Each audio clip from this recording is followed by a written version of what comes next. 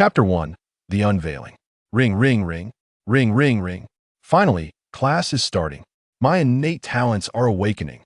Haha, I have never anticipated a lesson quite like this in all my years of study. I wonder how many of us in the class will awaken combat professions this year. The murmurs of those around him prompted Xian to rub his groggy head. He vaguely recalled exploring a certain abyssal secret realm, only to be struck by a forbidden spell from behind. Then he found himself plummeting into an endless purgatory, consumed by malevolent forces. How had he suddenly returned to high school?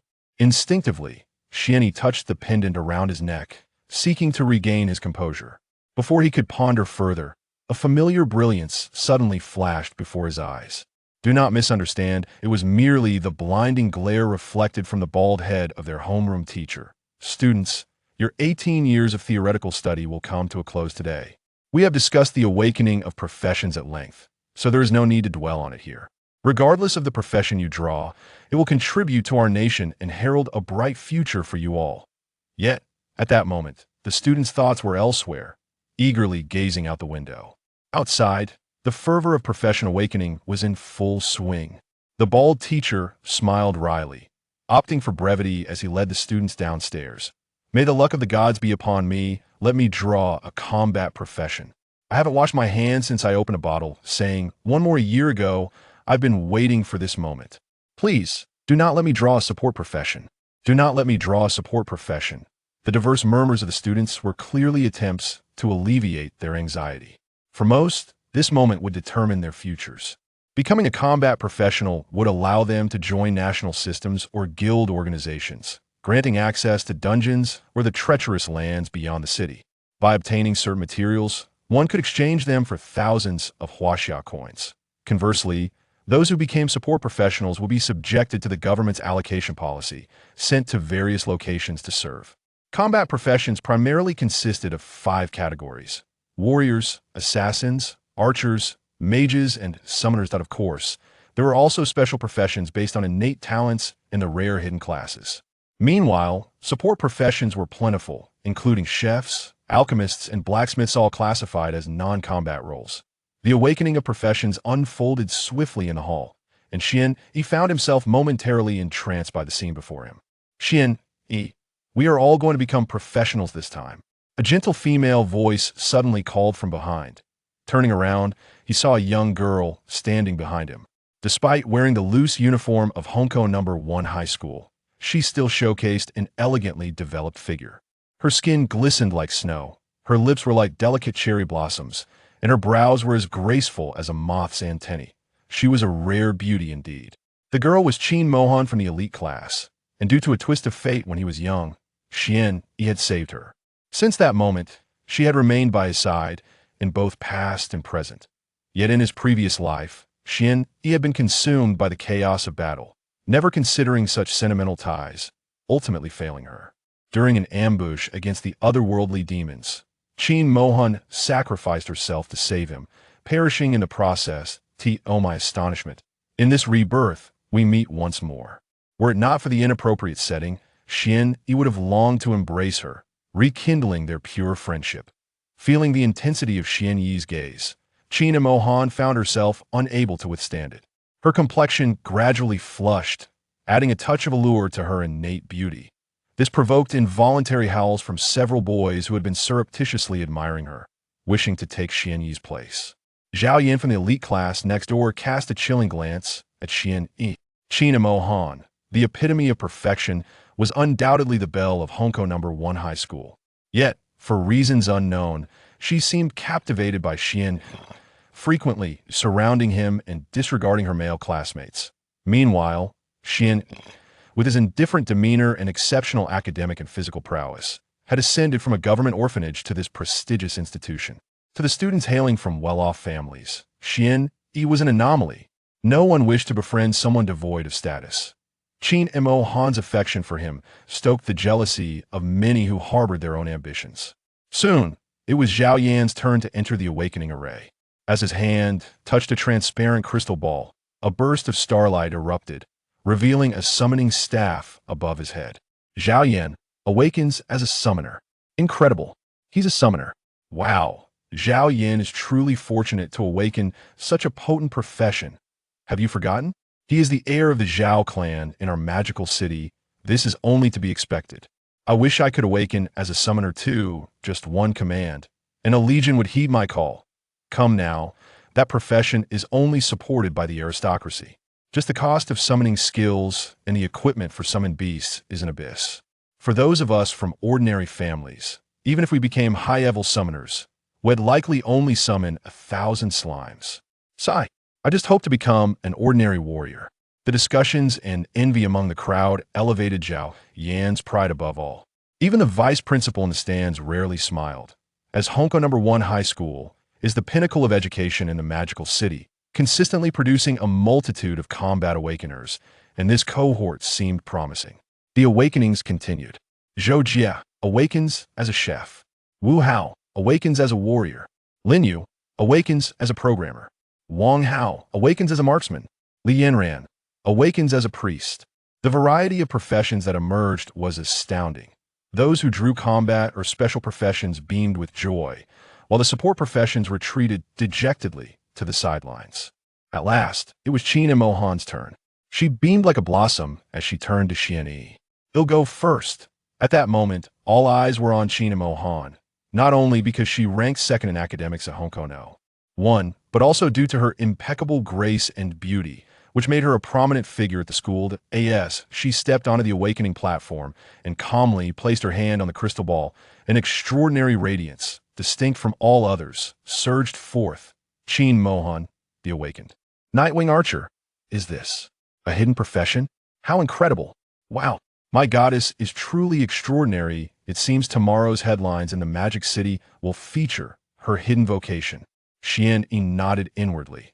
Just as in his previous life, she had indeed embarked on this path. Meanwhile, the vice principal wore an even broader smile, basking in the glory of witnessing such a rare hidden profession awakening at the school. This would undoubtedly elevate the school's national ranking, which was determined by the performance of students in their inaugural novice dungeon after awakening their combat.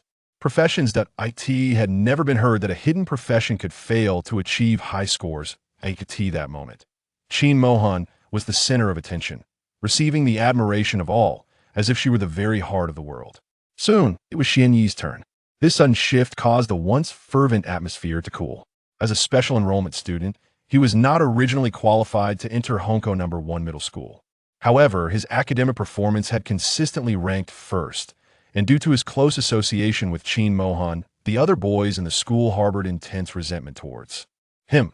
Despite this, Xian Yi confidently approached the awakening platform, casting a cold gaze around the room. In his previous life, he had awakened a rare profession, the magic martial practitioner, and was subsequently recruited by the Demon Suppression Army. Today would be no exception. He glanced at the crowd watching him, knowing that most were eager to witness his failure. However, their hopes were destined to be dashed. What a spectacle to behold! As Xian Yi placed his hand on the crystal, a blinding light enveloped him, and a colorless, ordinary figure appeared above his head. Xian Yi, civilian, next. The teacher's monotone announcement rendered the entire hall silent. Chapter 2. The Frightened System. I can't help it.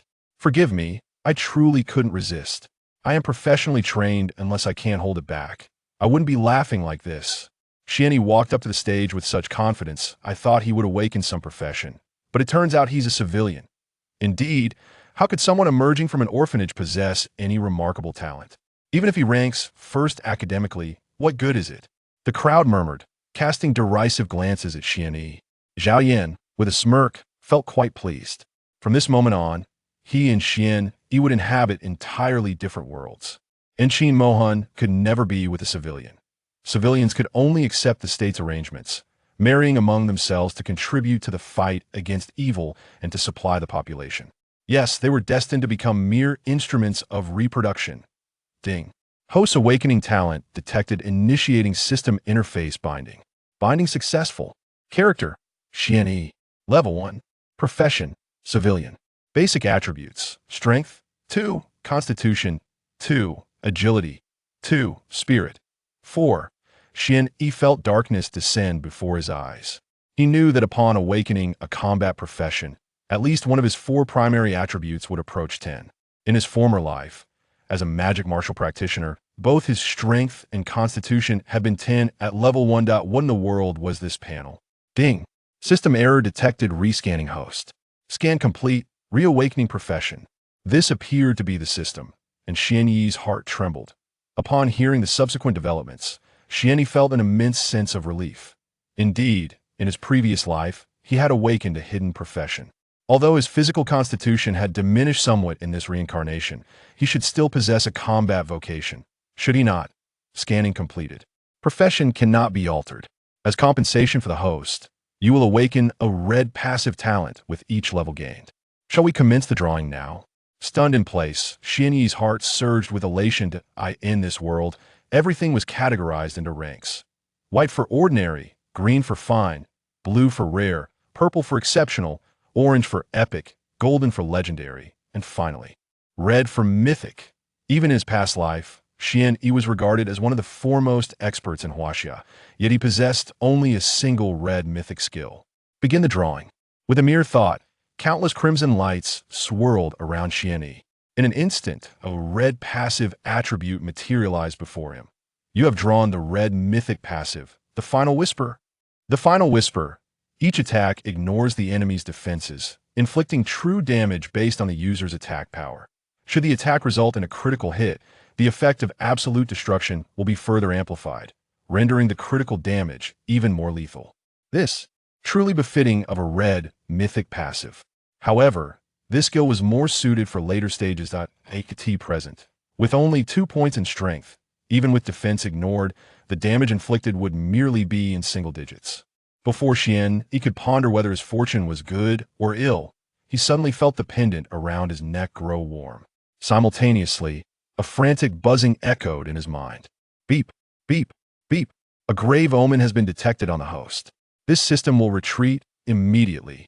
What on earth? Xian Yi sensed the system's fear, finding the situation utterly absurd. Wait for me, system. How can I survive without you?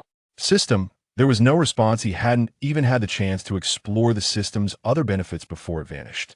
Xian Yi instinctively touched the scythe pendant he had worn since childhood. Scythe of Immortal Fate, fragmented usage requirement. None. Grade, chaotic artifact. Origin unknown, currently in a fragmented state. Forcibly bound to its master. Attributes. Attack 150, attack 10. All 4 fundamental attributes 10. Skills. Fated Encounter. Luck 20, Insight 20, Charm 20. Forcibly attached, cannot be deactivated after activation. The remainder may be omitted due to incompleteness. Yet, Xian Yi was already so astounded that he could scarcely find words. Wasn't the highest grade for weapons merely mythic? What then was a chaotic artifact? Moreover, luck, insight, and charm were all rare attributes. Any equipment that could augment these by even 2 points would be sought after by countless individuals. This piece of equipment, however, granted a staggering total of 60 points, an unimaginable boon. Before Xian Yi could fully process this shock, the instructor overseeing the testing grew impatient and coldly remarked, "Xian Yi, please vacate the area immediately." There are many other students awaiting their awakenings. Xian Yi had remained motionless since transitioning to a civilian profession, an outsider. This appeared to be a manifestation of defeat. At that moment, he had no time to scrutinize the situation closely as he descended from the awakening array amidst the mocking gazes of the crowd. Meanwhile, Qin Mohan, who had been the center of attention, hurriedly left her companions and approached Xian Yi with concern, asking, "Xian Yi, are you all right?" "I'm fine, don't worry. I've never felt better," Xian Yi replied lightly, a faint smile gracing his lips, revealing his good spirits. However, Qin Mohan was clearly overthinking the situation. Sensing Xian Yi's peculiar emotions, she speculated that the awakening process must have taken a toll on him. But seeing that Xian Yi was not inclined to converse further, she resolved silently to ask her aunt for assistance upon their return. With her aunt's prowess as a 4th-tier divine priest, she was confident that she could address Xian Yi's issues.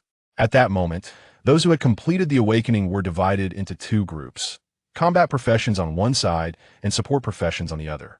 With the awakening ceremony concluded, only Qin Mohan had acquired a hidden profession, while Xian Yi remained a commoner. The vice principal, observing that all had completed their awakenings, slowly began, Now, all students who have awakened as combat professions, prepare your gear and skills, and gather in the school auditorium for the initial novice dungeon assessment to evaluate your potential. After briefly outlining the subsequent details, the vice principal departed. Xian Yi, however, was struck by a serious concern. As a commoner, he lacked the qualification to enter the dungeon. It was essential to note that these dungeons were designated for novice professionals below level 10, and each entry required at least 1 star core. Higher difficulty dungeons demanded even greater resources. Star cores, a form of energy crystal birthed after the emergence of the Dark Star, could be exchanged at a rate of 1:10,000 for Huaxia currency. As a commoner, Xian was unable to access free professional dungeons, and even if he could afford to pay, he was devoid of funds. Glancing around, he pondered how to navigate this predicament. Though he possessed considerable strength, he was barred from entering the dungeon, thus hindering his ability to level up and acquire the passive skill of the Red Myth. Xian Yi's distress quickly caught the attention of Qin Mohan, who, apologizing to the vice principal with whom she was conversing, rushed over. "Xian Yi, do you need my help?" She inquired directly, undeterred by the disparity in their current statuses. Her melodious voice resonated like a celestial melody. Xian Yi's eyes brightened. This was indeed a viable solution. "Mohan, I wish to enter the dungeon. Would you be able to take me with you?"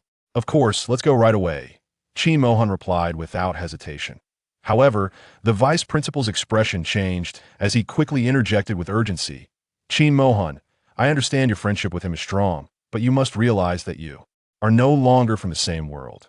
Recognizing the weight of his words, he softened his tone, considering Qin Mohan's status, and continued, "Moreover, this novice dungeon will count towards your evaluations. The time taken to clear it and your scores will impact your future, so it will be wiser to select a few outstanding combat professionals to form a team. Embark together on a quest to conquer the dungeon and attain a remarkable score." Chapter 3. Hell is quite easy. At this juncture, the vice principal had expressed all that needed to be said. In truth, the fact that Xian Yi could attend Hongkou No. 1 high school as a commoner was not only attributed to his academic excellence, but also to the support of Qin Mohan. However, as the sole individual harboring a hidden profession in this awakening, how could the vice principal allow Xian Yi, a mere commoner, to jeopardize her future?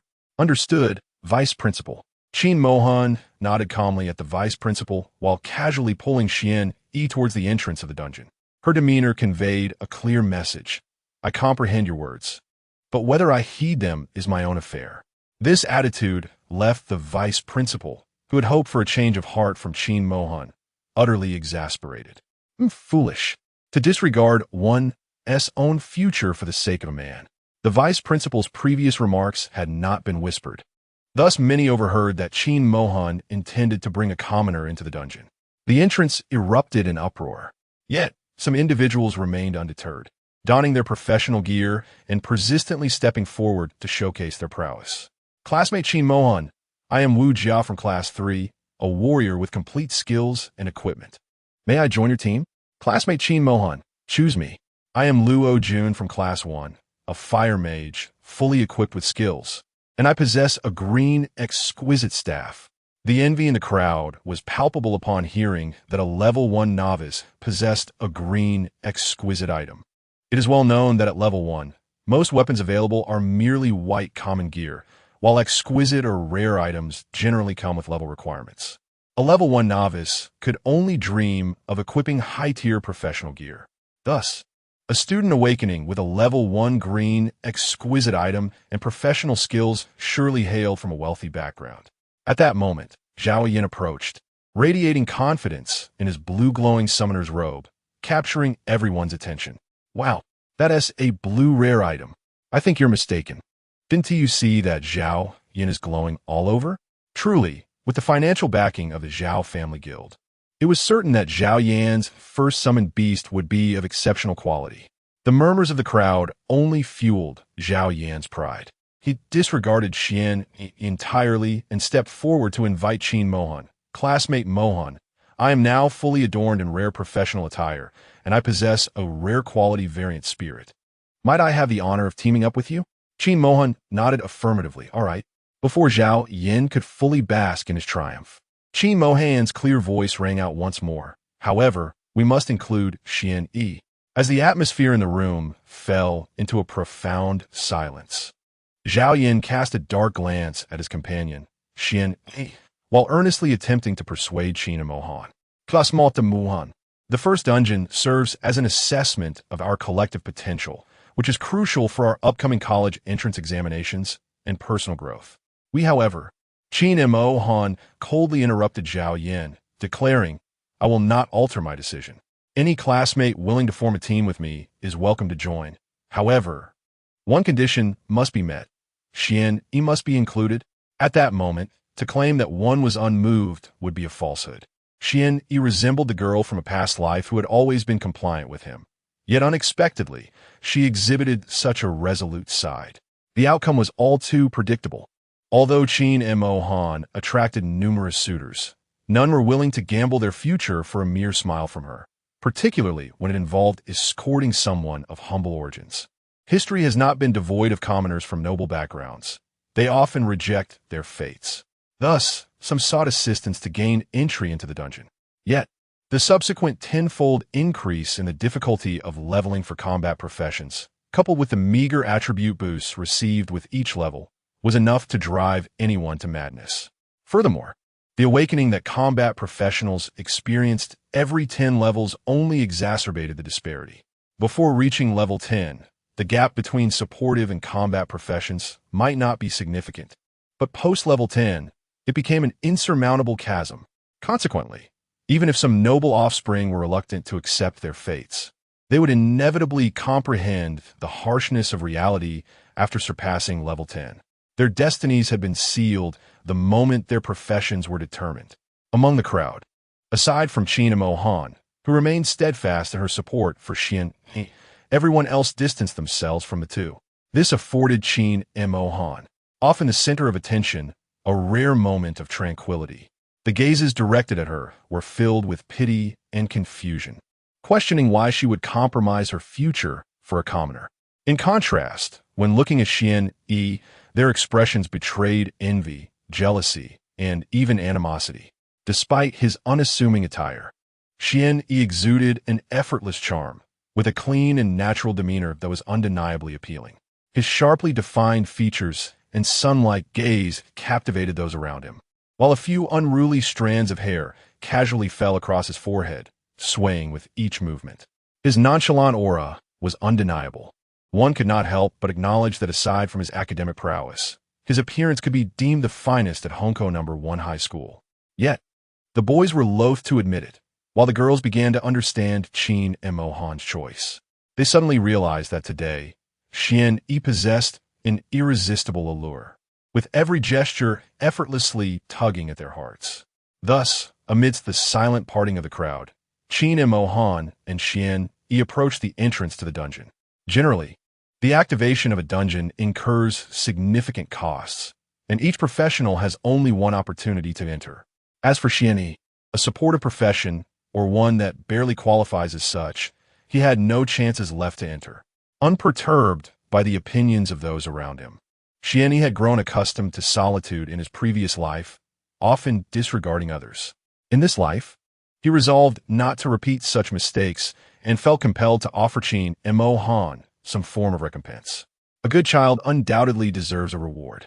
As Qin Mohan's delicate hand brushed against the entrance of the dungeon, the options for difficulty promptly materialized: easy, normal, hard, nightmare, and hell. With only 5 choices, Qin Mohan found herself in a quandary. As a hidden class, she was expected to challenge the nightmare difficulty. However, at this moment, Xian Yi was merely an ordinary citizen, and she bore the responsibility of introducing him to this new world. Indeed, Qin Mohan merely intended for Xian Yi to experience the realm of dungeons. Moreover, regardless of the circumstances, she would fulfill any request he made.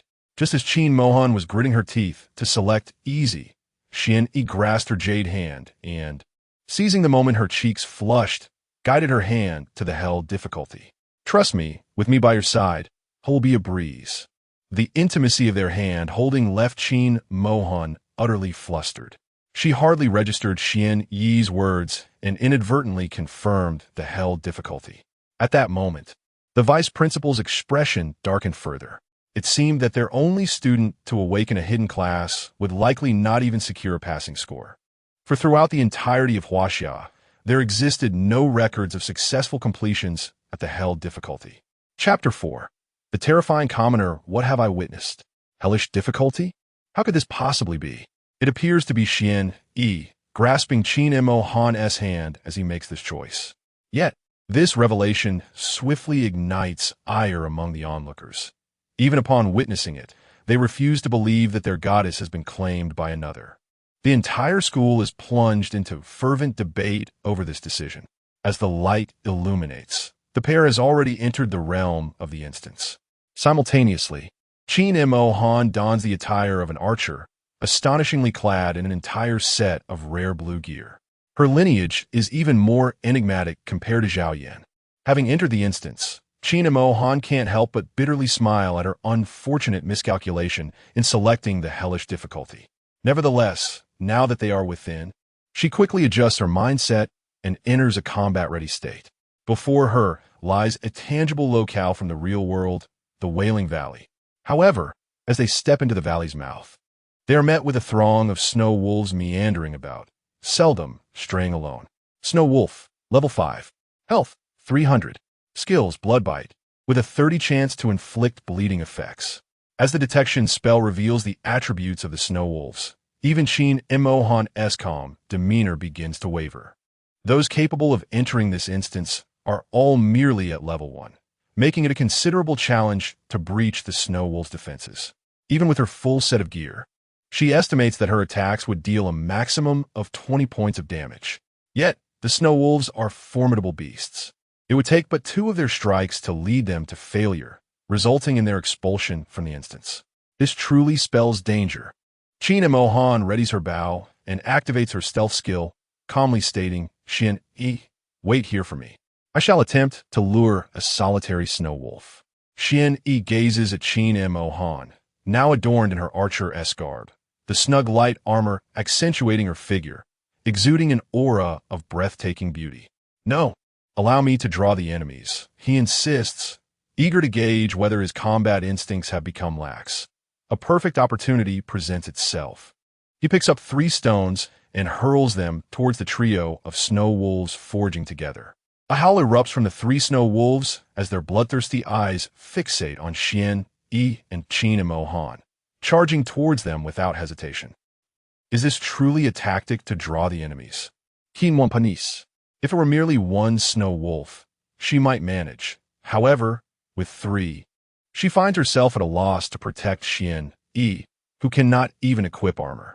As a commoner, he bears a fatal vulnerability. His inability to don professional gear leaves him remarkably frail. Just as Qin Mo Han prepares to risk everything, Xian Yi lunges toward the trio of snow wolves, now arranged in a triangular formation. Qin Mo Han's face pales, ready to disregard all caution and rush to his aid. In that instant, a radiant light emanates from Xian Yi's hand, revealing an oddly shaped blood-red scythe. Qin Mo Han's expression shifts to one of astonishment. Such a weapon bears no characteristics of any profession. Moreover, how could a commoner like Xian Yi wield a weapon? There is no time for contemplation. Xian Yi pauses momentarily, then, gathering his strength, he leaps with precision, landing at the calculated point he had determined. Simultaneously, at the very moment his feet touched the ground, he felt 3 ominous winds approaching, accompanied by 3 gaping maws, ravenously tearing at his body. Xian Yi remained calm and collected. This was precisely what he had anticipated. He exerted force in his legs, spinning his body, while the scythe of immortal fate, with an impressive attack radius of nearly 2 meters, swept across the 3 snow wolves. Enormous gashes erupted along the backs of the wolves, merging into a single, grievous wound. Yet, the onslaught did not cease there. The scythe reversed its arc, delivering yet another devastating blow. Fresh wounds appeared. The scythe boasted an attack power of 150, augmented by an additional 10, resulting in a staggering 165, all of which was true damage that ignored defense. The snow wolves were utterly incapable of withstanding the two assaults, their essence transforming into experience that flowed into the two combatants.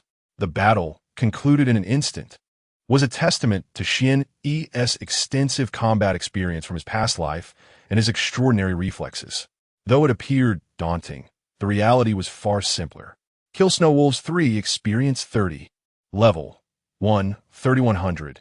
Merely 3 Snow Wolves yielded nearly a third of the total experience. Indeed, the greater the risk, the greater the reward. Moreover, due to their team-up, Qin and Mohan would receive half of the experience. In high spirits, Xian Yi approached the carcasses of the Snow Wolves. Discovering a piece of ordinary equipment shimmering with a white light and 2 pieces of green gear, he immediately focused on the green items. Snow Wolf Boots, Fine Level 5 Usage Requirement, Melee Class Attributes, Defense 5, Movement Speed 3. Snow Wolf Gauntlets, Fine Level 5 Usage Requirement, Melee Class Attributes, Defense 10, Strength 2. To his surprise, even ordinary magical beasts had dropped 2 pieces of fine equipment. Luck was on his side. You should keep the gear. I have no use for it, Xian Yi said with a hint of resignation. Unfortunately, each piece of equipment had specific usage requirements. As a commoner class, he simply could not equip most gear. Oh, Qin and Mohan, still reeling from the shock of Xian Yi's swift defeat of the Snow Wolves, mechanically complied with his command and collected the 3 items. Let us move on. Observing Qin and Mohan's dazed expression, Xian Yi found it amusing as they continued towards the Wailing Valley. At that moment, Qin and Mohan snapped back to reality, her cheeks flushed with excitement. She had initially intended to assist and protect Xian. Little did she know that he would end up safeguarding her, just as he had in their childhood. A genuine surprise flickered in her eyes. Indeed, Xian Yi would not remain an ordinary person. So what if he was a commoner? He still brought unexpected joy. Perhaps. At this moment, the true essence of Xian Yi was revealed. His formidable combat prowess and astonishing reflexes assured her that she had not misjudged him. Subsequently, Xian Yi employed the same tactics once more. His countless battles from his past life, combined with his remarkable reflexes, rendered Qin and Mohan's assistance unnecessary. She could only numbly follow in his wake, gathering equipment. Soon, she noticed something amiss. From her studies, she had learned that the drop rate for ordinary monsters was merely 10. In stark contrast to the present, every Snow Wolf now yields equipment and star cores. Qin Mohan found herself bewildered, attributing this peculiar phenomenon to the special favor granted by the hellish dungeon. Little did she realize that Xian Yi possessed an extraordinary luck attribute of 20, an unprecedented figure. After effortlessly dispatching several waves of Snow Wolves, Xian Yi remained completely unscathed, leaving Qin Mohan, who silently prepared health potions behind him, utterly perplexed about her own role. Was she merely there to cheer him on? Suddenly, an unexpected notification interrupted her contemplation. Ding! Your level has increased. Level 2. You have gained attribute enhancements. Strength 8, Constitution 5, Agility 8, Spirit 7. Free attribute points to allocate. 5. The rapid ascent in levels within mere minutes left her momentarily stunned, having ascended to level 2 so swiftly. As a hidden class, her growth in attributes per level far surpassed that of ordinary professions. While typical classes see an increase of 5 points across their 4 primary attributes upon leveling up, she experienced a mere 5-point increase in Constitution, while the rest received substantial boosts. At that moment, Xian Yi also received his level-up notification. Ding! Your level has increased. Level 2. You have gained attribute enhancements. Strength 1, Constitution 2, Agility 1, Spirit 2. Free attribute points to allocate. 3. Xian Yi began to grasp the terrifying potential of this common profession. The disparity in attribute enhancements was glaringly apparent. Chapter 5. Endless Potential. Fortunately, he possessed the passive ability of the Red Myth, the ability to draw upon boundless potential. Here it comes, with a mere thought. A crimson passive attribute materialized before Xian Yi. You have drawn the Red Myth attribute. Endless Potential. Endless Potential. With each level you ascend, you shall gain an additional 150 free attribute points. which may be allocated freely to strength, constitution, agility, or spirit. Indeed, it seems that what one yearns for often finds its way to them. In his past life, even at the 6th advancement, he could scarcely acquire 100 free attribute points per level. Now, with just a single level up, he could attain such attributes, an utter absurdity. You possess 153 free attribute points. Would you like to allocate them now? Xian Yi promptly began his allocation. In his previous existence, he had been a masterful melee combatant, dancing on the edge of a blade, and now, wielding the scythe of immortal destiny, he would naturally prioritize strength and agility. Character, Xian Yi level, 2 class. Commoner basic attributes, strength, 103, 10, constitution, 20, 10, agility, 30, 10, spirit, 16, 10. This is the current display of Xian Yi's attributes. It is likely that even an ordinary warrior class at level 10 would possess only such strength. Even without the scythe of immortal destiny, his present strength would be sufficient to eliminate a snow wolf in a single strike. Xian Yi felt invigorated for the next phase. Yet he found the pace of encountering only 3 snow wolves at a time rather sluggish, feeling it wasted his current capabilities. He led Qin Mohan to a narrow valley entrance, which could accommodate only 2 individuals. The visibility was excellent, revealing several packs of snow wolves. Satisfied, he nodded at Mohan, saying, "Your class has a longer range. Assist me in luring all the snow wolves within sight." "Do not fear, I can handle it." Having witnessed Xian Yi's astonishing prowess, Qin Mohan now held great confidence in him and nodded in agreement. "All right, Xian Yi, shall I begin?" Upon receiving his affirmation, Qin Mohan drew forth the blue longbow that had remained unused since they entered the dungeon, knocking 5 arrows upon it. With a graceful release of her delicate hand, she let fly whoosh, whoosh, whoosh. A chorus of wolf howls erupted, and this time, not 5, but a total of 17 snow wolves approached. Drawn by their pack mentality, Xian Yi was quite pleased with this outcome, gracefully moving to stand before Qin Mohan. "Now, watch closely. Continue to lure more distant snow wolves." The sight of 17 level 5 snow wolves charging forth in a tumultuous wave sent a chill down one's spine. Had another been in their place, they likely would not have lasted even a second. However, as Xian Yi sprang into action, only an illusion remained in his wake, leaving Qin Mohan utterly mesmerized. Forgetting to knock another arrow, it is crucial to note that they were still at level 1, with their learned class skills being limited. As a Nightwing archer, Qin Mohan had only mastered basic evasion, incapable of leaving an illusion while dodging. Meanwhile, Xian Yi, as a commoner, possessed no skills whatsoever. At this moment, the onslaught of the snow wolves had commenced, yet each of their attacks narrowly missed their mark, failing to land a genuine blow on Xian Yi. Remarkably, he exhibited no significant evasive maneuvers. Instead, with each swing of his deadly scythe amidst the pack, several snow wolves fell without resistance. The notifications of experience gained echoed continuously. Kill a snow wolf, gain experience 10. Kill a snow wolf, gain experience 10. Qin Mohan's accumulation of experience seemed unceasing. She too had unleashed her full potential, ceaselessly employing her hidden class skill, Night Moon Arrow Rain. Arrows fell like rain from the heavens, drawing in throngs of howling snow wolves. At this juncture, Xian Yi's form had become akin to an ethereal shadow, weaving effortlessly through the masses of wolves. His movements appeared chaotic, seemingly unrestrained, yet each step he took landed precisely on the fleeting gaps that emerged in the fray. With each subsequent position, he occupied the next available void, while the previous one was swiftly engulfed by the ravenous jaws of the snow wolves. 3 minutes elapsed, and the magical wolves in the vicinity were thoroughly vanquished, heralded by the familiar sound of leveling up. Ding! Your level has risen to level 3. You have gained attribute enhancements. Strength 1, Constitution 2, Agility 1, Spirit 2. Distribute attribute points freely. 3. Endless potential unleashed. You gain an additional 150 free attribute points. Talent. You have acquired a passive skill. Red Mythos Extraction. Extraction. As a burst of crimson light enveloped him, you have drawn the Red Mythos passive, Soul Devour. Soul Devour allows you to absorb the souls of elite monsters and above, enhancing your attributes based on the quality of the enemy. This represented yet another exceptional growth passive, destined to strengthen over time. Although Xian Yi was still a commoner class, he felt no trepidation regarding his future.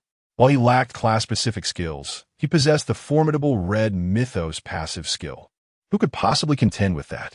At this moment, Xian Yi's status panel surged significantly. Character, Xian Yi level, 3 class. Commoner basic attributes, Strength, 214, 10, Constitution, 30, 10.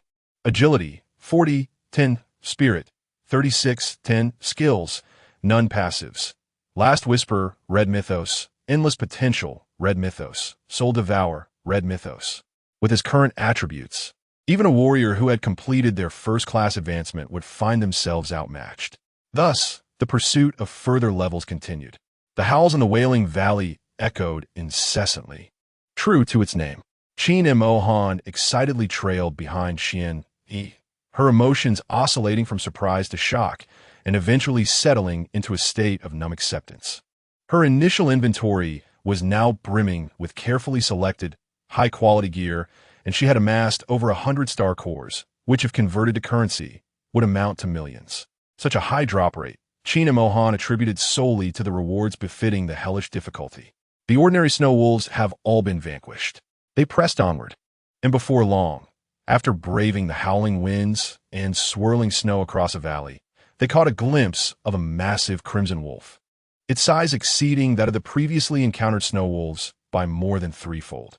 Xian Yi and Qin Mo Han swiftly halted their advance, simultaneously casting a detection spell. Snow Wolf King, level 7 quality, 3-star rare elite health. 3000 evolved from the Snow Wolf. It boasts a significantly larger physique and enhanced offensive capabilities. Skill, Wolf Devour. There is a 10 chance to convert damage dealt into health for itself during an attack. Chapter 6, Special Equipment Unexpectedly. They encountered a rare elite monster so soon, a creature guaranteed to drop equipment, and it was a 3-star beast. However, with its 3,000 health points, Qin Mohan realized that she had no chance of victory. She felt no embarrassment and naturally turned to Xian Yi. What shall we do next? Do you have a plan? Simple, we engage in direct combat. Just take care of yourself, Xian Yi replied, and before Qin Mohan could process his words, he dashed into the snowstorm, confronting the Snow Wolf King. The Snow Wolf King, delighted to see an opponent after a long time, leapt towards Xian Yi, its massive form far surpassing that of a regular snow wolf with thick, resilient hide. Yet, before Xian Yi, these attributes were inconsequential. With the activation of his whispering trait, his eternal fate scythe swiftly carved 3 immense wounds across the Snow Wolf King's body. The searing pain intensified the ferocity in its crimson eyes, and locking onto Xian Yi, it unleashed a paw the size of his head, shimmering with a blinding cold light. The wind howled as it swept past Xian Yi's face, a thrilling moment that startled Qin Mohan. Upon realizing Xian Yi was unharmed, she continued to provide support with her bow and arrows. However, her attacks were ineffective against the mutated snow wolf. Unless she struck a vital point, she could not breach its defenses. After evading the Snow Wolf King's attack, Xian Yi executed another fierce slash at its neck with the Eternal Fate Scythe, simultaneously lowering his body. He darted beneath the wolf, and, as it turned, he struck fiercely on its back. The successive assaults disregarded its defenses entirely, depleting over half of the health points of this level 7, 3-star rare elite mini-boss. The continuous damage only fueled the Snow Wolf King's fury, but Xian Yi's performance was far from over. The massive form of the mutated wolf inadvertently provided him with cover to conceal his movements. He consistently exploited the wolf's turns, precisely delivering the Eternal Fate Scythe onto its body. In battle, beyond relying on his own strength, he adeptly utilized the advantages of timing and positioning. Just as Xian Yi leveraged the Snow Wolf King's substantial bulk to execute swift positioning changes, the wolf could do nothing but spin in rage. After a mere dozen seconds, the disoriented, mutated wolf finally collapsed with a mournful howl, marking the end of its brief existence as a mini-boss. without even the chance to unleash its skills. This exemplified Xian Yi's combat awareness from his previous life as a martial practitioner in Huaxia and what he considered his foundation for rising from humble beginnings. Xian Yi gazed calmly at the fallen Snow Wolf King, and a red light flickered, announcing, Red passive, Soul Devour activated, Strength 3. Not bad. Just defeating an elite boss granted him a 3-point strength boost. Little by little, he would grow stronger. As for the equipment dropped, Xian Yi held no interest. As a non-professional civilian, he simply could not equip class-specific gear. As Qin Mohan eagerly approached, she did not hesitate to crouch down and pick up the equipment. Soon, her face lit up with excitement as she cradled an ancient ring in her hands. Xian Yi, a ring has appeared. A wave of joy surged within Xian Yi as he swiftly took the ring from her. To his surprise, it was indeed a rare find. Rings, as a category of adornments, are considered special equipment that bear no class restrictions, thus holding the highest value. Ring of Life, 3-star blue rarity. Requirements for wearing, none. Attributes, Life 240, automatic recovery of 10 health points per second. Upon discerning the attributes of the ring, Xian Yi's heart soared. The panel of this equipment was remarkably powerful. It not only granted a life bonus of 240, a figure that even a level 5 warrior might envy, but it also provided a continuous health regeneration, effectively saving him the cost of health potions. He donned it immediately as his second piece of equipment, which was of great significance. Seeing Xian Yi wear the ring she had offered, Qin Mohan radiated genuine joy. Let us continue hunting monsters. At this moment, Xian Yi was filled with a sense of grandeur, and Qin Mohan light-heartedly followed in his wake. It seemed that nothing particularly unusual was present. Most of the foes were still snow wolves. However, as they ventured deeper, the number of snow wolves increased exponentially, rendering Qin Mohan's need to draw aggro unnecessary. Her sole task now was to remain behind Xian Yi, ensuring her safety without hindering his actions. Xian Yi wielded the long, immortal scythe of fate, each swing resulting in the demise of another snow wolf. He moved with the grace of a magician dancing on the edge of a blade. Qin Mohan marveled at the fact that, thus far, no beast had managed to graze even the hem of Xian Yi's garment. What extraordinary combat awareness and instinct did he possess? In her lifetime, she had never witnessed anything like it. This was the true essence of Xian Yi. The formidable prowess of the former top expert of Huaxia, the true strength of the Demon Walker. As the minutes ticked by, an hour had already elapsed. Meanwhile, at the entrance of the dungeon, all eyes were fixed eagerly on the portal, yet there remained no signs of Qin Mohan and Xian Yi's emergence. However, the progress panel indicated an impressive 65 completion. Those who observed this scene fell into a hushed silence, soon followed by a cacophony of astonishment. What am I witnessing? Is the goddess truly about to conquer hell difficulty? That's impossible. No one has ever succeeded at hell difficulty. How can it be impossible? At that moment, a warrior waiting at the dungeon entrance seemed to see through everything.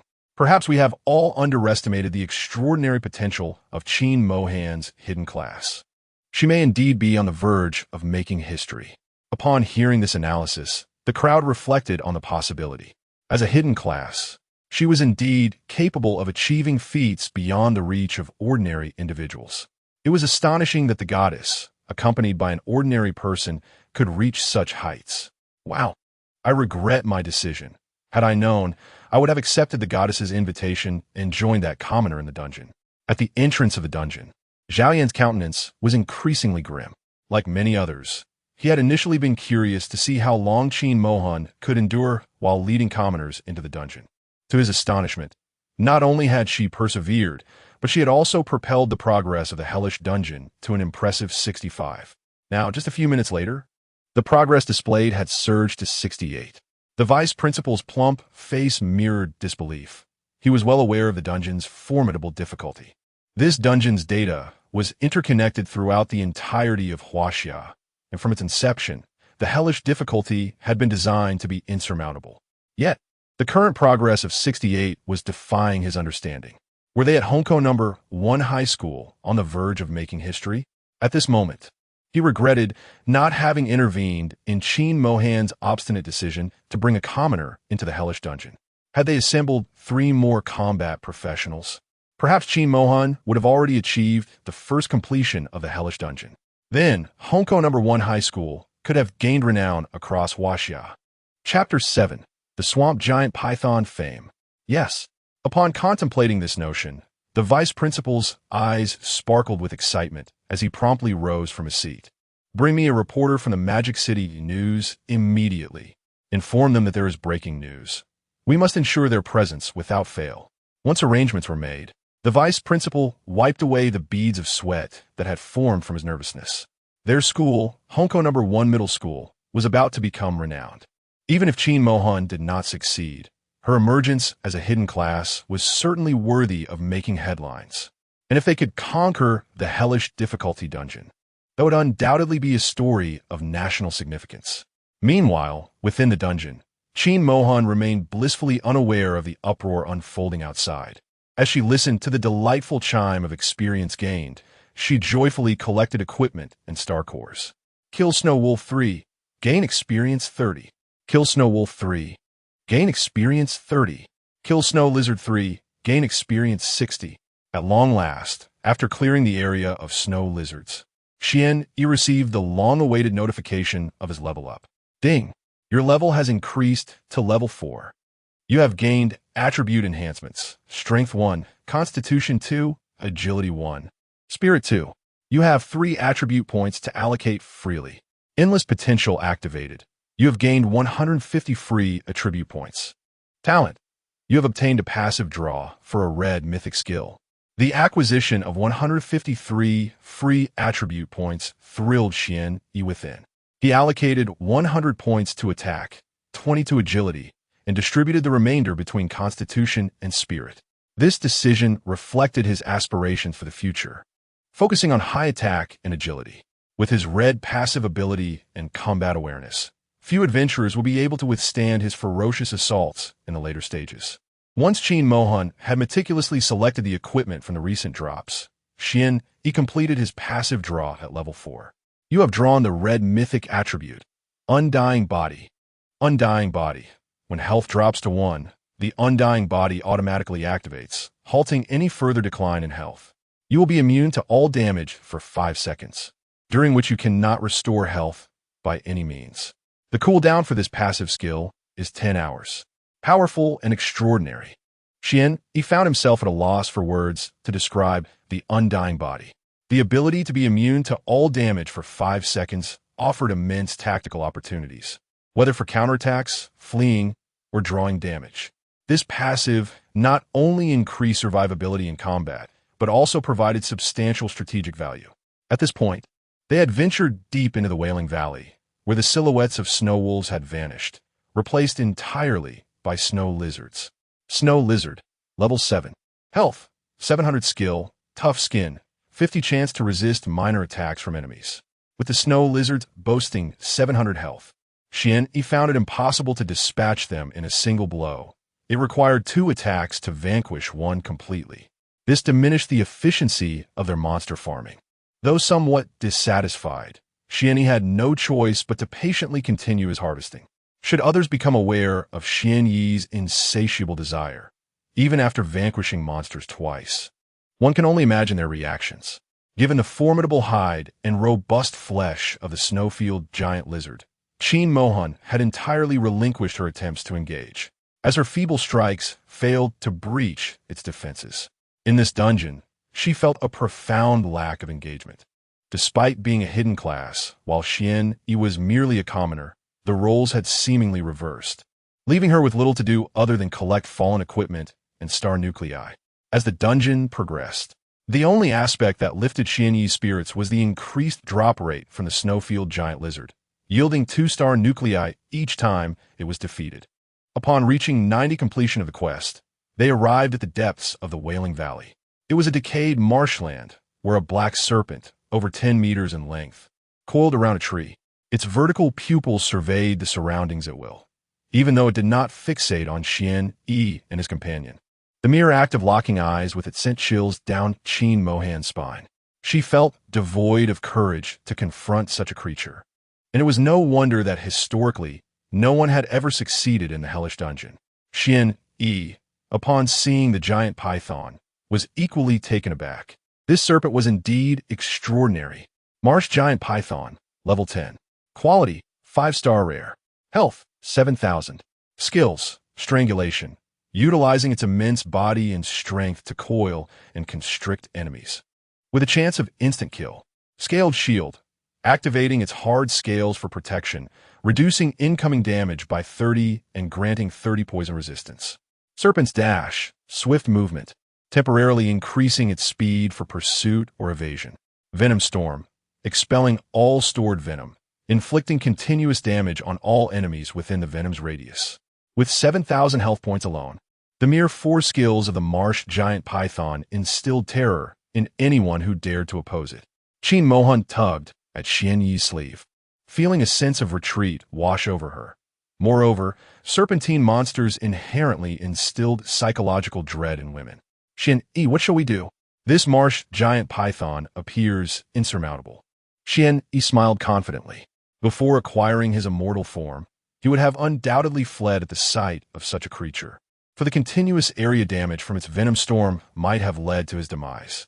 However, now he felt assured of his capability to conquer it, albeit with the necessity of a swift resolution. Mohan, keep your distance during this battle. The aftermath may be significant, so be cautious not to be caught in the fallout. I will take the lead. Upon hearing Xian Yi's words, Qin Mohan's complexion paled slightly. Yet, reflecting on his performance thus far, she could only offer silent prayers and handed him the healing potions she carried. This time, Xian Yi did not refuse, for when his health dwindled to 1, he would require these restorative elixirs. However, upon receiving the 5 bottles of restorative potions, he was taken aback by their attributes. SK E79 Special Restorative Potion Effect instantly restores 300 health upon use, with no cooldown time.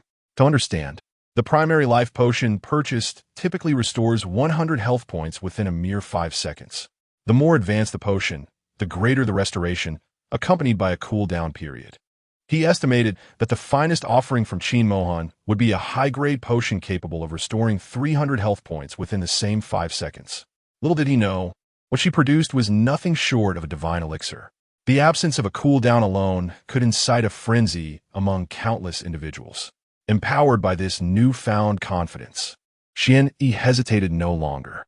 He glanced at his current status, character, Xian Yi level, for class, commoner basic attributes, strength, 316, 10, constitution, 47, 10, agility, 62, 10, spirit, 53, 10, skills, none passives, last whisper, red myth, endless potential, red myth, soul devour, red myth, undying body, red myth. With his impressive agility of 72, he seamlessly blended into the environment, swiftly approaching the swamp giant python.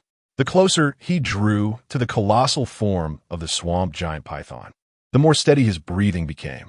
Taking advantage of the surrounding cover, he could now glimpse the serpent's snow-white underbelly. Chapter 8. An Unprecedented SSS. Without the slightest hesitation, Xian Yi's scythe danced through the air, causing the wounds of the swamp giant python to split open, flesh and blood spilling forth. Here lay its vulnerability, leading to a doubled assault. Yet Xian Yi had no time to follow up with another strike. A piercing shriek erupted from the creature, and the swamp giant python suddenly sprang into action. In excruciating pain, its cold, slit eyes devoid of emotion fixed upon Xian Yi, and its tail lashed out violently. As the sound of slicing air echoed, Xian Yi deftly evaded, halting his retreat to charge forward once more. The massive body of the swamp giant python, spanning several meters, opened wide before snapping shut. It unleashed its first skill, strangulation. Should it ensnare its prey, even a level 10, fully transitioned practitioner would be instantly obliterated. But how could Xian Yi be ensnared? He continued to maneuver gracefully, seeking gaps in its defense. One strike followed another, leaving the swamp giant python utterly defenseless. Consumed by impotent fury, it lunged at Xian Yi again, its enormous maw looming large. Just as Xian Yi anticipated the serpent's speed, a sense of danger surged forth. The swamp giant python had suddenly activated its serpentine dash. The abrupt acceleration caught Xian Yi off guard, forcing him to instinctively sidestep. Bang! The tail still grazed his body with tremendous force, sending him reeling backward and causing him to lose half of his health. Had he not equipped the life ring, he might have been annihilated. The swamp giant python's exceptional attributes were truly unreasonable. Yet Xian Yi, having learned from previous encounters, would not fall prey a second time. Minutes passed, and the swamp giant python's health dwindled to a mere 20. In a fit of rage, it roared toward the heavens, clearly preparing to unleash its area skill, Venomous Storm. A torrential downpour of poisonous rain descended, enveloping the surroundings. The sickly black droplets sizzled upon contact with any object, signaling decay. At that moment, Qin Mo Han activated her own professional skill, elevating her speed to the utmost, distancing herself from the area. She anxiously observed Xian Yi, curious how he would respond. To her astonishment, as the swamp giant python released its toxic rain, Xian Yi disregarded the peril, charging boldly toward the creature, intent on the offensive of his undying fate scythe. In the blink of an eye, 3 massive gashes appeared on the swamp giant python. While the poisonous rain cascading upon him garnered no attention whatsoever, he allowed the venom to corrode his body, and from a distance, Qin Mo Han watched in anguish, wishing she could assist him. Yet Xian Yi was wholly absorbed in battle. Her intervention would only serve to distract him. Soon, his form was engulfed by the toxic deluge. For reasons unknown, the potion she had offered went unused, as he permitted the venom to erode his life force. In a mere 10 seconds, the light of his life dwindled to a flicker. Qin Mo Han covered her eyes with her hands, unable to bear the sight. But then, a miracle occurred. Xian Yi's body radiated a soft white glow. At this moment, Qin Mohan was astounded to discover that neither the toxic rain nor the ferocious strikes of the swamp giant python could penetrate Xuani's formidable physique. The colossal serpent writhed with increasing frenzy, its vitality nearing depletion. Yet Xuani, undeterred, calmly wielded the scythe of immortal fate against its serpentine form. Neither its slick scales nor its protective armor skill could withstand Xuani's relentless assaults. This was the ultimate penetration granted by the final whisper. At last, the swamp giant python fell to the ground with a reluctant hiss, while Xuani's immunity to attacks lingered for but 2 more seconds. You have successfully slain a level 10 5-star rare swamp giant python, gaining 600 experience.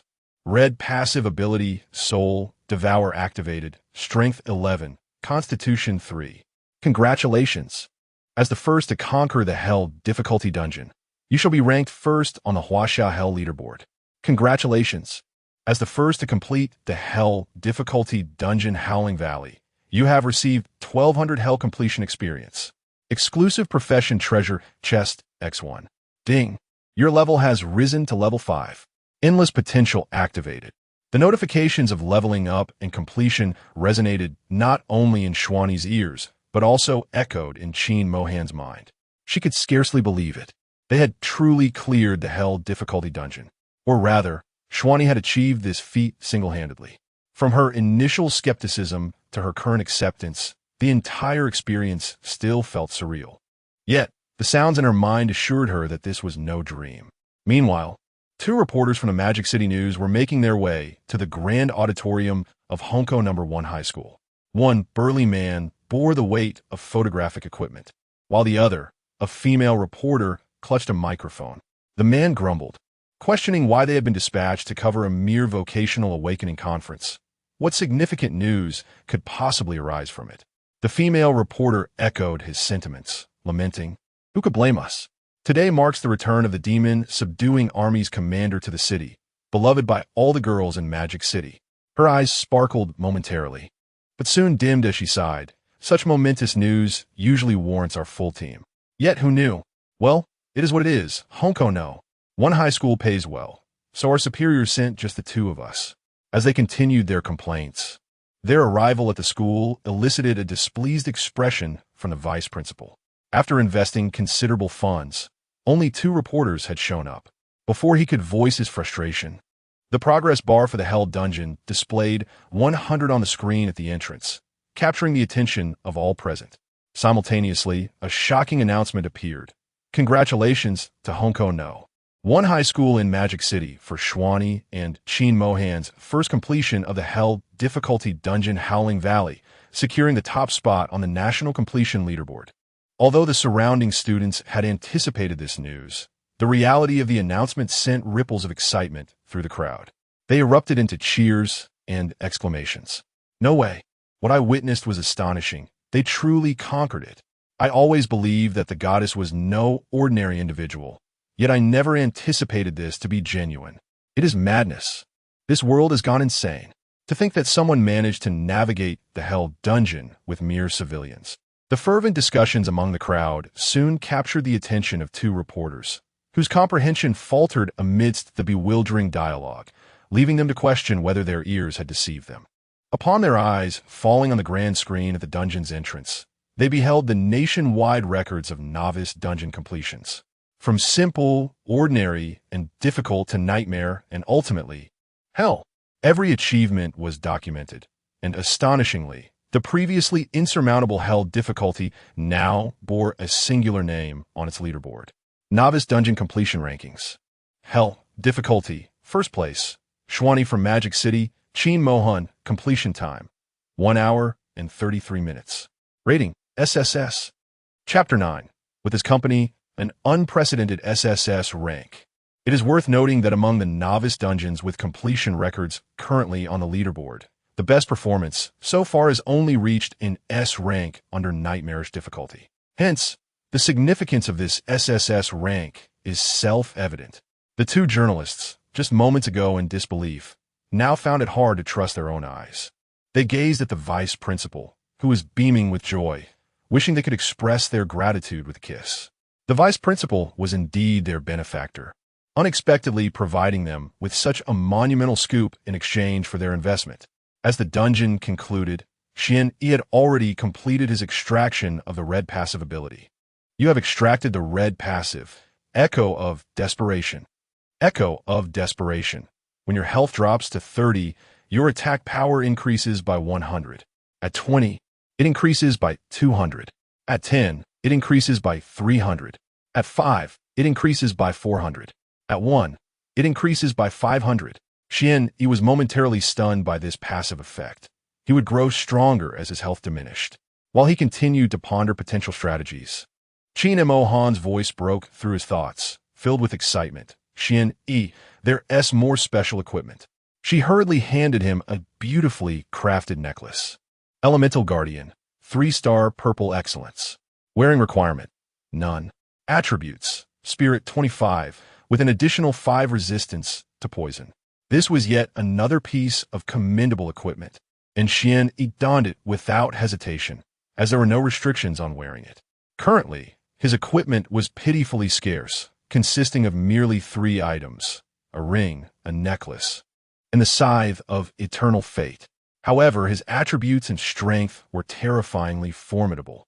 As for the remaining equipment, Xian Yi chose not to examine it, allowing Chin Mohan to manage it, with the intention of converting it into crystal cores for later division. Kin Macau found understood Chuan y esa predicamen. She merely hadn't anticipated such a high drop rate within the dungeon.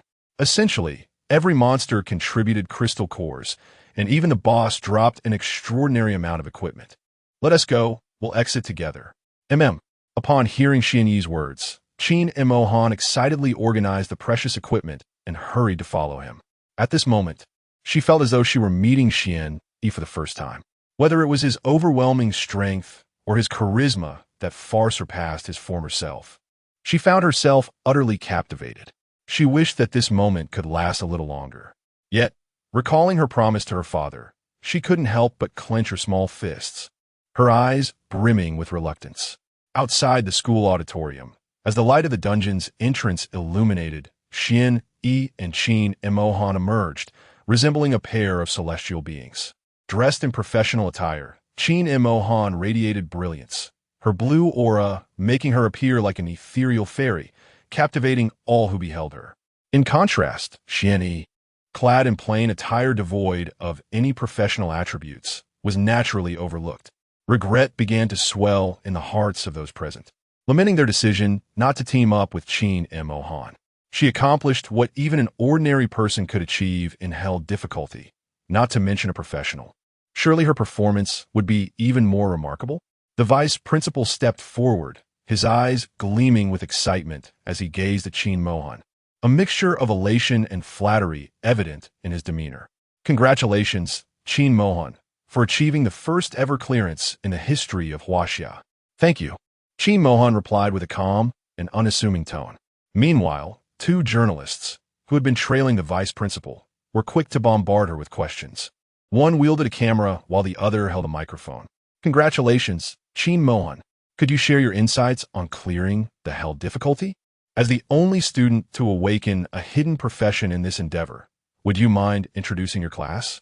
Just as Qin Mohan was poised to attribute all the credit to Xian Yi, he discreetly grasped her arm from behind and subtly shook his head. He had no interest in the hollow accolades that bore no fruit. The journalist soon noticed Xian Yi, who, lacking any professional attire, stood behind Qin Mohan. They realized that her achievement was no small feat. She had cleared the dungeon while escorting a civilian, a blatant affront to the other prestigious academies. Was it not evident? While teams of 4 powerful professionals had failed to conquer the dungeon, Qin Mohan had effortlessly guided a civilian through it. This sensational news was undoubtedly the most striking story they had ever encountered in their careers. The two journalists were already brainstorming how to frame the headlines for tomorrow's publication. The journalist with the microphone pressed on, indifferent to whether Qin Mohan would respond. Did Qin Mohan's success in the dungeon stem from her profession's unique characteristics?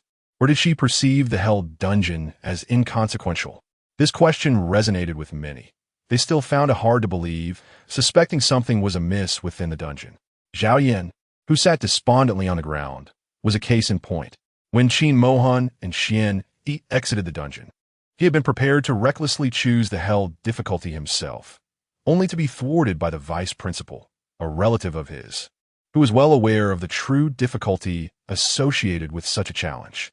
Upon hearing the journalist's query, some began to feel they had unearthed the truth. Perhaps Qin Mohan's profession required her to escort a civilian to unlock her true potential. I think so too. I regret not agreeing to team up with a goddess now. Same here. 1.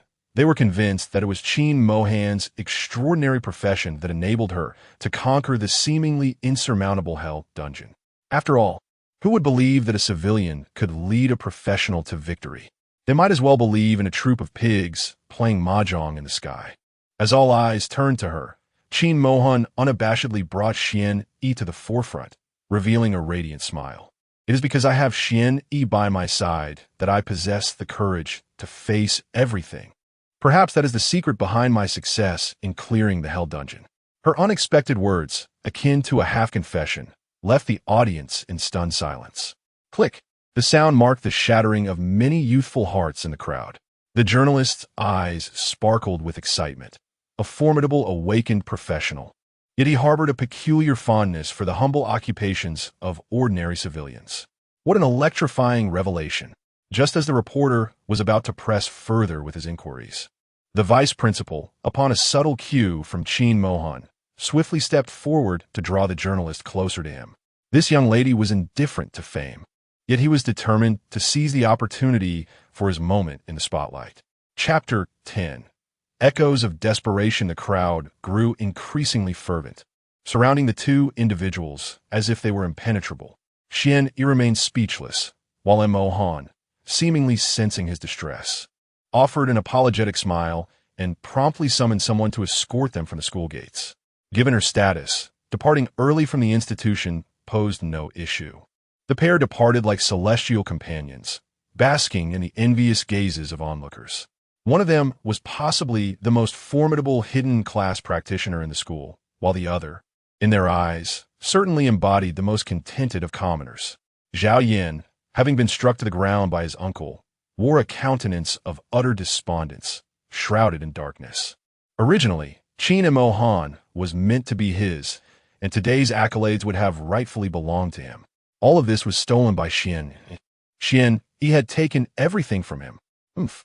The silver lining was that this individual was merely a commoner and would soon vanish. With this thought, Zhao Yin, consumed by rage, swiftly completed his challenge, directly refusing his third uncle's subsequent request for an interview. As he exited the school gates, a man clad in black emerged. "Young master," the man, named Li Yong, paused and promptly replied, "I regret to inform you, young master, that the head of the family has decreed that during your studies, you must not forge enmities with others. My sole responsibility is your safety." Zhao Yan's expression darkened as he bellowed, "Head of the family, if you still acknowledge me as your young master, then resolve this matter. He is merely a commoner and poses no threat to the guild. Go swiftly." Upon hearing that Zhao Yin aimed to eliminate someone who had yet to awaken and was of a common profession, Li Yong fell silent, retreating into the shadows. As a top-tier assassin who had undergone second awakening, he could eliminate even the most ordinary practitioners without leaving a trace, let alone a commoner. At this moment, a luxurious hovering vehicle, powered by a star core and demanding immense resources beyond the reach of ordinary families, was stationed at the entrance of Hongkou No. 1 High School. A gentleman resembling a butler approached respectfully, addressing Miss. He opened the door, allowing Xian Yi and Qin Mo Han to enter. "Uncle Kong, after we visit No. 79, Hongyao Road, we shall return," she instructed. "Understood," the driver replied, lapsing into silence as the atmosphere in the vehicle grew somewhat somber. Qin Mo Han had anticipated that Xian Yi would inquire about her family matters since this was the first time she had arranged for a car to collect her. Typically, she crafted the illusion of walking alongside Xian Yi for a stretch. However, today, Xian Yi seemed somewhat altered since his awakening. Although she could not pinpoint what was amiss, it felt distinctly different. Had he become more tender toward her than before? In reality, Xian Yi harbored little interest in Qin Mo Han's family background. He was aware from his previous life that it was indeed astonishing, and he felt a twinge of envy. "By the way, Xian, what do you plan to level up tomorrow? Will you be heading to a dungeon?" Qin Mo Han was the first to shatter the silence. Xian Yi shook his head. "I shall not be going to the dungeon tomorrow. Having completed it, the experience it offers is minimal.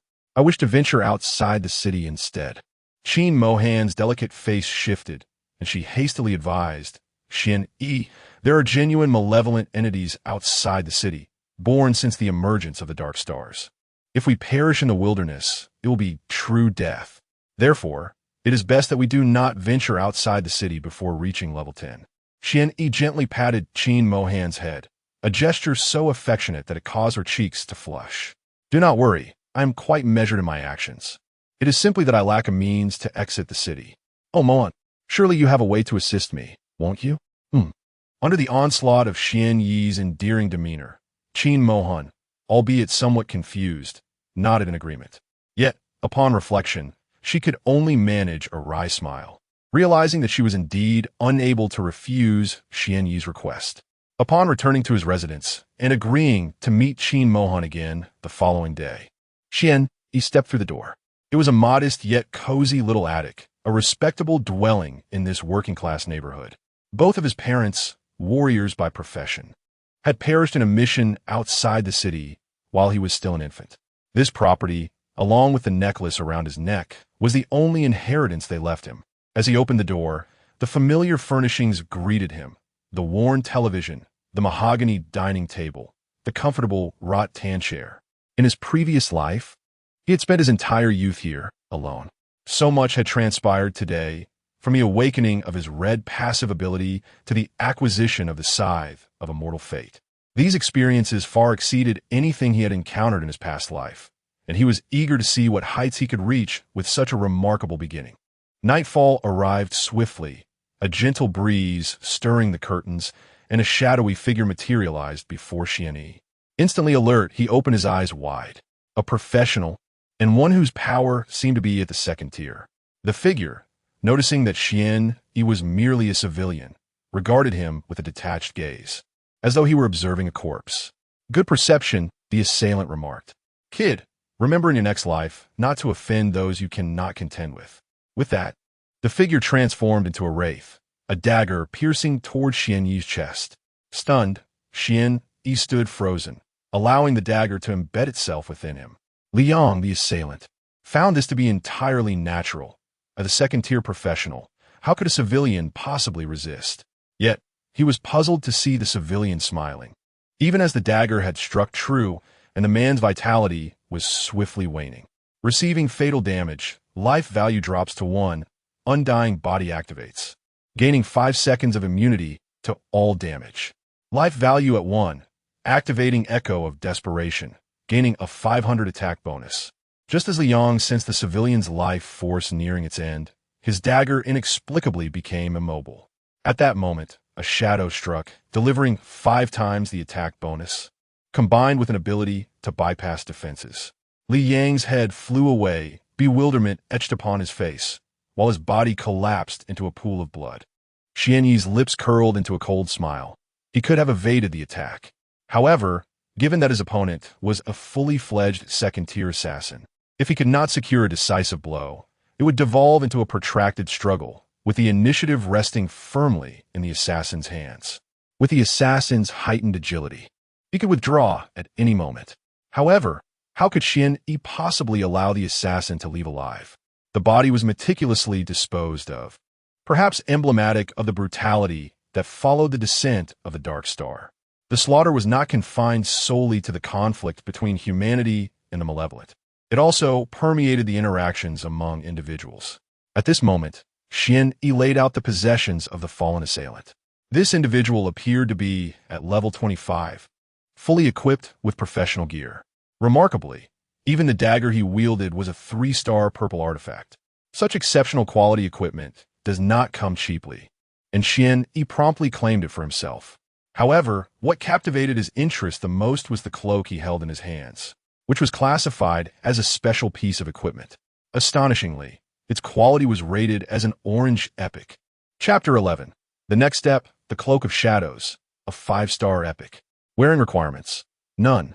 Attributes: Agility 65, Constitution 12, Spirit 24. Skill: Shadow Veil, in a non-combat state. Significantly reduces the likelihood of being detected. The lower the level, the lesser the chance of discovery. Indeed, under the cover of night, it is an excellent tool for stealth and mischief. He donned it immediately, eager to observe its effectiveness in the battles beyond the city come morning. In the general's mansion of the Demon City, a young man sat upright, reporting on the recent demon hunting expedition. General Su, the situation is as follows. Additionally, during my return, I passed through the Qifeng district and noticed unusual movements among the evil creatures there, with their numbers beginning to rise. I hope to conduct further reconnaissance. The dignified middle-aged man seated at the head nodded thoughtfully, a smile gracing his lips. Well done, Si Ming. I will have someone monitor the situation. You have been out of the city for over a month. It is time for you to rest for a while. As Si Ming was about to rise to speak, he was halted by General Su's gesture.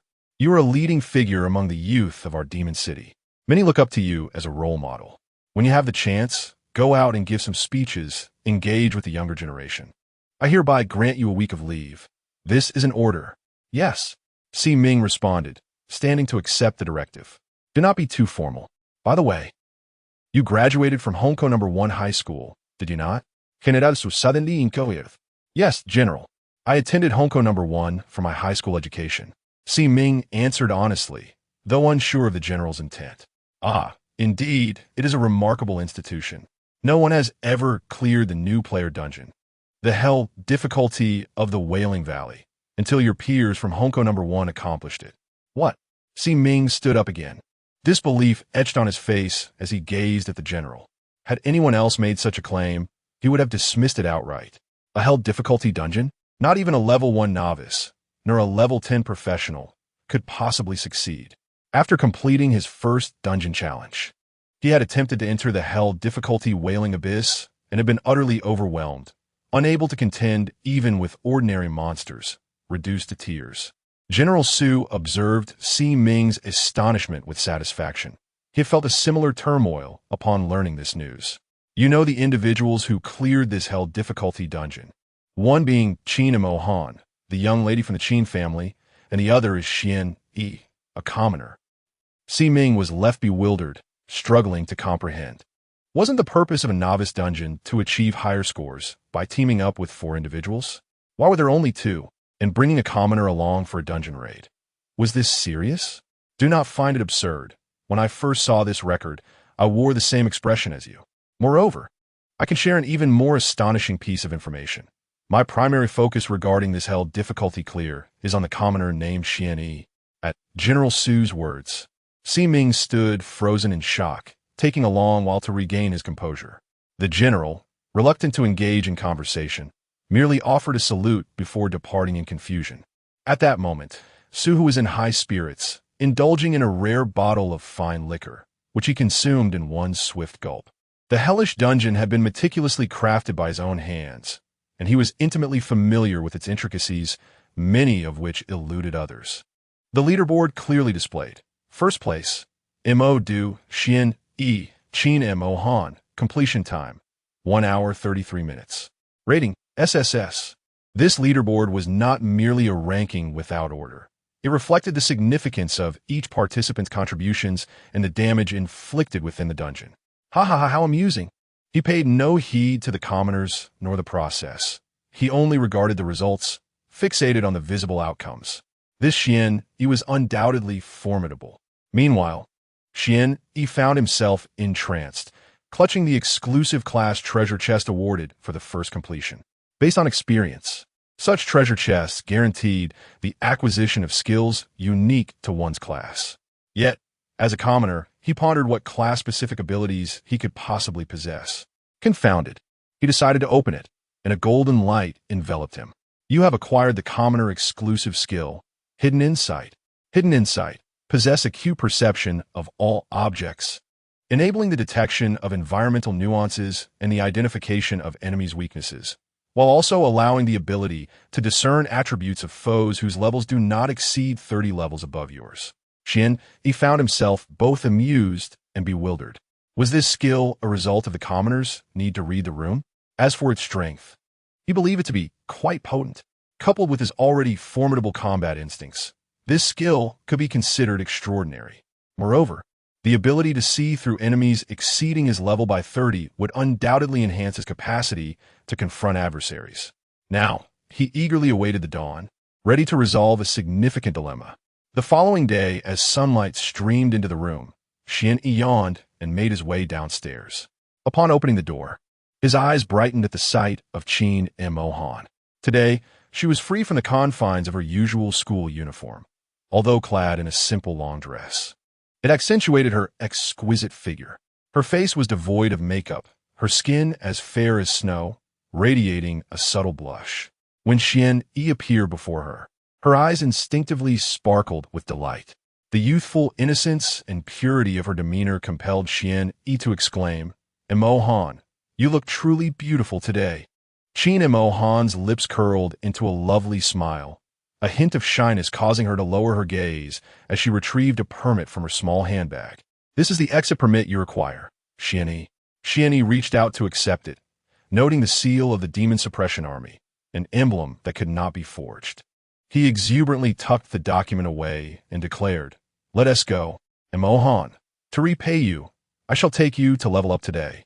However, Xian Yi noticed a fleeting shadow of melancholy in Qin Mo Han's eyes, quickly replaced by a light-hearted laugh.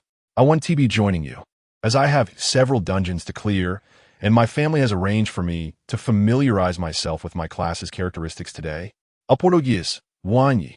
Upon reflection, Xian Yi acknowledged the truth of the matter. Teaming up with oneself can hasten the pace of advancement, yet it fails to cultivate genuine abilities. Qin Mohan, too, harbored her own path of development and growth.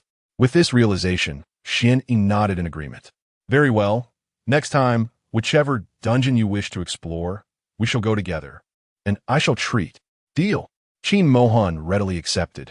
In truth, she yearned to seize every moment spent by Xian Yi's side, for the day of their final farewell drew ever closer. However, Xian Yi's performance in the dungeon during their last encounter left the seemingly docile, yet inherently proud girl somewhat disheartened. She came to recognize that she had become a burden to Xian Yi. Even in her absence, he could navigate the dungeons with ease. Though her love for him surpassed all else, she would never allow herself to become an encumbrance. Thus, she resolved to return to her family and immerse herself in dungeons continuously to enhance her strength. Xian Yi, of course, remained unaware of her motivations as he made his way to the gates of Magic City, holding the pass provided by Qin Moan. Chapter 12. The Amethyst Spirit of the Astral Realm. The city of Magic Metropolis boasts two exits, the North Gate and the South Gate, each leading to distinct worlds. The North Gate opens into a realm of malevolence, fraught with peril, yet offers the opportunity to earn military merits that can be exchanged for rewards. Conversely, the South Gate leads to a world of monstrous beasts, tainted by the influence of dark stars. Both realms provide adventurers with experience and invaluable materials. However, novices typically venture into the beast-infested world, drawn by its abundant resources and lesser dangers. This time, Xian Yi had a specific destination in mind and made his way directly to the North Gate. Halt!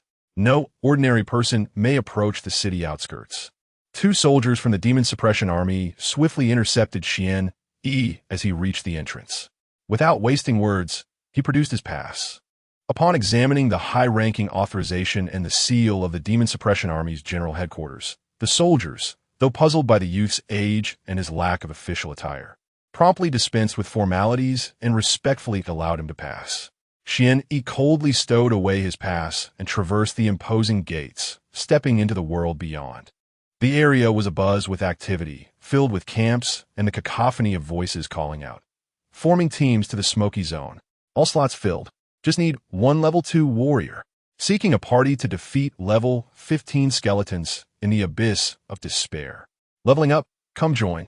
Still in need of a level 3 mage to complete a rare level 30 quest.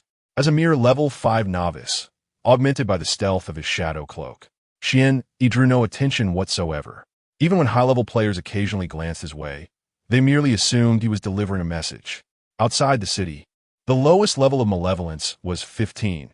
Anyone who had not yet completed their first transition was courting death, navigating with ease. Xian Yi arrived at the notice board of the Demon Suppression Army, the bounty list appearing all too familiar. Collect the skulls of level 15 skeletons, 5 military merits each. Collect the thigh bones of level 20 bone demons, 20 military merits each. Collect the wings of level 25 imps, 30 military merits per pair. Collect the icy feathers of level 30 snow princesses, 60 military merits each. Eliminate an epic level demon 10, 000 military merits. Eliminate a legendary level demon, 50, 000 military merits. Eliminate a mythical level demon, 1, 000 military merits. After perusing the entire bounty list, Xian Yi understood his objective. Demons of epic level or higher invariably possess the potential to evolve into formidable beings of level 6 and beyond. Therefore, the elimination of such beings would yield an immense bounty of military merits, which was precisely the aim of Xian Yi's expedition outside the city.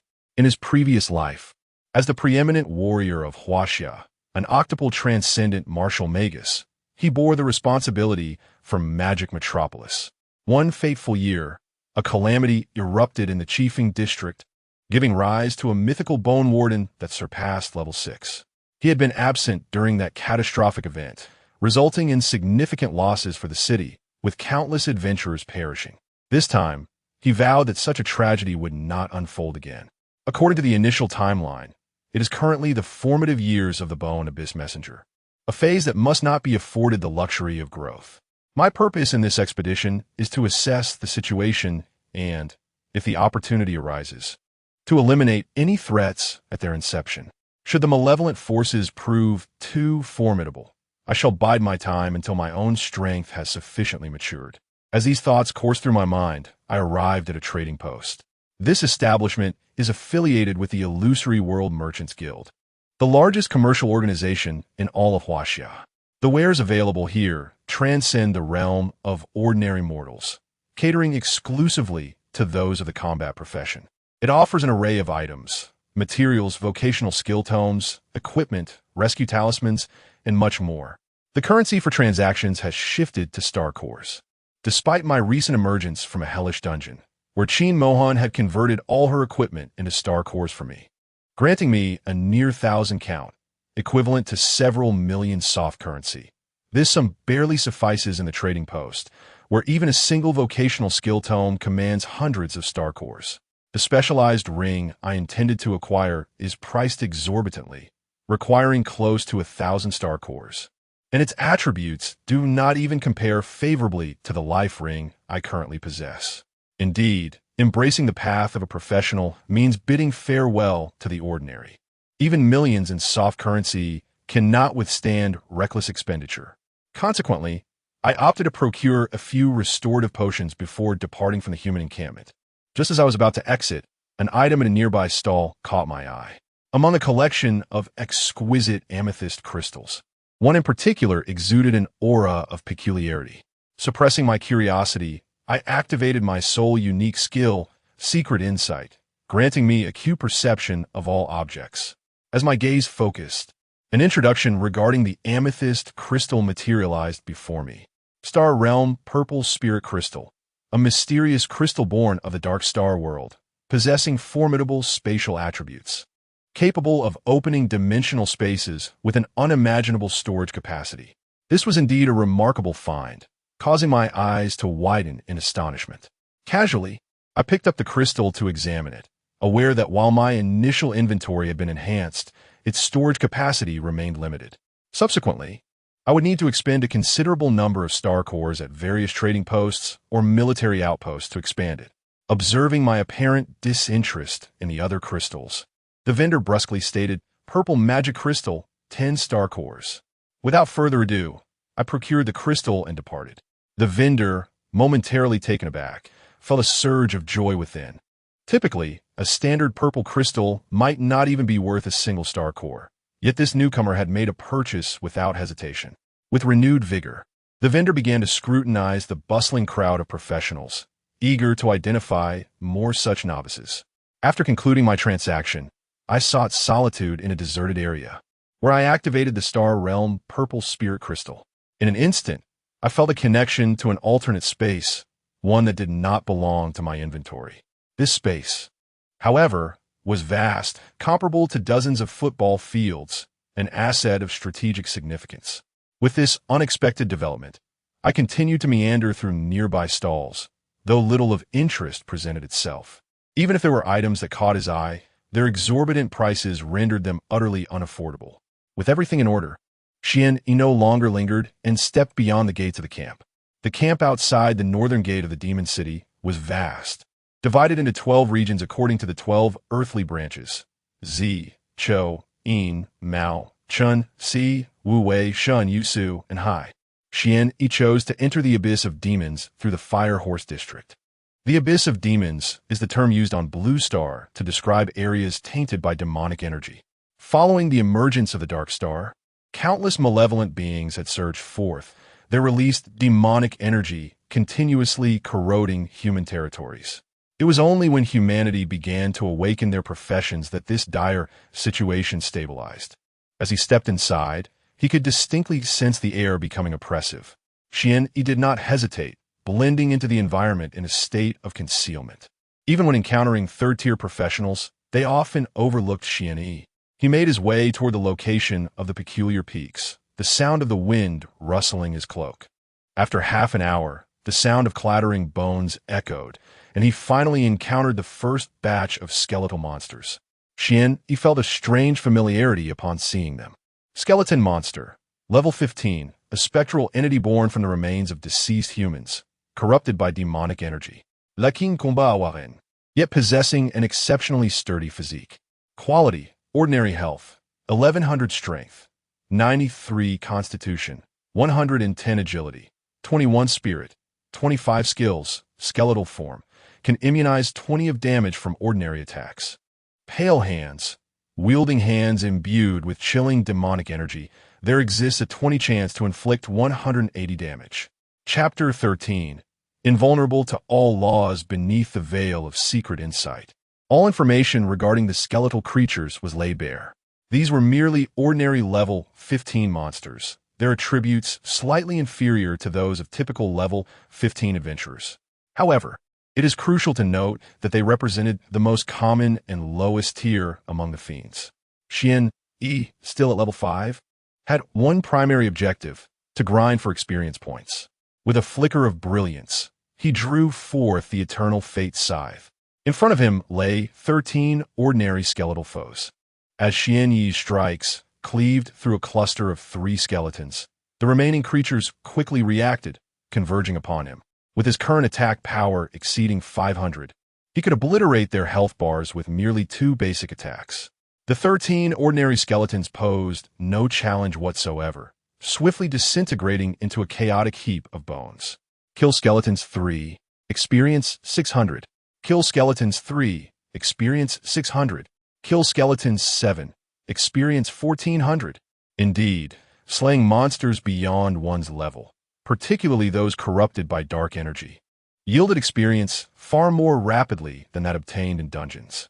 The sole disappointment was that, due to Xian Yi's luck attribute, the skeletons yielded but a single star core, and no equipment was to be found.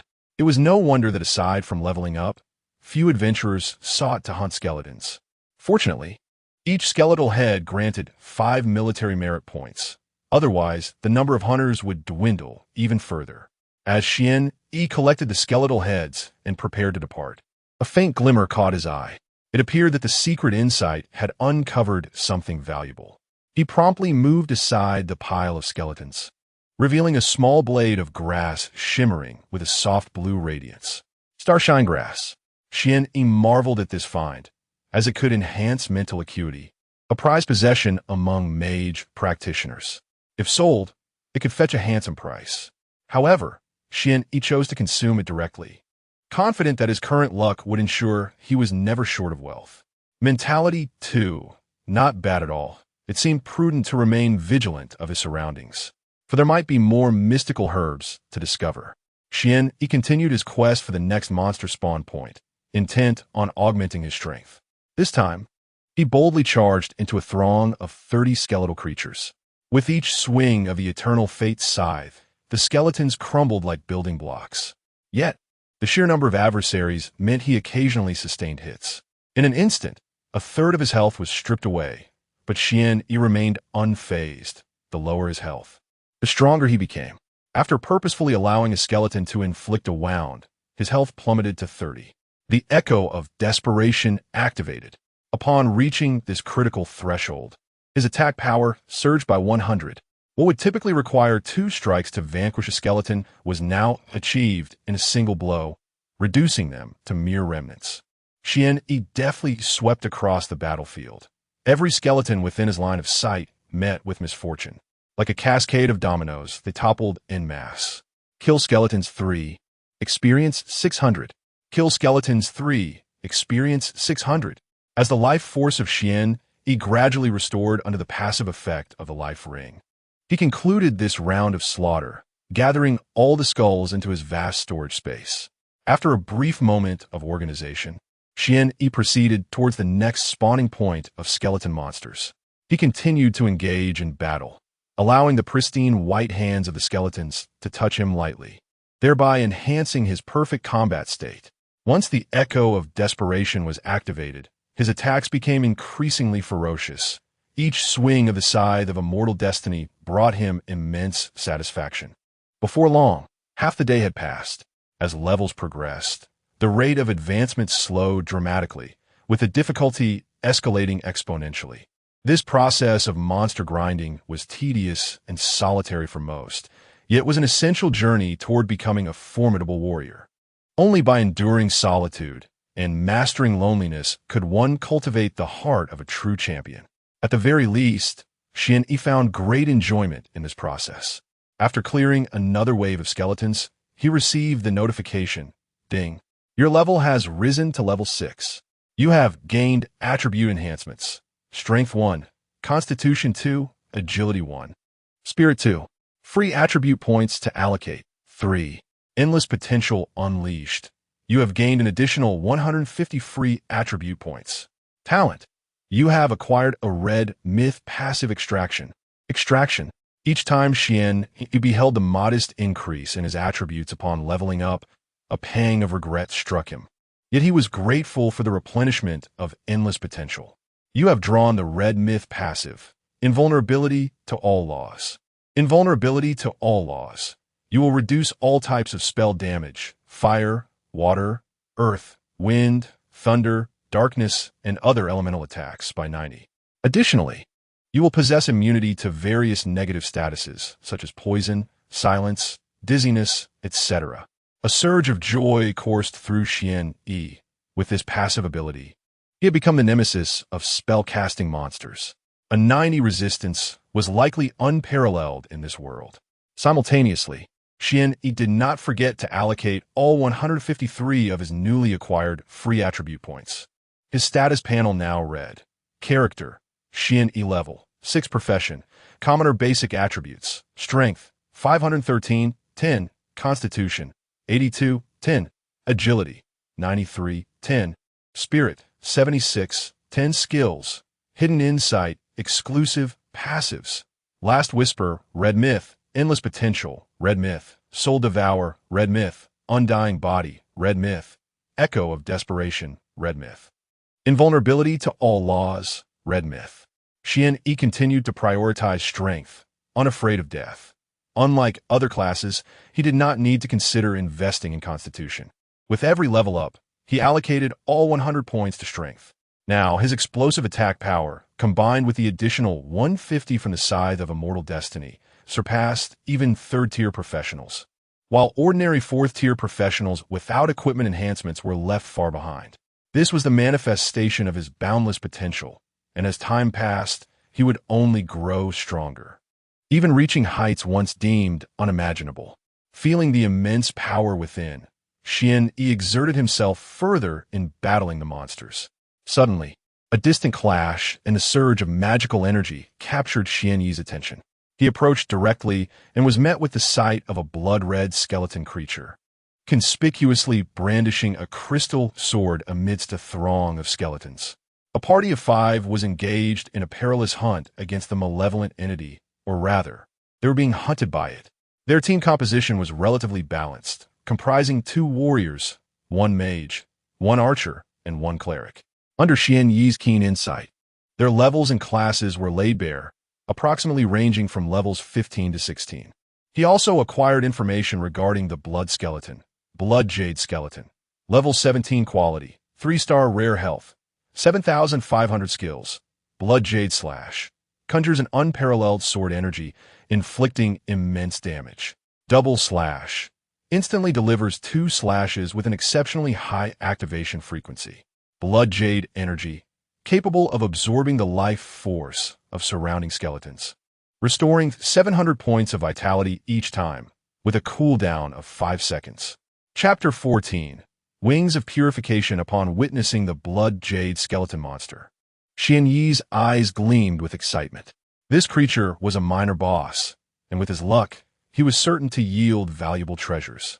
The captain of the squad, a shield warrior who had already undergone his first advancement, was struggling to maintain his stance and shouted, "Quick! Concentrate all fire on the blood jade skeleton. Ignore the ordinary skeletons around us. I can't hold on any longer." However, another warrior wielding a colossal sword, tasked with protecting range classes, lamented, "Boss, we can't ignore them. I can smell the stench of the skeletons." Ugh! As he spoke, he swept his massive sword, forcing back the skeletons before him. Meanwhile, the mages and archers seized the opportunity to unleash their attacks. One cast a fiery explosion spell, while another executed a 3-shot barrage, temporarily clearing a space. With a momentary respite, the mage exclaimed, "Captain, the distress signal has been sent. There are magic-suppressing professionals nearby. As soon as they receive the message, they will come to our aid. We must hold on." A glimmer of hope flickered in everyone's hearts. The distress signal was a special creation of the magic-suppressing army. Once dispatched, any nearby professionals would hasten to provide assistance. Of course, if no one was in the vicinity, it would be in vain. At that moment, the captain once again raised his shield to parry a strike from the blood jade skeleton, causing his health to plummet. The sole healer among the 5, a young priestess, focused solely on her duty and cast a powerful healing spell upon the captain. Suddenly, the shield warrior captain shouted, "Careful! Li Weiwei. Unbeknownst to them, the blood jade skeleton had turned its attention to the captain, drawn by the sudden surge of healing energy from the priestess. Creatures of such malevolence possessed intelligence. It conjured a blade of sword energy aimed directly at the priestess, Li Weiwei. As the sword energy surged forth, Li Weiwei's face turned pale. Her petite frame could not withstand such a blow. The archer and mage closest to her could only retreat to avoid being caught in the crossfire. Boom!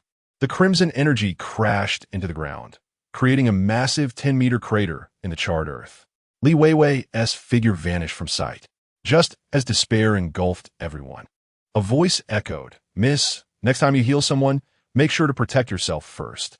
In that moment of bewilderment, Li Weiwei came to her senses, realizing she was cradled in the arms of an unfamiliar yet handsome man, his scent intoxicating her senses. This was her only thought.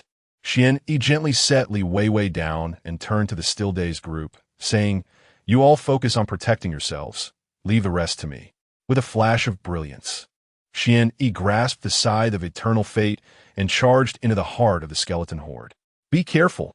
His reckless act astonished everyone. Moments ago, they had witnessed him save Li Weiwei with such speed that they had assumed him to be a formidable expert, as they had not sensed his presence before. However, as Xian-Yi plunged into the midst of the skeletons, they realized the true extent of this so-called expert's level. Level 6. Before their astonishment could fade, the scythe of eternal destiny swung forth, and in one fluid motion, the 3 ordinary skeletons were reduced to mere fragments. How could this possibly be a level 6? At this moment, Xian-Yi had no intention of charging into battle against the blood jade skeleton. Instead, he maneuvered deftly among the horde of skeletons, maintaining his health at a steady 30. Upon seeing Xian-Yi injured, Li Weiwei hastily prepared to cast a healing spell. "Not yet," he replied with a calm confidence that compelled her to trust him, causing her to lower her raised healing staff. Xian-Yi was just in time to activate the Echo of Desperation, and with a 100 attack boost, every skeleton before him fell. He then readied himself to confront the blood jade skeleton, infuriated by Xian-Yi's audacity to charge directly at it. The blood jade skeleton swung its crystalline sword in a furious arc. 2 rapid slashes came without respite. Yet, with his keen insight and formidable combat instincts, Xian-Yi navigated through the gaps of those strikes. With a powerful blow from the scythe of eternal destiny, he nearly cleaved the blood jade skeleton in 2. Once in combat, Xian-Yi's performance was nothing short of spectacular.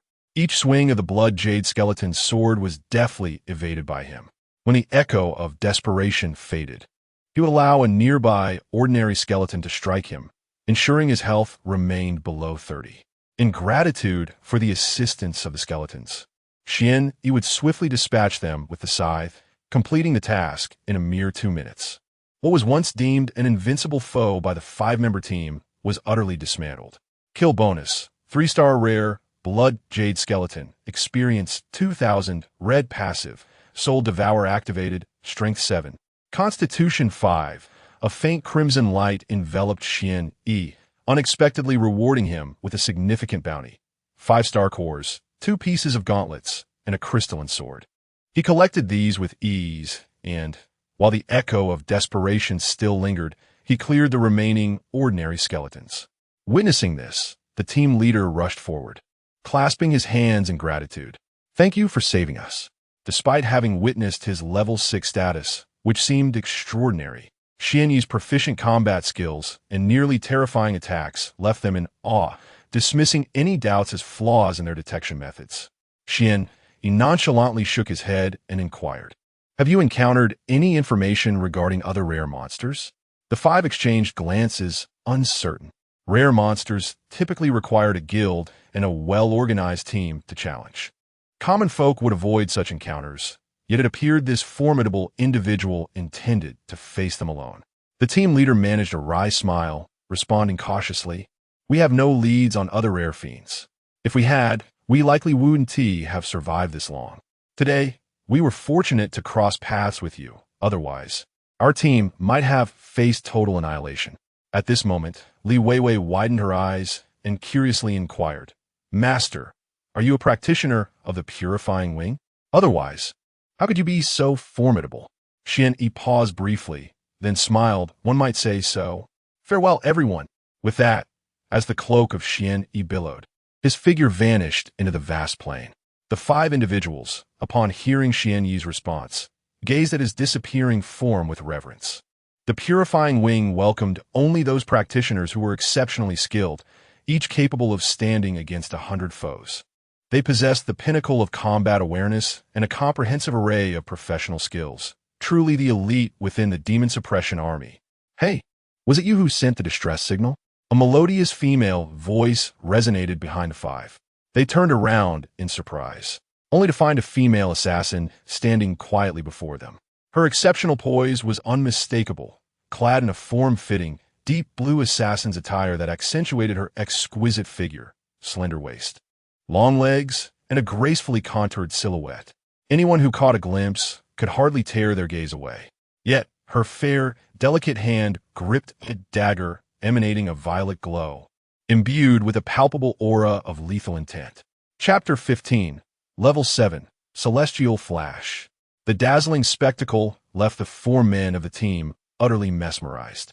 Su Yingshan had long since become immune to the gaze of men, yet her cold, clear eyes revealed a hint of chill. Li Weiwei quickly grasped the situation, observing the purification wing emblem adorning the assassin's chest. She promptly responded, "We indeed encountered an insurmountable rare demon, and thus summoned for help. However, a master with a purification wing, much like yourself, came to our rescue just moments ago." Upon hearing this, Su Yingshan's icy gaze flickered with confusion. Hadn't General Su dispatched only one individual to the chiefing district? Who then was the other? Paying no further heed, she soon vanished from the spot, leaving the 5-member team in a state of ecstatic disbelief akin to a dream. They never anticipated encountering a member of the legendary Purification Wing today, let alone twice in one day. This fortuitous experience would surely become their finest topic of conversation in the days to come. As night descended, the malevolent aura of the demon abyss intensified, and the perils of the wilderness escalated sharply. Xian Yi, utilizing the shadowy concealment effect of his cloak, discreetly located a tree hollow where he could hide and rest for the night. On the morrow, he intended to continue grinding for half a day. Once he achieved level 7, he would venture into the chiefing district. Should he find an opportunity to confront the mythical demon, he would seize it. If not, he would persist in elevating his level. A night passed uneventfully. As dawn's light began to dim the darkness, Xian Yi embarked on his solitary monster hunting journey. Following a path of instant kills, the health points of the skeletal creatures were just sufficient for him to execute his swift eliminations. While he could indeed slay level 20 bone demons, garnering significantly more experience, he could not deliver a single strike for each. The rate of actual experience gain paled in comparison to that of the skeletal monsters. After another half-day of monotonous leveling, Xian Yi meticulously maintained his health below 30%, perfectly aligning with the 100 attack bonus. As soon as his health began to recover from the life ring, he allowed the skeletal monster's pale hand to graze him. This highly efficient method ultimately led him to achieve level 7. He couldn't help but rub his hands together in anticipation, eager to discover what fortune awaited him. Ding! Your level has increased to 7. Endless potential unleashed. You have gained 150 free attribute points. Talent. You have received a passive ability, Red Mythical Extraction. A surge of crimson light enveloped Xian Yi as he confirmed his acquisition. You have drawn the Red Mythical passive, Celestial Flash. Celestial Flash. When you discern the enemy's weakness, you will trigger Celestial Flash, inflicting 10-fold critical damage. At last, he had obtained the 7th Red Mythical passive. It perfectly complemented Xian Yi's high attack characteristics. The notion of a weakness attack involved identifying the enemy's vulnerabilities for a decisive strike. This ability was a formidable weapon against bosses, had he possessed it during his encounter with the swamp giant python. A mere 2 well-placed strikes at its vulnerable abdomen might have secured a kill. After all, this offers a 10-fold enhancement in attack power, surpassing the 5-fold increase from his dire resonance. However, discerning the enemy's weaknesses is no trivial task, It demands immense combat intuition and awareness, qualities that Xian-Yi possesses in abundance. Furthermore, he wields a unique skill, hidden insight, that allows him to adeptly identify vulnerabilities. Xian-Yi took stock of his gains, though there was little to organize. Given the capacity of his storage space, he could simply toss items inside without a second thought. His next destination, the Chiefing District. This area is characterized by towering, jagged rocks and an atmosphere steeped in malevolence. The surrounding malevolent creatures predominantly hover around level 20, with some even nearing level 30. This region is also one of humanity's most crucial strongholds, where significant resources and manpower have been invested over time. The demon-slaying warriors stationed here are primarily seasoned professionals who have undergone their second-class transition. Moreover, those who reach this place are exceptional in their skills, mostly hailing from various guilds. In this extraordinary realm, danger invariably presents opportunities and rewards. One might encounter high-tier equipment or even gather rare herbs capable of enhancing attributes. However, Xian-Yi chose not to enter the human settlement at the Chiefing District. Thanks to the nature of his life ring, he maintained a robust health status as long as he avoided combat. Entering such a location for trade, given his level 7 status, could easily attract undue attention and complications. Thus, he opted to bypass the settlement altogether, utilizing his shadow concealment ability to remain undetected by both practitioners and malevolent entities. Guided by his memories from a past life, he soon arrived at the entrance of a vast cavern. This was the birthplace of the Bone Abyss Messenger. The surroundings were harsh, and the concentration of malevolent creatures was notably dense. At the cavern's entrance stood 4 level 30 malevolent beings, dispersed around the gaping maw of the cave. Giant skeleton, level 30 quality, superior health, 4,300 skills, diamond skeleton body, immunity to 30 of normal attack damage. Bone explosion, self-detonates when health drops below 10 or upon death, inflicting substantial damage on surrounding foes. Now was not the time for confrontation. Xian-Yi discreetly found a gap and quietly slipped into the foreboding cavern. Upon entering, he found the malevolent energy even more potent, with the darkness obscuring his surroundings. He tread carefully, ensuring silence, yet the environment was not devoid of sound. The ominous crackling of bones echoed intermittently, heightening the psychological pressure of this eerie setting. However, Xian-Yi remained unfazed. He had encountered far more sinister environments before. As he ventured deeper, he sensed something amiss. The level of malevolent creatures here was alarmingly high, now reaching level 40. It was no wonder that even with foreknowledge of potential anomalies, the demon-slaying army had refrained from dispatching formidable forces to eradicate the threat. The cost of eliminating such numerous formidable fiends is indeed substantial, particularly when the nature of what lies within remains shrouded in mystery. The endeavor seems hardly worth the risk. Had they known that a mythic bone warden would emerge from within, they would likely be willing to pay any price, much like Xian-Yi's current undertaking. Suddenly, Xian-Yi halted in his tracks, lowering his breath as he cast a somber gaze upon 2 distant fiends. No other fiends dared to approach them, as they emanated an ominous aura. These were grotesque creatures, their bodies drenched in blood, with a singular, profound eye at their helm. Their massive and robust limbs crawled upon the ground, while their elongated, slimy tongues incessantly probed the surroundings. One of them even hung from the cavern's ceiling, its slender, barbed tongue swaying freely in the air, creating an unmistakable ambience reminiscent of a horror film. Chapter 16. The Dead of Salvation, the Shadow, Tongue Demon. Level 45. Quality, 7-star Epic Life, 40,000. Skills, Slime Perception, Barb Tear, Terrifying Gaze, Blood Frenzy, Blood Sacrifice, Evil Regeneration. A demon of such formidable 7-star Epic status, combined with an array of skills, is utterly invincible. In a past life, Xian-Yi had encountered such creatures. Their perception is exceptionally acute, relying not on sight, but on their elongated, undulating tongues, which contain over 300 sensory nerve endings. This conclusion was drawn from dissection conducted after the military had captured them. Xian-Yi found himself troubled. This creature would undoubtedly detect his scent. If he wished to proceed, he must first eliminate the two before him. However, given their impressive statistics and speed, achieving a flawless kill seemed impossible. A mere accidental touch could trigger an instant death. The only opportunity would be during the brief moments granted by his undead form when he could attempt to vanquish them. Once again, He calculated the damage potential. He conceded that even with the activation of the Void Flash, the possibility of killing them was slim. What to do? Just as he began to ponder, a ripple appeared in the air before him. Someone. Xian Yi's gaze sharpened. He had not anticipated the presence of a formidable assassin nearby. This individual's stealth capabilities and environmental awareness were undoubtedly extraordinary. At that moment, a significant gap emerged between the two shadow-tongued demons, a prime opportunity for an incursion. The concealed assassin began to make her move. As she advanced, Xian Yi's hidden perception activated, revealing information about her. Level 31, third-tier hidden class, Dark Spirit Assassin.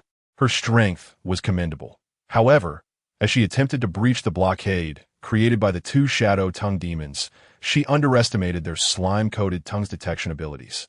Indeed, as she drew near, the demon hanging upside down from the cave's ceiling seemed to receive a signal.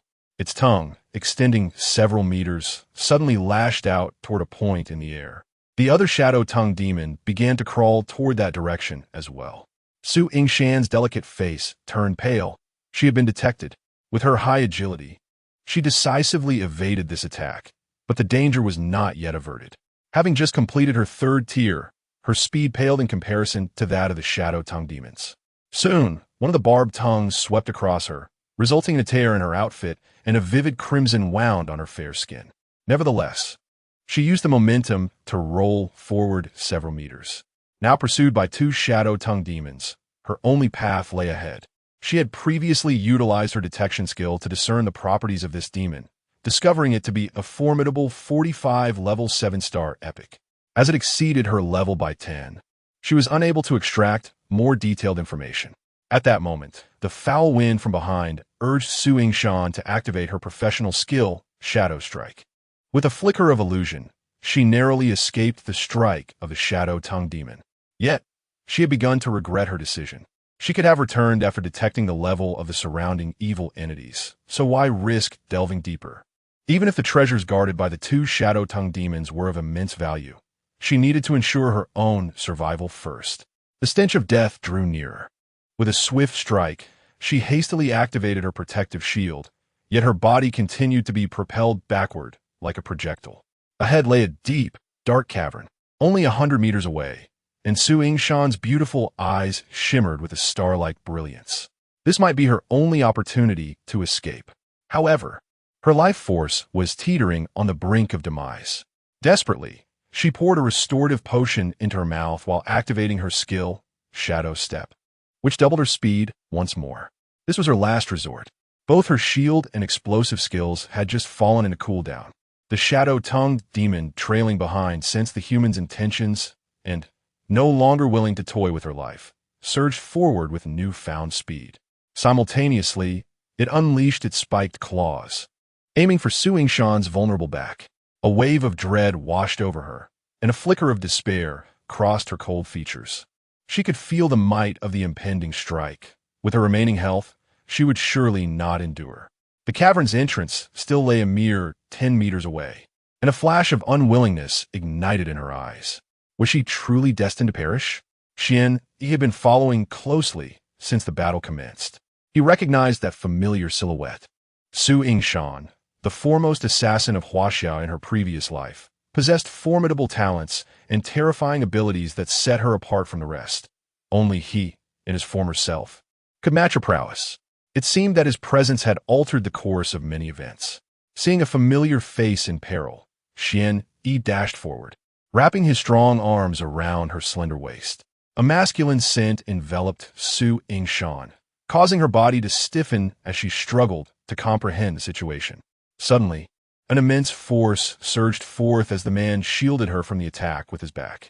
A dull thud echoed, and despite Xian Yi using the scythe of immortal fate to absorb the blow, his health plummeted dangerously low.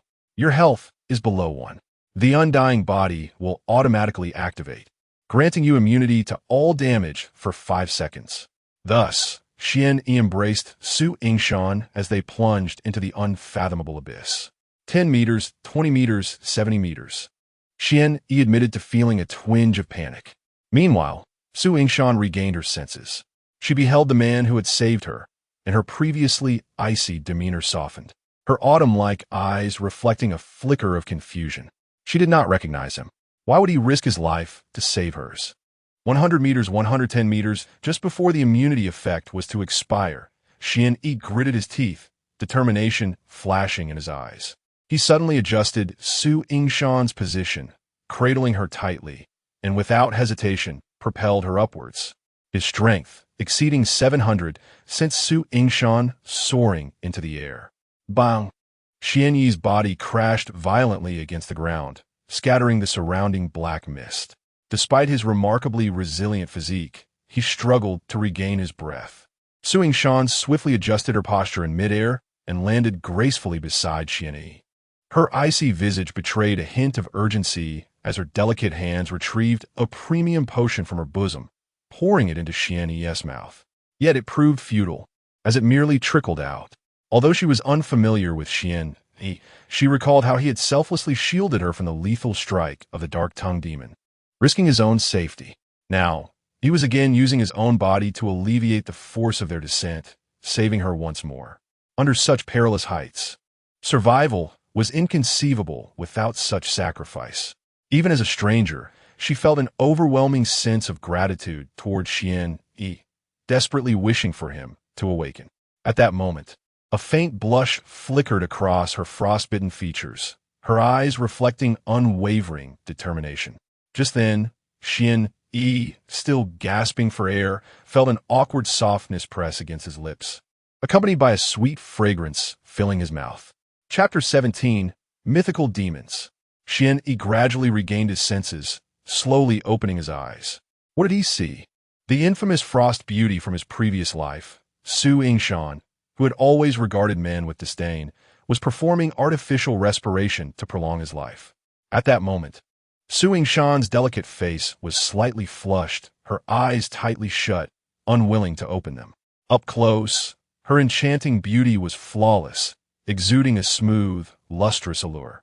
Seemingly sensing the deepening of Xian Yi's breath, her bright, shimmering eyes fluttered open in confusion, locking gazes with him. In that instant, Su Yingshan's mind went blank. Her lips pressed against his, leaving her momentarily speechless. With a startled exclamation, Su Yingshan hastily withdrew from Xian Yi's body. Even though she possessed a strong heart, she was only 20 years old. A sense of helplessness flashed in Xian Yi's eyes, while he somewhat cherished the feeling from moments ago. This seemed to be his first kiss. He anticipated that this woman would repay his kindness with disdain. After saving her, she actually sighed. What is this bittersweet reminiscence about? Having experienced such an event, how could Su Yingshan maintain her composure? In a flurry, she spoke, "I understand the situation. I know you saved me out of necessity. So, rest assured, this matter will remain between us and won't be disclosed." Xian Yi's few, reassuring words gradually calmed Su Yingshan's previously frantic heart. It was only then that she carefully examined him. Dressed in ordinary casual attire that radiated a unique, serene aura. Even though Su Yingshan had no interest in men, she could not help but acknowledge that even if he hadn't rescued her, she would still develop an admiration for this man. As for his attire, it revealed no hints of his profession, resembling more of a vacationer rather than someone exploring the perilous realms of demons. After activating her detection eye, she was once again taken aback, disbelief dancing in her beautiful gaze. Level 7. What kind of joke is this? When did a level 7 practitioner venture into such a treacherous area? She could think of no reason other than courting death. Yet, this very individual, seemingly seeking demise, had saved her twice in her most perilous moments. The stark contrast left Su Yingshan in a state of daze. Noticing Su Yingshan staring blankly at him, Xian Yi extended his hand with a warm smile. "Beautiful lady, allow me to introduce myself. I am Xian Yi." At this moment, Su Yingshan regained her senses, and upon seeing Xian Yi smile, her heart fluttered. She had to admit, he was a man of perfect appearance and demeanor, possessing a charm capable of effortlessly captivating the hearts of young women. Moreover, the name Xian Yi seemed familiar to her. Su Yingshan, wing of purification. Transforming back into her icy, ethereal self, she extended her hand gently.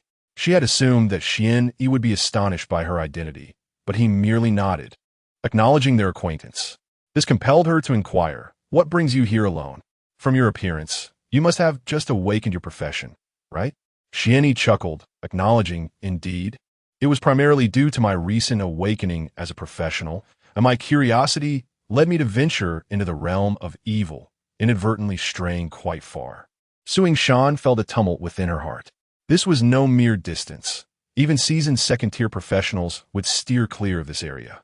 As a member of the purifying wings of the Demon Subjugation Army, she had embarked on this mission to gather intelligence, which had resulted in her wandering so far. Although she was aware that Xian Yi's words were embellished, her cold demeanor prevented her from probing further. Yet, she recognized that surviving a deadly predicament and reaching this place at level 7 indicated that this individual was far from ordinary. Within the extraordinary realm, Xian Yi's vitality was restored under the effects of a healing elixir, and his wounds had nearly healed. "Let us proceed. We cannot retrace our steps now, but must forge ahead," Su Yingshan murmured, noting that Xian Yi had regained his strength. "Stay behind me, and be cautious not to make any noise." Xian Yi nodded subtly. Having a companion was advantageous. Ahead lay the objective of his mission, and with assistance, he might resolve the encounter with the Bone Purgatory envoy more swiftly. At this stage, it should be relatively weak, certainly not exceeding level 20. As they traversed the profound passage, the oppressive aura of dark magic thickened, representing the pinnacle of dark attributes. Initially, Su Yingshan harbored concerns that Xian Yi might lag behind. However, regardless of his speed or the meticulousness of his movements, he adeptly concealed his presence. His awareness was on par with hers, if not more refined, resembling a seasoned warrior despite his youthful appearance. How had he acquired such prowess?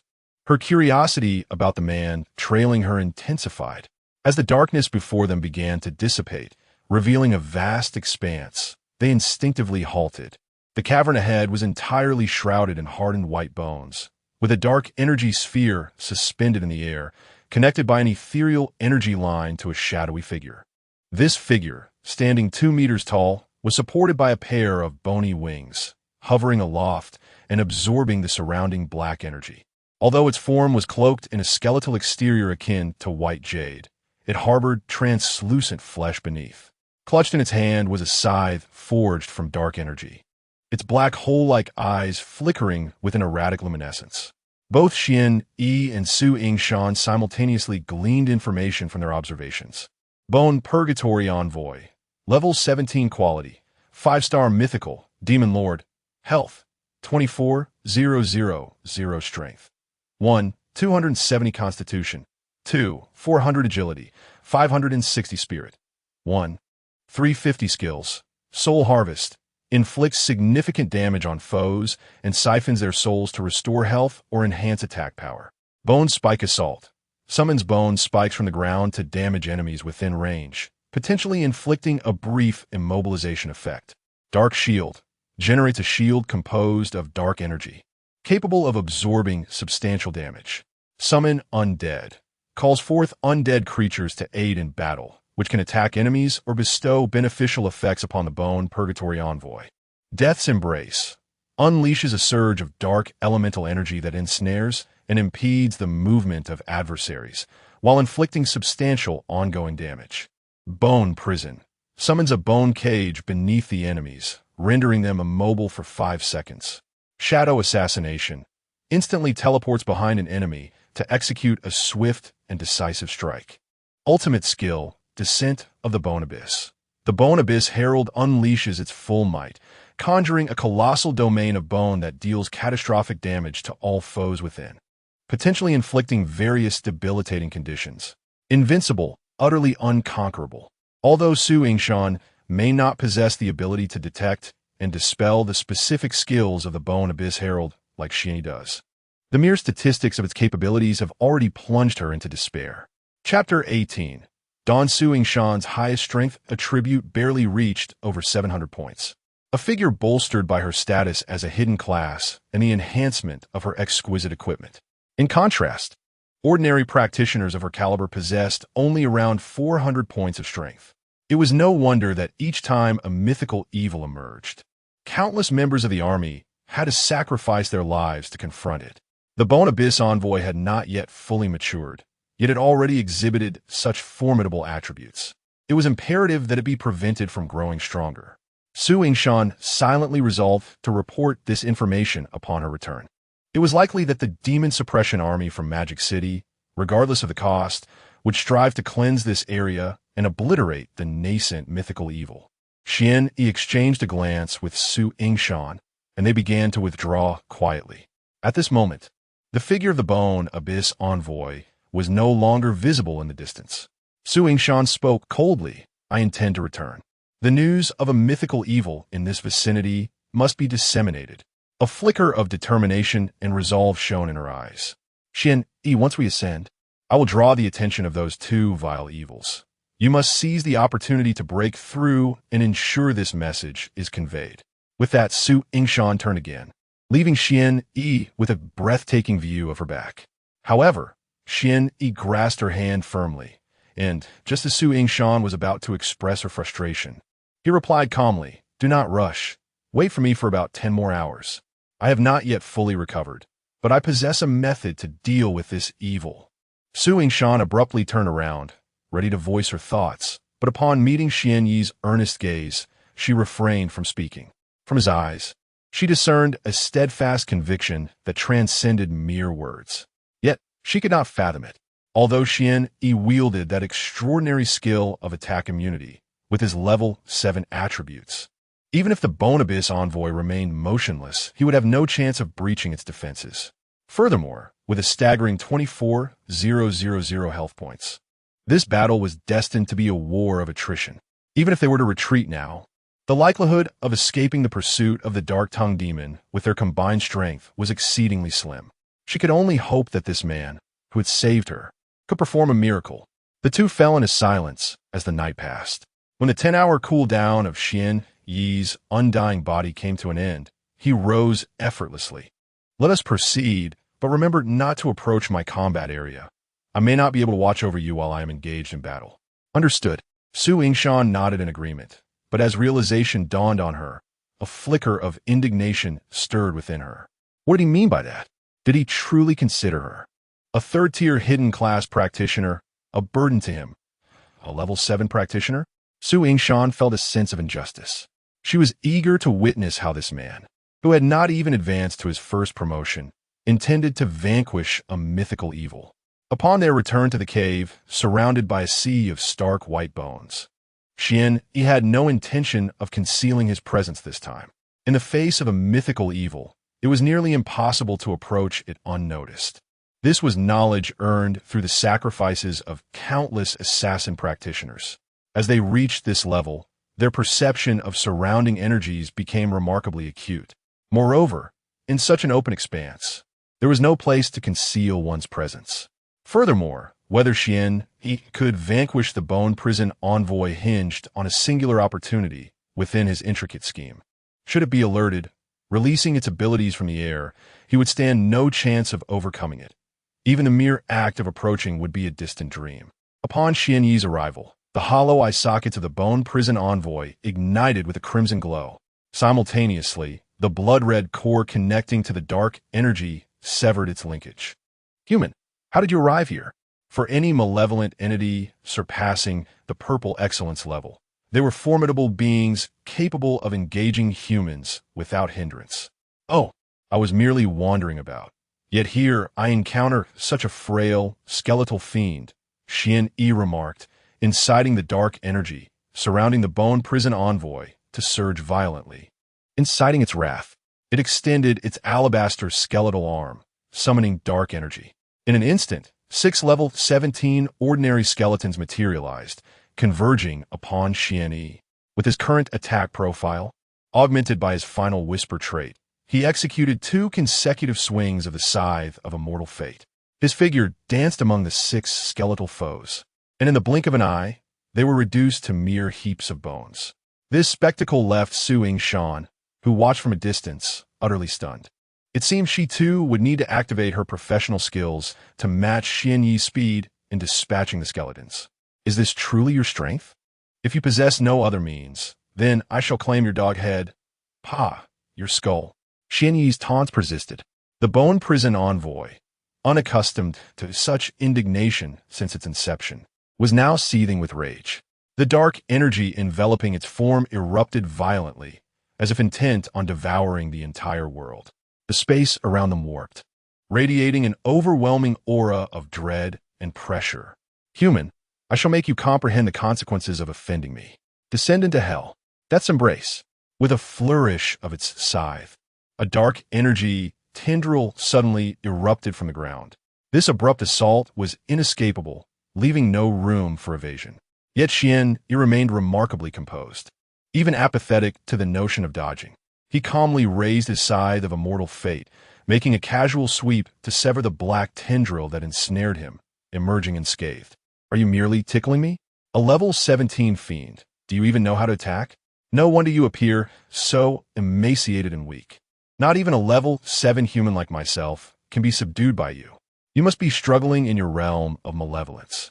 This scene not only left the bone prison envoy dumbfounded, but even Su Shan, observing from afar, gazed at Xian Yi in disbelief. How is this possible? The damage from that dark energy should have been far greater. How did Xian Yi withstand it? This was the essence of Xian Yi's passive ability. Invulnerability to all, immunity to 90 of magical attacks, is no idle claim.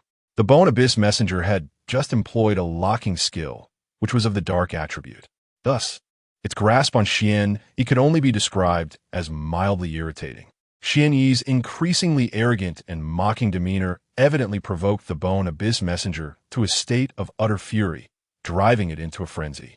Being in its growth phase, it only stood at a mere 2 meters tall, a constant source of frustration for it as an immature mythical demon, compounded by the incessant taunts from a diminutive human. It was determined to ensure Xian Yi's demise, yearning to rend him into shreds with its own hands. In a fit of rage, the messenger's blood-red eyes suddenly blazed with a brilliant light, emanating an overwhelming radiance. As the luminescence flickered, its form vanished from sight. Shadow Hunt. When it reappeared, it had already positioned itself behind Xian Yi. Xian Yi could only manage to evade a critical strike. However, the grotesque assault from the messenger swiftly diminished his life force to a critical low. The red passive ability, Undying Body, activated. The echo of desperation triggered a 5-fold increase in his attack power. Xian Yi's attack strength surged to over 3,000. Yet, the spectacle was far from over. Turning to face the Bone Abyss Messenger, Xian Yi relaxedly remarked, "Your attacks remain feeble, and your scythe appears to be rather diminutive compared to mine." With that, he swung the menacing scythe of immortal fate towards the messenger's chest, precisely where its energy core resided, the very spot from which it had recently absorbed energy to grow. Under Xian Yi's keen insight, this location was unequivocally its Achilles heel. Chapter 19. The impossible us the Bone Abyss Messenger, a malevolent entity, was engulfed in a torrent of panic, its inner turmoil raging as it wondered why this human had not perished. Its only solace lay in the energy core ensconced within a formidable jade skeleton, accompanied by its resilient flesh. Beneath such layers of protection, this human was utterly incapable of breaking through. From a distance, Su Shan's eyes widened in disbelief, refusing to blink for even a moment. Aware of Xian Yi's immunity to attacks, she pondered how he could possibly eliminate the Bone Abyss Messenger in mere seconds. A smile broke across Xian Yi's face. No defense could withstand the weight of his final whisper. The last passive, Heaven S Gap Flash, engaged with a 10-fold critical damage multiplier. Enhanced by the final Whisper S boost to critical hits, nothing could obstruct his path. With a single strike, Xian Yi felt the very fabric of space tremble slightly around him. Boom! With a resounding explosion, the body of the Bone Abyss Messenger was instantly reduced to countless fragments, leaving no remains. Ding! You have successfully slain the level 17 5-star mythical malevolent Bone Abyss Messenger. earning 6,000 experience. Soul Devour activated, Strength 76, Constitution 81, Agility 54, Spirit 50. What a rush! A surge of crimson light enveloped Xian Yi, and he felt a dramatic enhancement of his attributes. The increase was even more terrifying than that gain from leveling up. Indeed, vanquishing elite monsters was the swiftest route to power. Naturally, dispatching mythical malevolence was even more effective. From her vantage point, Su Yingshan had been on edge since the onset of Xian Yi's battle. Even after it concluded, she remained frozen in place. Her lips slightly parted in disbelief. She found it hard to fathom the spectacle before her. Surely, one could not eliminate a mythical malevolent with over 20,000 health points in a single blow. Judging from the damage Xian Yi had inflicted, even 2 Bone Abyss messengers would have met the same fate. This was a mythical malevolent. Su Yingshan's mind was overwhelmed. As Xian Yi consumed a life potion and began to collect the spoils, he discovered no less than 25 star cores and a pair of radiant gauntlets. Shadow Assassin's Gauntlets. 5-star mythical requirements. Level 20, Assassin class attributes. Strength 240, Agility 110. Constitution 50 critical hit rate. 10 attack speed. 10 additional skills. Shadow power. In nocturnal or dim environments, attack power increases by 15. Fatal Strike. Critical hits have a 10 chance to trigger an additional 50 damage. Special effect. Curse of the Bone Abyss Messenger. When equipped, each attack has a 5 chance to instill fear in the enemy for 3 seconds, rendering them unable to attack or cast spells. Shadow Step. When using skills, there's a 20 chance to gain a brief invisibility effect lasting 5 seconds. Incredible, simply astonishingly powerful, truly deserving of its mythical designation. Such treasures, no matter how much one spends from the outside world, cannot easily be acquired. Their appearance in any auction house would undoubtedly stir a tempest of intrigue and chaos. Yet, Xian Yi could only watch with longing, his mouth watering in silence. Unfortunately, as a mere commoner, he found himself unable to equip such magnificent items. Thus, he took the core of the mythic-level bone prison envoy and carefully stowed it away along with several other pieces of mage equipment. At that moment, Su Yingshan approached, her voice cold yet tinged with disbelief. "How did you manage that?" "A secret," Xian Yi replied with a mysterious smile. The fact that the typically frigid Su Yingshan had spoken to him filled him with a sense of accomplishment. Frustration gnawed at her, her teeth clenched in irritation. Without a word, she turned to leave, unwilling to engage further. She had witnessed Xian Yi collecting equipment, and the striking red hue could only signify mythic-level gear. However, since all the fighting had fallen to Xian Yi, she felt it inappropriate to inquire further. Besides, prying into another's gains was a well-known taboo. Suddenly, a thunderous roar echoed from above. The White Bone Cavern, now devoid of the Bone Prison envoy's sustaining energy, began to collapse. Without a moment's hesitation, the two sprinted ahead, knowing that 2 shadow-tongued demons lurked behind. Creatures even Xian Yi hesitated to confront, possessing no discernible weaknesses and offering little hope of victory. Only in its growth stage did the Bone Prison Envoy reveal vulnerabilities, which Xian Yi had deftly exploited to trigger a celestial flash, delivering a lethal strike. Otherwise, upon reaching maturity, they would have to engage it directly, with no room for cunning. As the collapse continued, massive stones threatened to fall from above at any moment. Su Yingshan, as an assassin of the shadows, possessed a natural affinity for navigating dark paths. They soon arrived at a narrow stone crevice, light filtering through from the other side. Upon crossing, they found themselves on solid ground, though Su Yingshan's striking figure proved a hindrance. Her form wedged against the constricting stone walls, making progress difficult. Xian Yi, following closely behind, feared for her safety. With a relieved sigh, Su Yingshan emerged into the open air, having felt somewhat breathless moments before. Xian Yi followed closely, his gaze fixed on the rise and fall of her chest. This made her finely arched brows furrow, though she felt an inexplicable curiosity. Why did she not feel repulsed? Perhaps it was due to him having saved her life. By the way, how many star cores do you possess? One Yusudendi Inwidet. About 2,000 or so, why? Su Yingshan responded, not concealing the truth from a rescuer. Fine, 2,000 it is. I will buy them from you, he said, tossing the shadow assassin's gauntlet to her. He mused internally about how this woman seemed so impoverished, possessing only such a meager amount of star cores, completely overlooking the fact that his own high yield was due to an extraordinary luck score of 20. For most practitioners, accumulating star cores was a slow endeavor. Su Yingshan's substantial fortune of 2,000 star cores was primarily due to her recent need to acquire a pair of third-tier shoes. Otherwise, it would have been nearly impossible for her to amass such a sum. At that moment, she held in her hands a pair of glowing red gauntlets, lost in thought.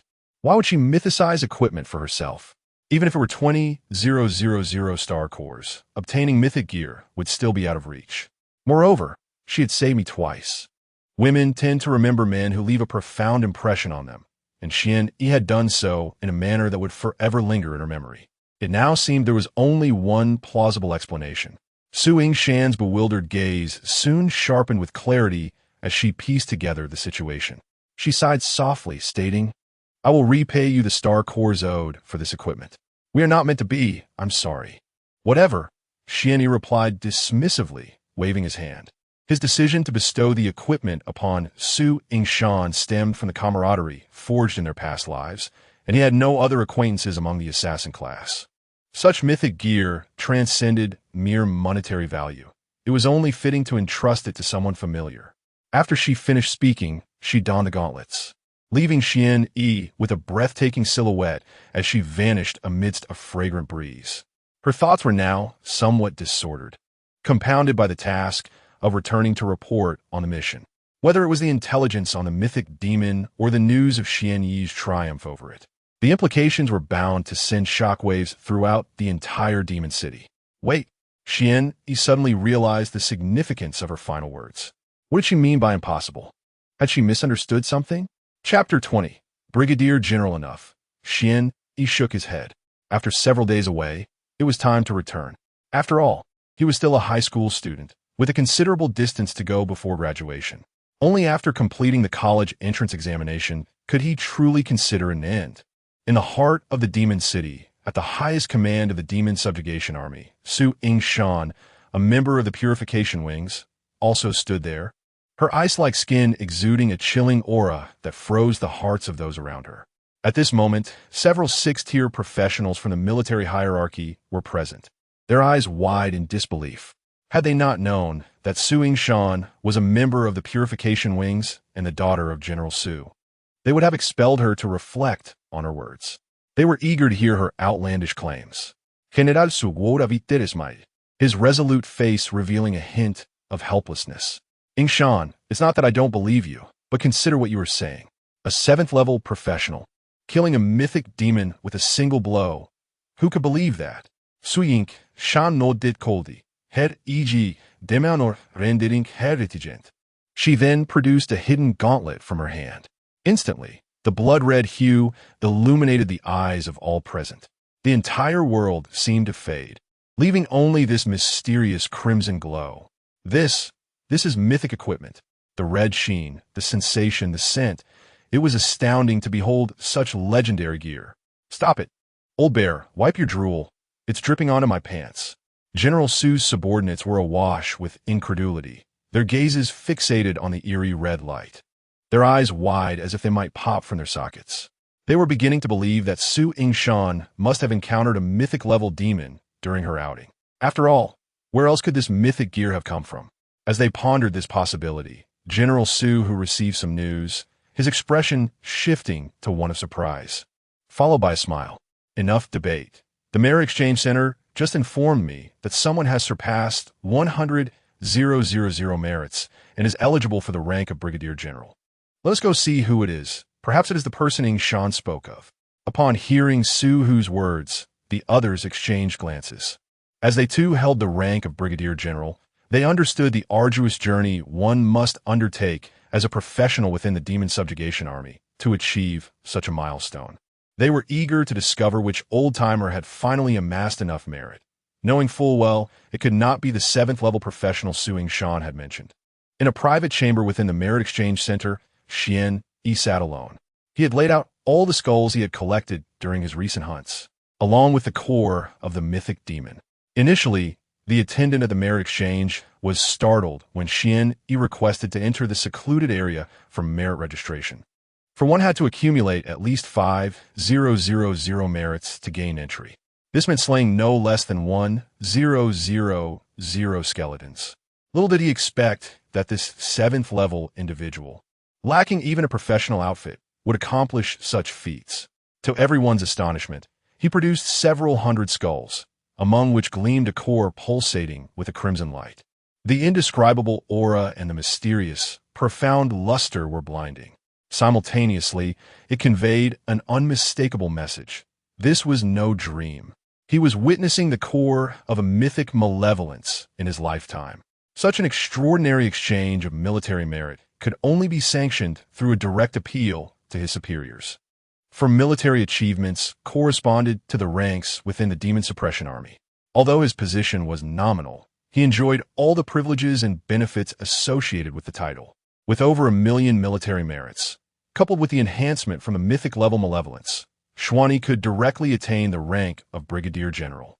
Brigadier General, this was the pinnacle achievable by those who were not part of the Demon Suppression Army. Such authority had long surpassed that of his clerk. Trembling, he dutifully served tea to Xuan Yi, anxiously awaiting the arrival of higher officials. Let us see which familiar old fellow will be the next Brigadier General. A robust voice boomed as a figure resembling a bear, clad in warrior attire, barged in. Even the relatively spacious door required him to sidle through. Following him were several others who entered this elegant chamber. The clerk was left dumbfounded. Among the newcomers were General Su, the head of the Demon Suppression Army in the Magical City, and several influential brigadier generals, all of whom had been stirred. The clerk promptly stood to attention, saluting. General Su waved his hand casually, drawing everyone's gaze toward Xuan Yi, who was seated on the sofa. They were all taken aback. How could he be so young? With their advanced detection skills, they immediately discerned Xuan Yi's level. Level 7? It was indeed level 7. Su Yingshan, following closely behind, also spotted Xuan Yi, her eyes sparkling with surprise. Xuan Yi, it is truly you. Xuan Yi recognized the visitors as old acquaintances from his previous life but feigned ignorance. Casting a probing glance at the esteemed figures of the Demon Suppression Army, nodding in acknowledgement before speaking, Yingshan, who are these individuals? Before Su Yingshan could introduce them, General Su, who found Xuan Yi somewhat familiar, suddenly brightened upon hearing his name and displayed a benevolent smile. This must be Xuan Yi, my young brother. Truly, heroes emerge from the young. Your extraordinary demeanor speaks volumes. Knowing you could conquer hellish challenges, I had no doubt you were exceptional. But to think you could even hunt mythic-level malevolences. The companions around General Su gazed at Xuan Yi with astonishment, recognizing him. After all, General Su had mentioned Xuan Yi's name multiple times recently, expressing his intention to seek an opportunity to engage with him, making it impossible for them not to become acquainted with Xuan Yi's name. Now that General Su recognized who he was, he promptly instructed Xiong Ruo, you must immediately formalize the Brigadier General status for Xuan Yi, ensuring it is bound to our Demon Suppression Army in the Magical City.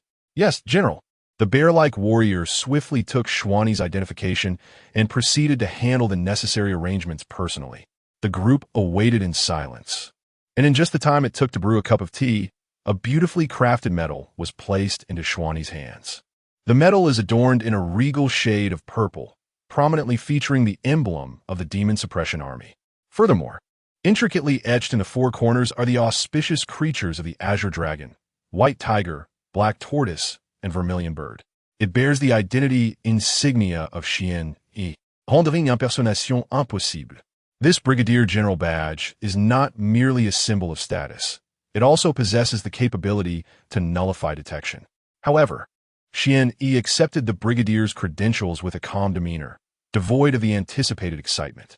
Even in the presence of the supreme leader of the Demon Suppression Army in the Magic City, his expression remained unperturbed, his gaze tranquil. Such an unflappable attitude is a rarity among youths of his age, a realization that led Su Hu to silently nod, further solidifying his resolve. Truly, an astonishing talent and temperament. Xian-yi, on behalf of the Demon Suppression Army in the Magic City, I formally extend an invitation for you to join us. You will have access to the finest training conditions our military offers, with priority provision of skills and equipment. In addition, I will facilitate your gradual ascension to the position of a brigadier general with actual authority. What do you say? The assembly was left in awe at Su Hu's proposition. A brigadier general with real power. Even among the upper echelons of the entire Huaxia nation, who command an army of 100,000 professionals, this youth, as they understood, had only just reached adulthood. Should he accept, his future would undeniably be boundless. To be honest, Xian-yi felt a stir of interest in his past life. He would have agreed without hesitation. Yet in this lifetime, having already owed much to Mo Han and missed numerous opportunities, he wished to no longer overlook those around him. He yearned to embark on a different path, perhaps to take the college entrance examination and experience university life. Chapter 21. I refuse. Y epaleis, General Su. But I currently have no intention of joining the demon-subduing army. While everyone gazed expectantly, awaiting Xian-yi's affirmative response, he shook his head and outright declined the invitation. This was even more astonishing than the benefits General Su had just proposed. The military officials accompanying General Su widened their eyes in disbelief, wondering if this young man truly understood the advantages he was forfeiting. Su Yingshan was equally taken aback by Xian-yi's refusal. After all, for the past 2 years, she had devoted her time to completing missions for the demon-subduing army in the abyss of despair. With her achievements in the purification wings, she had barely attained the rank of lieutenant, still far from the rank of brigadier general. General Su, I have considered this thoroughly. If there is nothing else, I shall take my leave. General Su, though somewhat perplexed by why this young man would decline such a peak offer in terms of status and resources, chose not to press the matter. If Xian-yi wished to strive outside the military for the time being, he would allow it. Moreover, the favor this individual had done for his daughter by providing her with mythical equipment warranted his respect. Very well, but your over 100,000 military merits can still be exchanged for quite a few items in the demon-subduing army's treasury, including professional skills and equipment. Shaolin, take Xian-yi to the treasury to have a look. General Su continued to express goodwill towards Xian-yi, compelling everyone present to take notice. However, upon hearing the directive, the attendant stepped forward, only to be interrupted by Su Yingshan's icy voice. No need. I will take Xian-yi to the demon-subduing army's treasury. Xian-yi bid farewell to General Su and quickly followed Su Yingshan as she departed. Observing this scene, General Su could only smile wryly, pondering when his daughter might ever forgive him. Outside the treasury of the demon-subduing army, Xian-yi genuinely had no desire to exchange for anything. Whether it be professional skills or equipment, he was unable to utilize them as his civilian profession did not meet the requirements for equipping them. Upon reaching their destination, Su Yingshan coldly turned to leave, but then recalled that it might be a long time before they would meet again. For the first time in her life, she proactively asked a man for his contact information. Xian-yi, please share your contact details with me. When I gather 20,000 crystal cores, I will reach out to you. Clearly, she believed that this was a fair price for the mythical equipment. Xian-yi could only smile wryly at her seriousness. After they exchanged contact information, he remarked, "There's no need. The 2,000 star cores you provided are already sufficient." Yet Su Yingshan had already turned away. She held her own convictions. Despite the challenges faced during this reconnaissance mission, she had exceeded expectations and was prepared to return to Jinghua University. As for Xian-yi, he couldn't help but reflect on the woman behind him, who had shared such close encounters with him and had been saved by him twice. Su Yingshan's feelings were complicated. She had a premonition that they would meet again soon. While over 100,000 military merits might seem substantial, it was still insufficient for Xian-yi's desired purchases. The only equipment he could don was the specialized gear, which was exceptionally expensive. After investing 50,000 military merits, Xian-yi adorned his finger with an inconspicuous, shadowy ring. Ring of Spiritual Eyes, 5-star epic. Wearing requirement, none. Attributes, physical critical hit rate 20, critical damage 50. Such attributes, both simple and lethal, justified its exorbitant cost. As Xian Yi exited the city gates, he promptly received a text from Qin and Mohan, filled with words of concern and well wishes. Although she was aware that all communication would be severed upon entering the abyss of demons, she could not resist reaching out. Xian Yi quickly replied, informing her of his imminent arrival at the school. At that moment, Qin and Mohan was engaged in a dungeon, undergoing her family's training for the Nightwing Archer profession. Once again, she cleared all the monsters with a 5-shot barrage, and as a flash of white light enveloped her, she found herself back in the real world. Indeed, the young lady was extraordinarily gifted. Having become a professional just a few days ago, she had already mastered her skills. At her current level of 7, it was likely that no one in the entirety of Magic City could surpass her. Hearing the compliments from the other professionals around her, Qin and Mohan merely smiled faintly, saying little. She believed that, despite her rapid advancement in levels, Xian Yi would undoubtedly remain ahead of her. He was the true prodigy. Thinking of Xian Yi, she realized it had been several days since they last communicated. With eager anticipation, she retrieved her communicator, and indeed, he had emerged. Upon reading his message, a glimmer of surprise flashed in her eyes, and her delicate face broke into an involuntary smile. "Uncle Kong, please arrange a vehicle for me. I have matters to attend to at school today." "Understood," replied the middle-aged man in black, who stood silently by her side, immediately contacting the appropriate parties to prepare. In reality, for most students at Honko No. 1 High School who had awakened their combat professions, attending school was no longer necessary. Given their affluent backgrounds, they had numerous avenues to swiftly enhance their experience and levels. Only those from more modest means would expend star cores to engage in training and leveling within the school's basic dungeons. Today marked an occasion for all students at Honko No. 1 to partake in a ranking assessment prior to the college entrance examinations, providing an opportunity for those who had already become professionals to undergo another evaluation. Zhao Yan had arrived at school earlier than usual, yet he still had not seen Xian Yi. Ever since he had dispatched Li Yong to eliminate Xian, he had not laid eyes on him again. A sense of secret delight surged within him, believing that Li Yong had successfully completed his task. However, the delay in Li Yang's return began to gnaw at his nerves. As a magnetic levitation vehicle came to a stop at the school gate, Zhao Yan's eyes lit up. He immediately recognized it as Qin and Mohan's car. "Moments latte." She emerged from the vehicle. The girl's youthful visage was radiant and alluring, her lips a luscious shade of red, and her eyes sparkled with anticipation like stars in the night sky. Zhao Yan hurried forward. Mohan, your speed is indeed remarkable." A sudden voice interrupted Zhao Yan, who had yet to finish his words. Qin Mohan, now a seasoned practitioner, transformed into a fleeting shadow, bypassing him to reach the rear. "Xian Yi, you have finally returned. It has only been 3 days. Come, let us head to school together." Xian Yi affectionately patted the side of Mohan, then turned to the frozen Zhao Yan. "Zhao Yan, are you here to welcome me as well?" This familiar yet infuriating voice left Zhao Yan momentarily stunned, shock coursing through him as he gazed behind him. Wan Yi, what are you doing here?" His astonishment was warranted. After all, he had dispatched a second-tier practitioner. Moreover, Li Yong, assigned by his father, was known for his caution, making it implausible for Xian Yi to appear alive in this place. "Is this a trick?" Zhao Yan pondered. "Oh, it seems that classmate Zhao is quite surprised," Xian Yi said, narrowing his eyes dangerously at Zhao Yan. He had begun to piece together the events surrounding the previous assassination attempt. Feeling the intensity of Xian Yi's gaze, Zhao Yan felt an inexplicable unease wash over him. Quickly dismissing his apprehension, he retorted coldly, "You're merely a fortunate commoner. I have no need to engage in conversation with you." Suddenly, recalling the significance of the day, Zhao Yan continued to taunt, "By the way, you are no ordinary commoner. If you have the courage, you should participate in our practitioners' rankings today. If you lack the guts, you shall remain forever hidden behind a woman."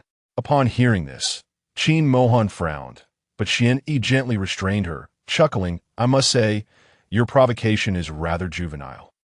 Zhao Yan's expression darkened, initially believing Xian Yi would abstain from participating, only to hear him continue. "However, I will accompany Mohan to partake in today's practitioner examination. As for what you hope for, I understand. You wish for me to duel with you? Ha, I decline. With that, Qian turned his back on the infuriated Zhao Yin, walking side by side with Qin Mohan into the school. Chapter 22, The Pretty Boy Look. There is our school's Qin Mohan, the only newcomer from Huaxia to conquer the hellish difficulty, truly deserving of her hidden profession. However, I recall from the news that there was another individual who accompanied the goddess during her triumph. A student of a lower grade inquired of his companion. Don't mind that person. He's just a pretty boy. Look, that SM. Indeed, he was nothing but a pretty boy, lacking any merit apart from his looks. Sigh, why does the goddess favor this type? Qin Mohan possessed an undeniable allure that attracted attention wherever she went in school, especially after her recent remarkable achievement. It was nearly impossible to evade scrutiny, yet most gazes were directed towards Qian. As the only known commoner in the school, he was inexplicably close to Qin Mohan. While everyone vocally derided Qian as a pretty boy, their eyes betrayed envy and resentment. They too yearned to be a pretty boy and win the affection of the goddess. Qian, oblivious to the scornful discussions around him, wore a smug smile and casually took Qin Mohan's hand, inciting further irritation among the onlookers. In his previous life, he may not have been so ostentatious, but after experiencing life and death, he had cast aside all reservations. The female students watching could comprehend this. Ever since they laid eyes on Qian, they found him irresistibly charming, their admiration for him swelling. Countless gazes were filled with longing. Had Qin Mohan not been by his side, they might have approached him to discuss the prospect of a relationship. Had Qian been aware of the female student sentiments, he would surely marvel at his newfound charm, valuing it immensely. Look, they're heading towards today's testing grounds. Could that pretty boy also be participating in the professional test? Impossible. He likely just there to spectate. What use is it for a non-professional to attend? Indeed, a worthless commoner would understand the excitement. Qian naturally led Qin Mohan towards the central combat arena of the school. Here, everyone donned battle gear, creating a stark contrast to the outside world. They were all professionals here to participate in the upcoming test. Zhao Yan had already been waiting nearby, clad in his summoner's robe, ready for the competition ahead. Upon seeing Qin Mohan, who became the center of attention wherever she went, he wore a dark expression laced with a cold smirk, contemplating his next move. This test was once again presided over by the vice principal, who donned a professional mage's robe, his glasses giving him the appearance of a learned archmage. He surveyed the crowd and proclaimed, "Fellow students, being here signifies our shared identity as magnificent warriors." Suddenly, his voice faltered, as if he had witnessed something terrifying. He was astounded to see Qian, the commoner, reappear in this space, aware that only professionals were permitted in this area. Entering this area as a non-combat profession is nothing short of self-degradation. The vice principal suppressed his displeasure. It seemed this commoner believed that by following Qin Mohan, he could somehow elevate his status. He was eager to see how Qian would confront the challenge. The vice principal succinctly outlined the details of the examination and promptly declared the commencement of the pre-college entrance test. This examination would take the form of combat, a confrontation among professionals, where those who achieved high ranks would gain the significant advantage of receiving a recommendation from the school to participate in the special college entrance examination in the imperial capital. This was an opportunity distinct from that of other combat professionals, as the most prestigious institution in the capital only selected the most exceptional students. Thus, whether in terms of equipment, professional level, or skills, only the best prepared individuals would stand a chance. As the battle commenced, it was no surprise to Qian that the vice principal had excluded himself from the fray. He felt no urgency. There would be a challenge segment later where he could enter and save time. The examination unfolded swiftly, with names being called to enter a specially designated testing space. This environment resembled a dungeon space, where the battles were genuine, continuing until one participant's health was entirely depleted. A knockout format was employed until the final 20, and, ultimately, the first place was determined. However, Qian found little interest in the combat among these average level 5 professionals. It was only when Mohan took action that he felt a spark of intrigue. During their previous joint venture into the dungeon, she had managed a triple shot. Now, just a few days later, she had mastered the 5 consecutive shots with her bow. In the elite Class 9, Zhou Han faced off against Liu Tianqing. At this moment, a stranger appeared, of an age similar to those present. Yet astonishingly, he was at level 7. Clad in warrior attire, his stature was remarkably imposing. Not only had Xian Yi never encountered this individual, but none of the onlookers recognized him either. Curiously, the vice principal showed no reaction to the arrival of this student. Soon, Zhou Han and the warrior named Liu Tianqing entered the combat arena simultaneously, with their information displayed on the screen. Who is this Liu Tianqing? Level 7. I've never seen him before. Wait, look at the information above. His profession is Dragon Slayer. Could this be yet another hidden profession? The battle between the two had yet to commence, but chatter among the spectators was incessant. Hidden professions were destined to evolve into formidable figures. Their attribute enhancements were formidable, making them nearly invincible to ordinary challengers, growing increasingly terrifying as they progressed. Entering the virtual combat arena, Zhou Han was no weakling. However, upon discerning the opponent's profession and level, his expression shifted dramatically. Before he could contemplate further, a massive sword from his adversary swung toward him. Zhou Han managed to parry this singular blow, but it proved to be the only one he could withstand, as he was soon overwhelmed by a relentless barrage of attacks, dissipating into a flash of white light. The crowd gazed in awe towards Liu Tianqing, initially believing that the first place in Hongkou One high school would be claimed by Qin Moan. However, as Liu Tianqing's extraordinary performance unfolded, their convictions began to waver. The virtual combat within the instant space unfolded swiftly, and in the blink of an eye, only 20 individuals remained. These 20 were predominantly of level 5 and above, poised to represent their cohort in the upcoming special examination in the imperial capital. According to convention, each student in attendance held the opportunity to challenge the top 20. A successful challenge would allow them to usurp a position and partake in a prestigious examination. Those confident in their abilities eagerly selected their opponents, determined to emerge with the strongest 20 contenders. This was a fierce competition for their futures, as no one wished to miss the chance to enter the finest university in the imperial capital, a place brimming with more instant secrets and abundant resources, where students could accelerate their growth. Once the final 20 were determined, the challengers from the sidelines had exhausted their opportunities. Regardless of their lingering dissatisfaction, they were resigned to their fates. Zhao Yan observed that Xian Yi remained unfazed, exchanging glances with Qin Mohan, seemingly impervious to the hostile glare surrounding him. How could a mere commoner like Xian Yi, amidst a gathering of professionals, be so brazen? Zhao Yan could no longer contain himself and stepped forward to mock.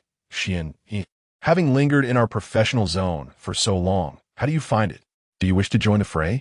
Oh, forgive me. I almost forgot. You're merely a commoner. A uniquely level 5 commoner, no less. Ha ha ha. The others joined in the ridicule, spurred on by Zhao Yan's taunts. Yet, Xian Yi's demeanor remained composed, seemingly unperturbed by the antics unfolding before him. This unexpected calm disheartened Zhao Yan, who had anticipated a furious response from Xian Yi leading him to challenge him recklessly. He never expected that even such provocation would not draw Xian Yi into the fray. As his mind raced to devise a strategy, Xian Yi's voice leisurely broke the silence. Zhao Yan, your attempts at provocation remain rather juvenile. If you wish to compel me to act, you must first prove your worthiness. Such audacious words caused Zhao Yan's lips to twitch in irritation, which soon transformed into fury. You, a commoner, dare to speak of qualifications? I would like to hear what you deem worthy. Simple, Xian Yi replied. Let us each wager 3,000 star cores. The victor claims it all. If you lack the funds, then be on your way, and do not expect me to fight for you. Chapter 23. A single blow to death. Xian Yi's words soon stirred a wave of astonishment. A wager between a commoner and a professional, particularly with a stake of 3,000 star cores, was indeed a grand gamble. Everyone knew he was a commoner, an orphan. How could he possibly produce such a sum? Sensing the crowd's skepticism, Xian Yi promptly retrieved 3,000 star cores from his backpack and placed them at the adjudication desk of the battle arena. This was one of the arena's functionalities, specifically designed to facilitate wagers for combat professionals. What? Is this lad insane? It certainly appears so. I had thought Xian Yi displayed considerable composure. Yet it seems he was provoked by Zhao Yan's taunts. 3,000 star cores, equivalent to 30 million in soft currency, had everyone enviously eyeing Xian Yi. Their jealousy only intensified, especially since they had already resented Xian Yi for his association with Qin Mohan. They could only lament how delightful it must be to live off another's wealth. Qin Mohan herself was intrigued, in just a few days apart. What had Xian Yi done to acquire such a fortune in star cores? Meanwhile, Zhao Yan was left dumbfounded. He indeed had no such wealth on him, merely 1,000 star cores, which his father had recently given him to purchase equipment. However, observing the eager gazes of those around him, an idea soon formed in his mind. Clearly, those who had just joined in the mocking laughter were Xian Yi's adversaries. Everyone, I only possess 1,000 star cores. Let us pool our resources. If we can gather up to 3,000, once this challenge concludes, we shall divide the spoils, making this arrogant brat pay for his hubris. Upon hearing Zhao Yan's proposition, the onlookers eagerly began to contribute their savings. They realized they could not only witness Zhao Yan teach this insolent lad a lesson, but also gain something in the process. Given that all professionals came from respectable backgrounds, several quick-minded individuals contributed a few hundred star cores each, swiftly amassing a total of 2,000 star cores. Observing this, Zhao Yan immediately placed the total of 3,000 star cores at the adjudication desk of the dungeon space and ominously declared, "Brat, you no longer have an opportunity to back out. Fear not. I shall not allow you to end this battle so easily. I will have my summoned beast devour you piece by piece." "Then let it be," Xian Yi retorted. "Since you are so eager to present me with star cores, I shall reluctantly accept. Let us proceed." He boldly stepped into the dungeon space first. Noticing Xian Yi's calm demeanor, Zhao Yan sneered, "Humph, merely a display of bravado." As a flash of white light enveloped them, both entered the dungeon space, and the large screen displayed their combat information. Zhao Yan, level 6 summoner versus Xian Yi. Level 7 commoner. What the hell? How did he reach level 7? This is an unprecedented level for a commoner. But what use is that? I suspect Zhao Yan could defeat him with just one summoned creature. Indeed, what advantage does a commoner possess with such meager data, regardless of their level? The crowd clearly did not anticipate that just a few days after the hellish dungeon, Xian Yi had remarkably leveled up twice. Now, standing among the highest in rank amongst all present, Zhao Yan, having noticed Xian Yi's information, sneered, ready to hurl further mockery, when suddenly, a flicker of shadows brought Xian Yi to his side. Yet, he was no novice. Sensing danger, he swiftly turned his head aside. Although astonished by Xian Yi's speed, Zhao Yan believed his defenses were impenetrable.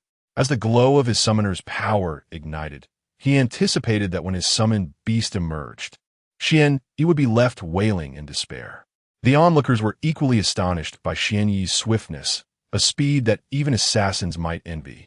Yet he remained merely a fast commoner. Bang! Xian Yi's fist struck Zhao Yan's chest before the astonished eyes of the spectators. Zhao Yan's vision darkened, and he was engulfed by a blinding light, instantly appearing outside the arena. The display screen above changed in an instant. Xian Yi wins. What just happened? The spectators were left in a state of bewilderment. What did they witness? A commoner struck down a professional summoner with a single punch? Surely it was a trick. How could that be possible? The commoner bore no weapon, and the only semblance of equipment were the 2 rings adorning his fingers. How could Zhao Yan have been defeated so easily? They rubbed their eyes in disbelief. Meanwhile, at the entrance to the dungeon, Xian Yi had extracted all the star cores with composure, stepping onto the stage to stand alongside Qin and Mohan, becoming one of the 20 individuals eligible to participate in the prestigious examination in the imperial capital. For Xian Yi, this was no formidable challenge. His power attributes, even without the scythe of eternal fate, surpassed 600. Zhao Yan, a summoner with inherently low vitality, barely exceeded 500 even with his gear. Though equipped with defensive items, they proved utterly ineffective against Xian Yi's final whisper. Noticing the incredulous expression surrounding him, Qin Mohan's starry eyes sparkled with delight, her lips curling into an unabashed smile of pride. As Xian Yi observed Zhao Yin still standing in shock, he called out, "Thank you, Zhao Yin, for the 3,000 star cores. Oh, and let us not forget your coveted spot." Realizing the situation, Zhao Yan's face flushed a deep crimson. Yet he had no opportunity to retaliate. Those who had previously wagered alongside Zhao Yan, expecting a windfall, now surrounded him, jeering, "Well done, Zhao Yan. You certainly put on a splendid show. We didn't see through your ruse at all." Zhao Yan, regaining his wits, quickly protested, "I did not." "Silence. Don't think your Zhao clan is so formidable that I would fear you. If you do not compensate for my losses today, I shall ensure that you face the consequences." Some impatient individuals have already begun to shout in anger, demanding a refund. Chapter 24. I surrender. The lineage of these young masters is not significantly inferior to that of Zhao Yan. Feeling their intellect insulted, they erupted in furious outrage.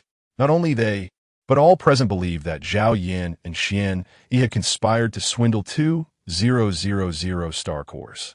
That equates to a staggering 20 million soft currency. Xian Yi stood beside Qin Mohan, making it imprudent for them to confront him directly. Thus they concentrated their ire on Zhao Yan. Under the pressure from so many young masters of the magical city, Zhao Yan could no longer withstand the strain. He reluctantly accepted defeat, promising to compensate them for their losses upon returning, which eventually quelled their anger. With a murderous glare, Zhao Yan fixed his eyes on Xian Yi among the 20 standing above, yearning to challenge him immediately. However, due to the established rules of challenge, he was compelled to select another unfortunate soul. Given his high profession level of 6 and array of blue gear, the battle concluded swiftly. He remained convinced of his inevitable victory, believing that some miscalculation had occurred earlier. Even now, should anyone suspect Xian Yi's integrity and wish to challenge him, they found themselves out of attempts.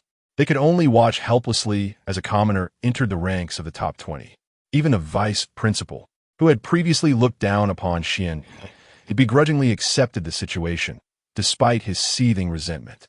He could already envision the expressions on the faces of the elite when they learned of Xian Yi's commoner profession upon their arrival in the imperial capital.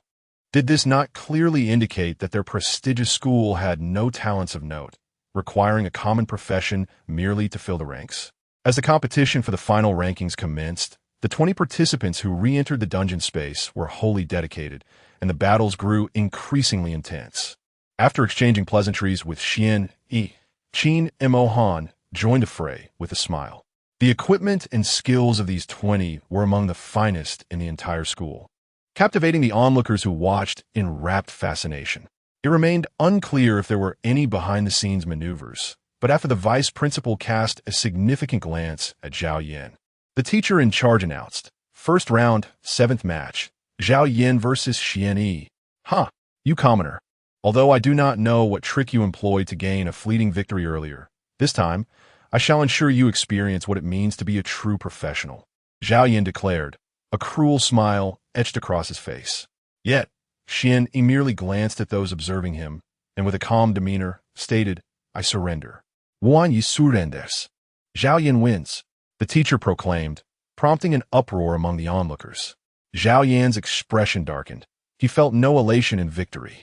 He had intended to reclaim his dignity by brutally defeating Xian Yi, but the latter's immediate concession was more painful than losing outright. Even if Xian Yi were to defeat him again, he would not feel such anguish. "Do you not have any pride left? A man should step up and fight me," Zhao Yan shouted. However, Xian Yi did not even spare him a glance, his focus solely on Qin Mohan.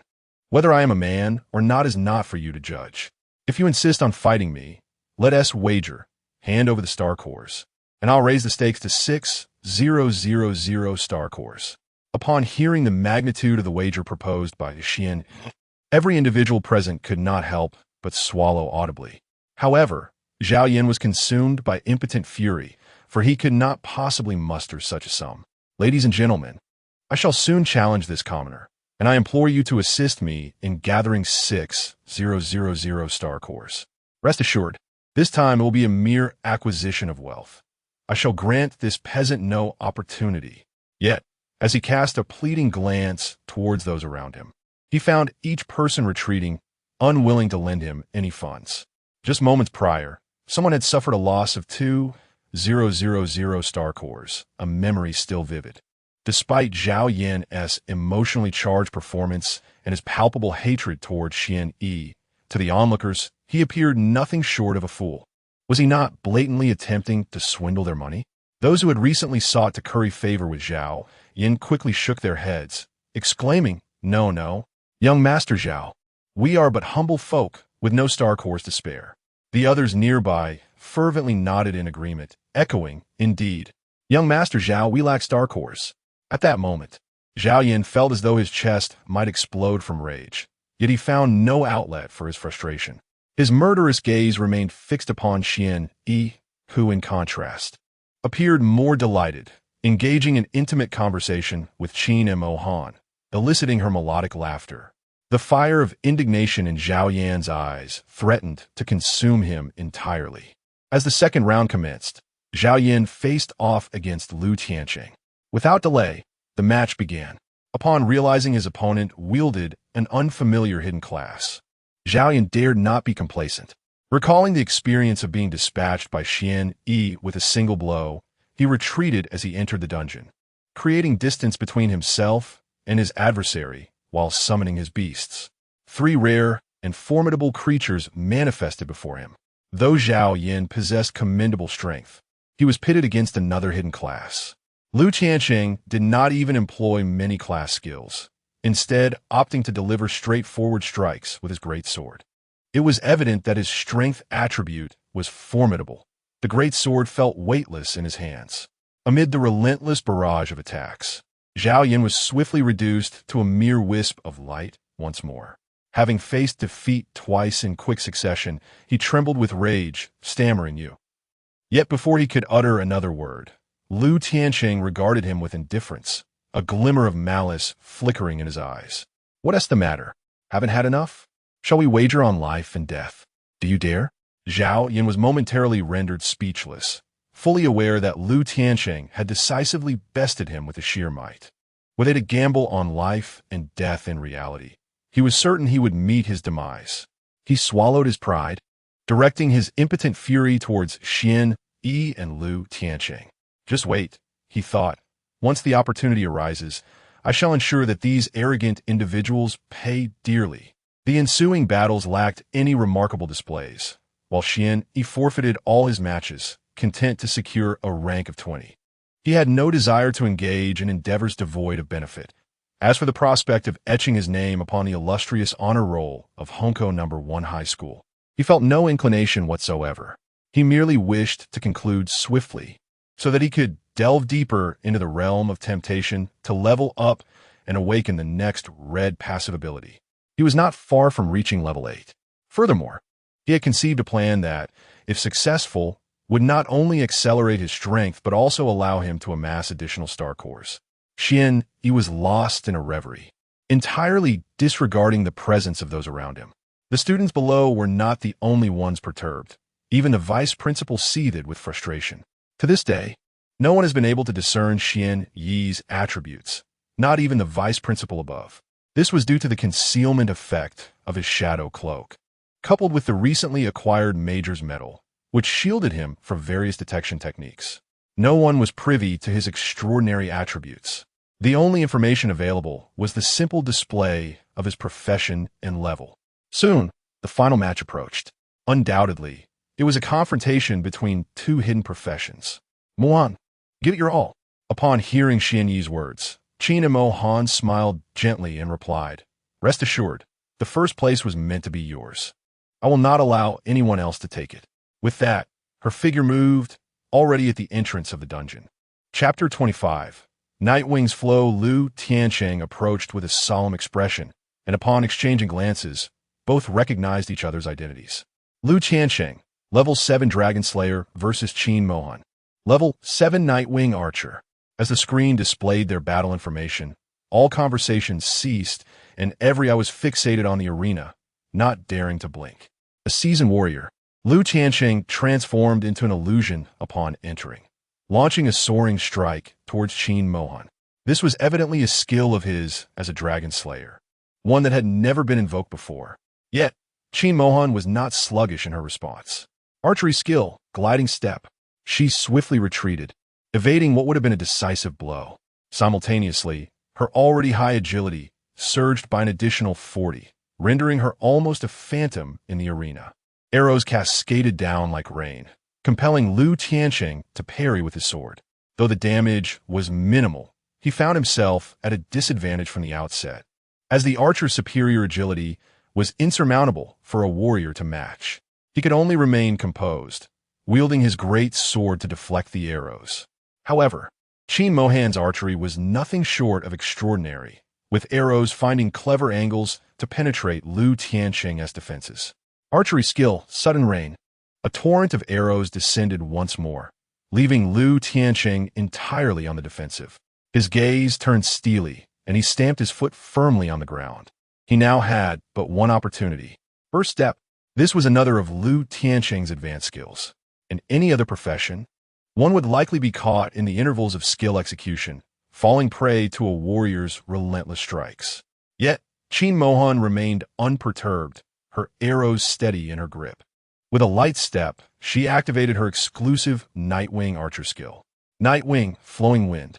At that moment, she soared several meters into the air, ethereal blue wings materializing behind her, pausing gracefully in midair. She appeared as a celestial goddess, enchanting and dreamlike.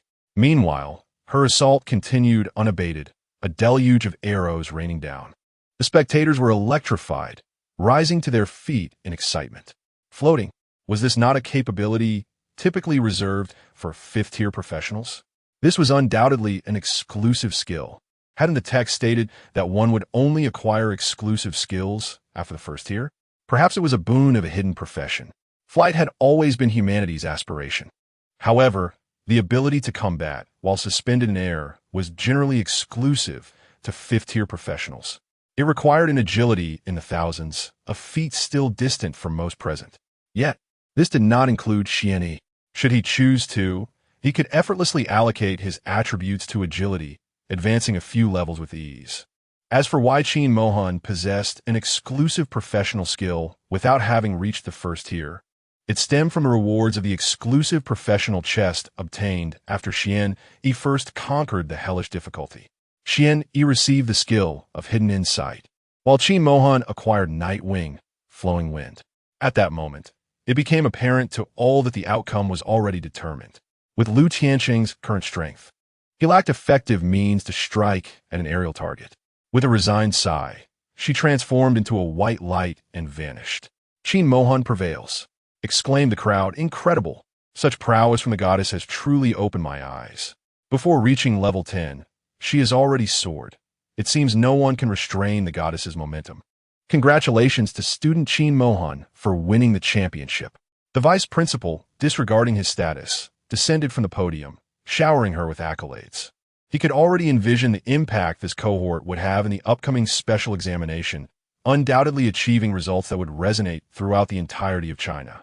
The anticipation of the impending honor somewhat alleviated his frustration regarding the necessity of bringing the commoner Xian Yi to the capital. Thank you. Qin Mohan responded courteously to everyone, her gentle smile imbued with an air of aloofness that kept others at a distance. After attending to the formalities, she rushed to Xian Yi's side, her beautiful eyes sparkling with joy, clearly seeking his praise. Quite impressive indeed. You demonstrated an even greater mastery in battle than I had imagined. You truly live up to my expectations, little Mohan. Upon hearing his affectionate address, a faint blush crept onto Qin Mohan's snow-white face, leaving those around her momentarily speechless. Soon, however, they glared enviously at Xian Yi. They acknowledged the goddess's perfection, but deemed it utterly unreasonable for her to be so closely associated with a commoner. All right, everyone, this assessment has concluded. In 2 days, the school will organize a final collective activity that all practitioners must attend. The vice principal, seeing the event wrapped up, continued speaking. Observing the closeness between Xian Yi and Qin Mohan stirred a sense of discomfort within him, prompting him to express his irritation. We will enter the realm of ferocious beasts through the South City Gate. This time, It will be real combat, not the trivial skirmishes you experienced in the instant spaces. Prepare yourselves mentally. You are all dismissed. Yes, the students replied excitedly.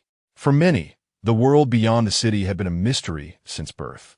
Now, as practitioners, they finally had the chance to venture out, and their excitement was palpable. Xianyi, will you join us in 2 days? Of course, I shall accompany you. Xianyi replied with a smile, teasingly observing the eager Qin Mohan, who rolled her eyes playfully, though her expression radiated enthusiasm and delight. We must agree on this. You absolutely must come. Rest assured, I shall see you then. As Xianyi began to depart, Qin Mohan felt a pang of reluctance in her heart, but could only await the training session in 2 days. During their earlier conversation, Xianyi had mentioned the approaching examination and his need to focus on leveling up. Lacking the support of a prominent lineage, he found it impossible to access the instance realms monopolized by certain families.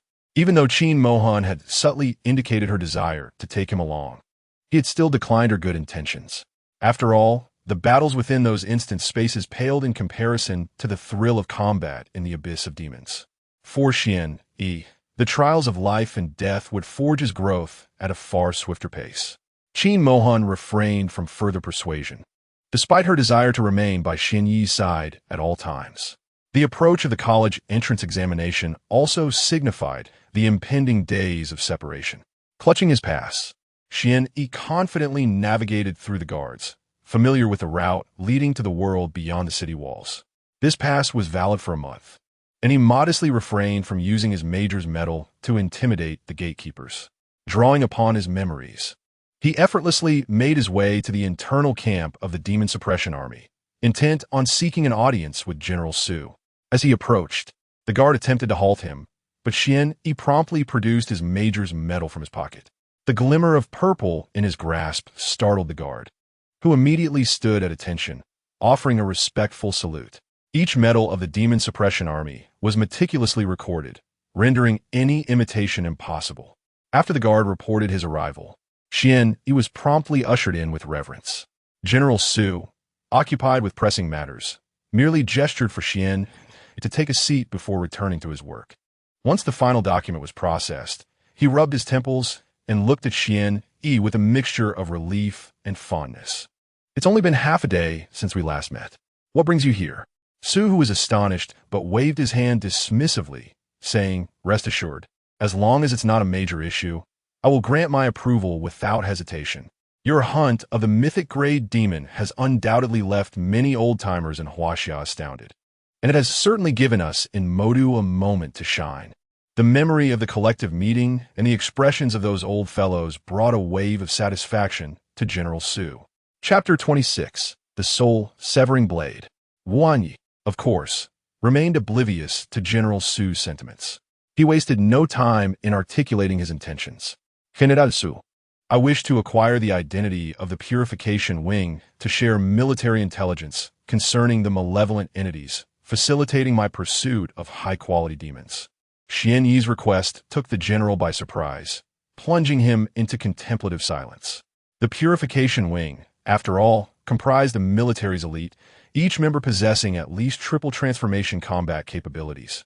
Having undergone rigorous selection with an elimination rate of 1 in 10,000, before finally earning the right to stand as an independent member of the Purification Wing. Thus, they wielded unparalleled individual prowess to undertake seemingly insurmountable tasks, aiding humanity in gathering as much intelligence as possible from the abyss of demons. Despite humanity's current stabilization, they remained at a distinct disadvantage in this seemingly endless conflict. Very well, wait a few moments, and I shall have your identity token brought forth, General Su stated, his mind untroubled by the challenges of entering the Purification Wing. Xianyi required but one criterion to meet the demands, for he was the sole individual in the annals of Huaxia history to have single-handedly slain a mythic-level demon. As Xianyi's impatience grew, a knock resounded at the door.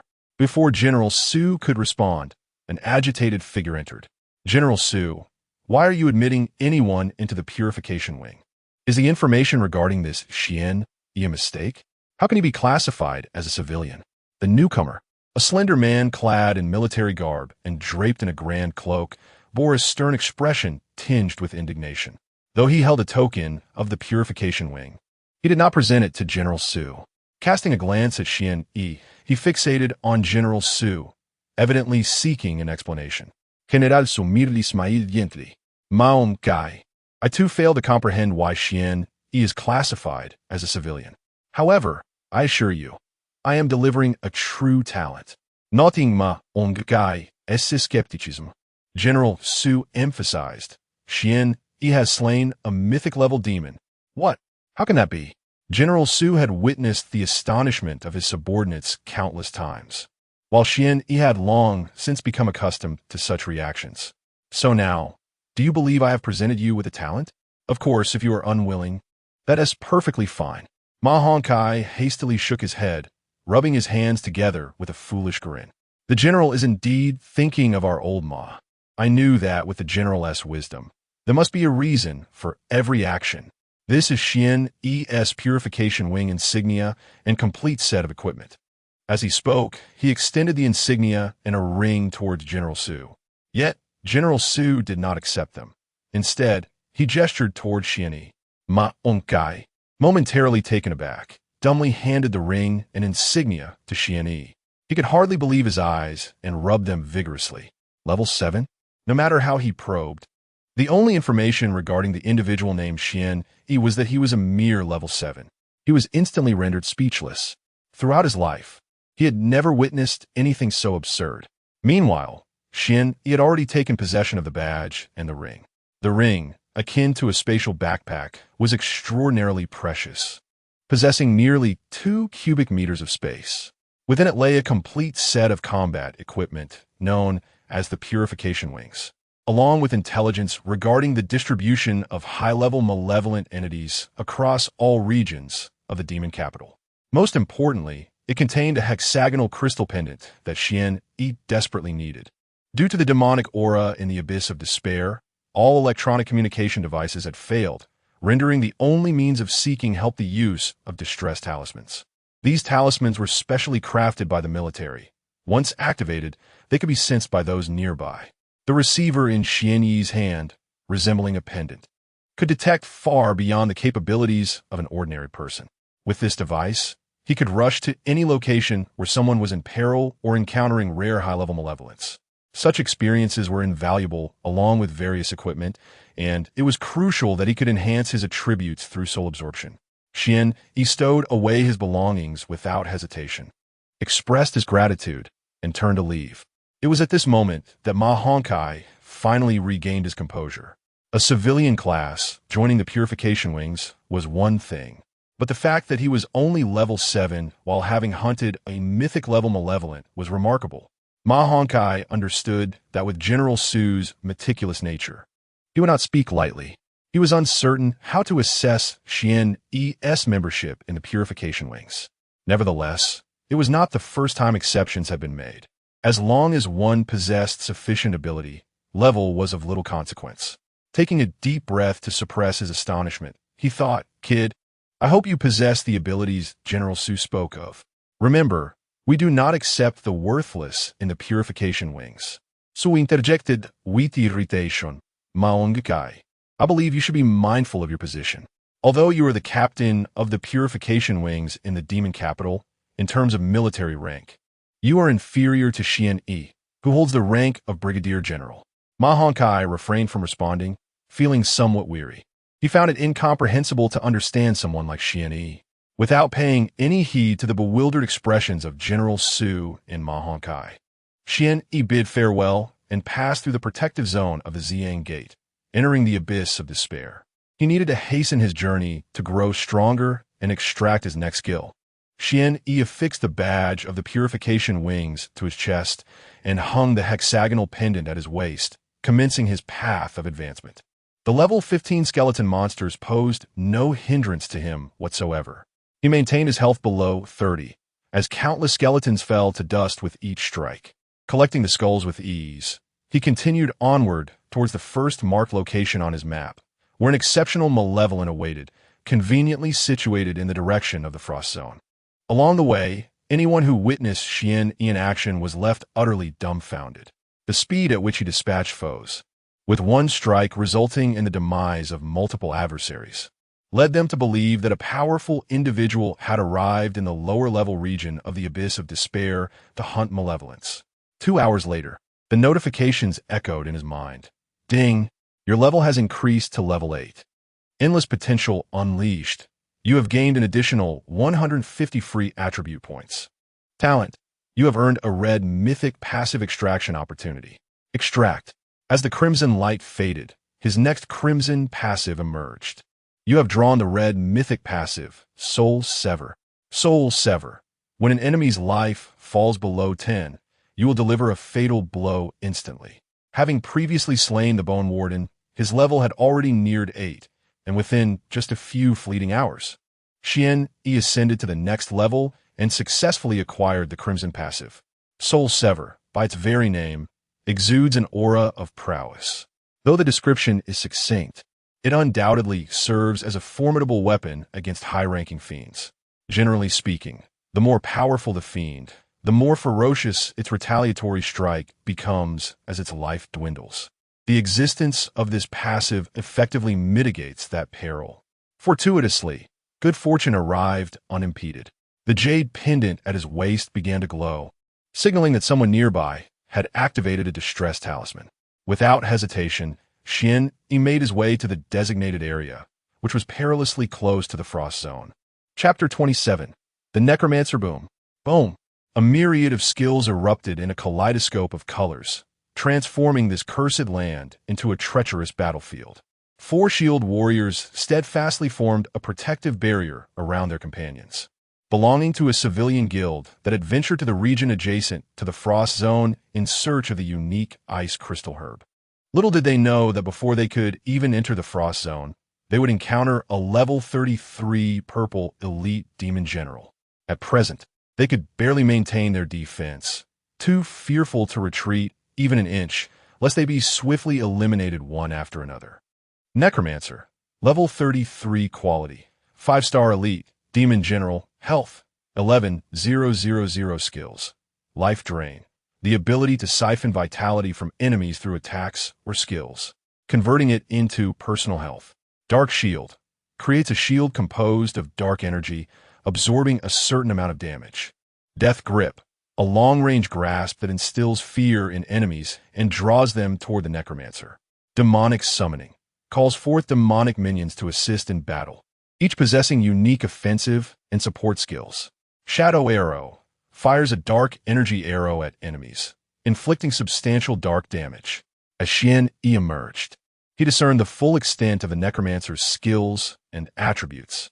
Indeed, at this level, the demons exhibited remarkable resilience, with a plethora of skills at their disposal. The practitioners of this civilian guild were not weak. Most donned rare blue-class gear, yet they were still being steadily overwhelmed by the demonic minions summoned by the necromancer. Had it not been for a priest at the rear, desperately sustaining their lifelines, they would have surely fallen in the next moment. Currently, there were already 20 demonic minions in play, and the guild was nearing the brink of collapse. The necromancer, shrouded in a dark robe, bore a mocking expression reminiscent of a cat toying with its prey, and spoke in a voice that was both obscure and grating. Humans, you have truly added a modicum of amusement to my otherwise dull existence. I almost hesitate to slay you. Instead, why not embrace your fate as slaves to the demons? No longer could they afford to wait. Xian Yi, emerging from the shadows, displayed the radiant emblem of the wings of purification on his chest. Hope flickered in the eyes of the beleaguered guild members. Their captain, invigorated, exclaimed, "Brothers, we are saved. A lord with the wings of purification has come to our aid." With anticipation, he turned to Xian Yi, bracing against the onslaught of demonic minions, and eagerly inquired, "My lord, how many demon suppression troops are following behind?" Xian Yi cast a puzzled glance at the man. Was he not sufficient on his own? "It is only I. Fear not. Just ensure your own safety. I shall swiftly deal with this necromancer." With that declaration, Xian Yi's agility surged forth, descending like a meteor upon the necromancer, who was shielded by layers of demonic minions. "Ah, excellent. Another fool has come to meet their demise. The necromancer's skeletal claws waved, summoning forth additional demonic minions to rush toward Xian. While these minions possessed over 2,000 health and were not lacking in other attributes, their speed was woefully sluggish, at least from Xian's perspective. With a mere few evasive maneuvers, Xian effortlessly cast aside the demon's servant that lunged at him, leaving it behind. Simultaneously, the scythe of immortal fate swung forth, its blade shimmering with crimson radiance, delivering a critical strike.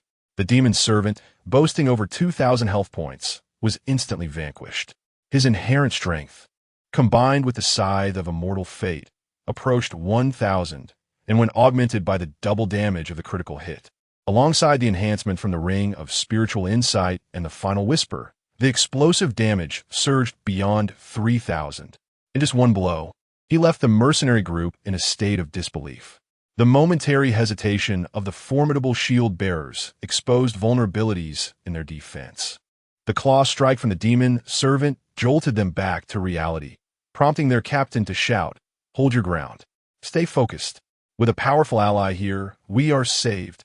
Despite having observed Xian alone earlier, appearing youthful and even undetectable in terms of professional rank, his ability to dispatch the demon servant with a single strike reassured them completely. Perhaps this formidable figure truly possessed the capability to contend with a demon general. Meanwhile, the necromancer sensed an unsettling shift. The human's attack power was indeed formidable. Exercising caution, he resolved to eliminate the human from a distance. Shadow Arrow, a projectile imbued with dark magical energy, swiftly approached Xian. Yet, he merely extended his right arm, effortlessly blocking it. The dark attribute magic dissipated before it could even unleash its power, demonstrating his invulnerability to magic. This was the essence of invulnerability to all laws, allowing him to negate 90 of spell damage. This was precisely why Xian ventured into the Frost Zone, where most of the vile creatures were spellcasters. Although they held high levels and formidable attacks, their health was comparable to that of mages. This greatly enhanced Xian Yi's leveling efficiency. Furthermore, with such an extraordinary passive ability, it was impossible for mage-type demons to eliminate him in one strike. Any creature incapable of doing so would undoubtedly contribute to his experience. This was a testament to his confidence in his own capabilities. The necromancer's gaze turned even colder. After summoning another shadow arrow, he found it utterly ineffective and abandoned that line of attack. As he began to chant a spell, a massive dark hand abruptly materialized above Xian. This was the grasp of death. The magical fluctuations were palpable even to those engaged in battle from afar. They now fully believed that this necromancer was indeed toying with them. Under such a skill, none among them could withstand its might. However, Xian simply severed the enormous hand with the scythe of immortal fate, and due to his invulnerability, even the fear effect of the spell failed to affect him. Now, Xian had closed the distance, his health hovering at a precarious 30. The echo of desperation was activated. It was now his turn. Upon witnessing the menacing aura radiating from Xian, the necromancer felt an inexplicable sense of trepidation and quickly summoned a dark shield for protection. Yet in an instant, as Xian rushed forth, he feigned a strike before appearing behind the necromancer. The immense scythe swung, heralding the arrival of death itself. In an instant, over 2,000 health points were stripped from the demonic sorcerer. Now that the distance had closed, no matter how fiercely the sorcerer resisted, he was merely a mage. For Xian, it was an endeavor so effortlessly simple. With a final strike, glowing with a crimson hue, the sorcerer collapsed lifelessly to the ground, offering no effective defense. The demonic minions he had summoned vanished entirely. One of the members of the mercenary group stood frozen, captivated by Xian flawless display of combat, lost in a reverie. This was particularly true for their captain. As a seasoned warrior, he could discern the precision in every movement that Xian executed, each strike devoid of superfluous action. Confronting the formidable demon that had threatened their annihilation was rendered as effortless as slicing through vegetables in the presence of this master. The red passive, Soul Devour, has been activated. Strength 3, Constitution 10, Agility 10, Spirit 21. A surge of crimson light flowed into Xian-yi as the power of the demon was absorbed into his being. What a delightful sensation. It was an enhancement that resonated directly with the very essence of his soul. Observing the esteemed figure, who stood by the demon's corpse with eyes narrowed in bliss and a peculiar smile gracing his lips, the captain of the shield guard approached cautiously. Chapter 28. The snow demoness. He had long heard that those who could become the purifying wings were eccentric beings, yet he was astonished to actually encounter one. Mighty. Sir, thank you for your life-saving grace. We shall leave all these demonic corpses and equipment to you. Without waiting for Xian-yi's response, they all hastily dispersed. What is this? Xian-yi looked in bewilderment at the fleeing figures. Was he truly so fearsome? With a resigned shake of his head, he proceeded to cleanse the battlefield, collecting all useful items into his storage space. To his fortune, the sinister sorcerer had yielded a third-tier purple staff and boots. Not bad at all. As for their attributes, it was best not to dwell on them, for he was currently unable to equip them. With this unexpected turn of events, the path ahead into the frost zone became considerably easier. Upon encountering a landscape of pure white, he knew he had arrived in the frost zone. This place was imbued with an exceptionally rich frost attribute, typically explored by practitioners of the third tier or above. Each creature here leaned towards the mage profession. Casually surveying his surroundings, Xian-yi noticed several snow wolves, each around level 10. They were mere natives, lacking in formidable strength. After swiftly dispatching a few, demonic beings appeared in the distance, floating in the air. Snow Demoness, level 33 rank, 3-star excellent health, 5,000 skills, Frost Beam, fires a beam of frost to attack enemies, with a chance to freeze the target. Ice Crystal Shield, creates an ice crystal shield to reduce incoming damage. Snowstorm Technique, utilizes gravity and snow to launch an attack, inflicting substantial damage on foes. With his hidden insight, all attributes of the level 33 Snow Demoness were laid bare before him. Quite impressive, possessing 3 skills, all of which were ice attributes. The damage she could inflict on him was negligible. Xian-yi did not linger. Upon spotting the demoness, he blended seamlessly into the surrounding snowy landscape, cautiously approaching her. By the time she became aware of his presence, she could only manage to release a single frost beam before he closed in on her. Terrified, she hastily summoned her ice crystal shield, but it proved ineffective against his overwhelming penetration. Before long, her health of 5,000 dwindled to nothing, transforming into experience for Xian-yi. Simultaneously, she dropped 3 star cores and her unique material, Ice Feather. This item could not only be exchanged for 60 merit points, but could also be used to craft arrows imbued with freezing effects, likely beneficial for Emohan. At the moment of her demise, the Snow Demoness emitted a piercing wail, her voice shattering the tranquil silence of the snowfield. Xian-yi felt no panic nor inclination to halt. He required these monsters to seek him out. Should the number of demons be few, he would eliminate them all, striving to level up before seeking Qin and Mohan. If the demons were numerous, he could simply depart the frost zone. Generally, demons would not venture beyond their designated areas, only doing so during times of chaos. He did not have to wait long. Just as he finished collecting the items dropped by the Snow Demoness, 3 more Snow Demonesses, each in their 30s, floated towards him from various directions. 3 beams of frozen light converged directly upon Xian-yi, and coupled with a snowstorm technique unleashed by one of the Snow Demonesses, his health finally plummeted below 30. Yet, amidst the onslaught, he found himself near one of the Snow Demonesses, and his attack power had now doubled. Coincidentally, as the scythe of immortal fate swung, a flash of red light erupted, triggering a critical hit.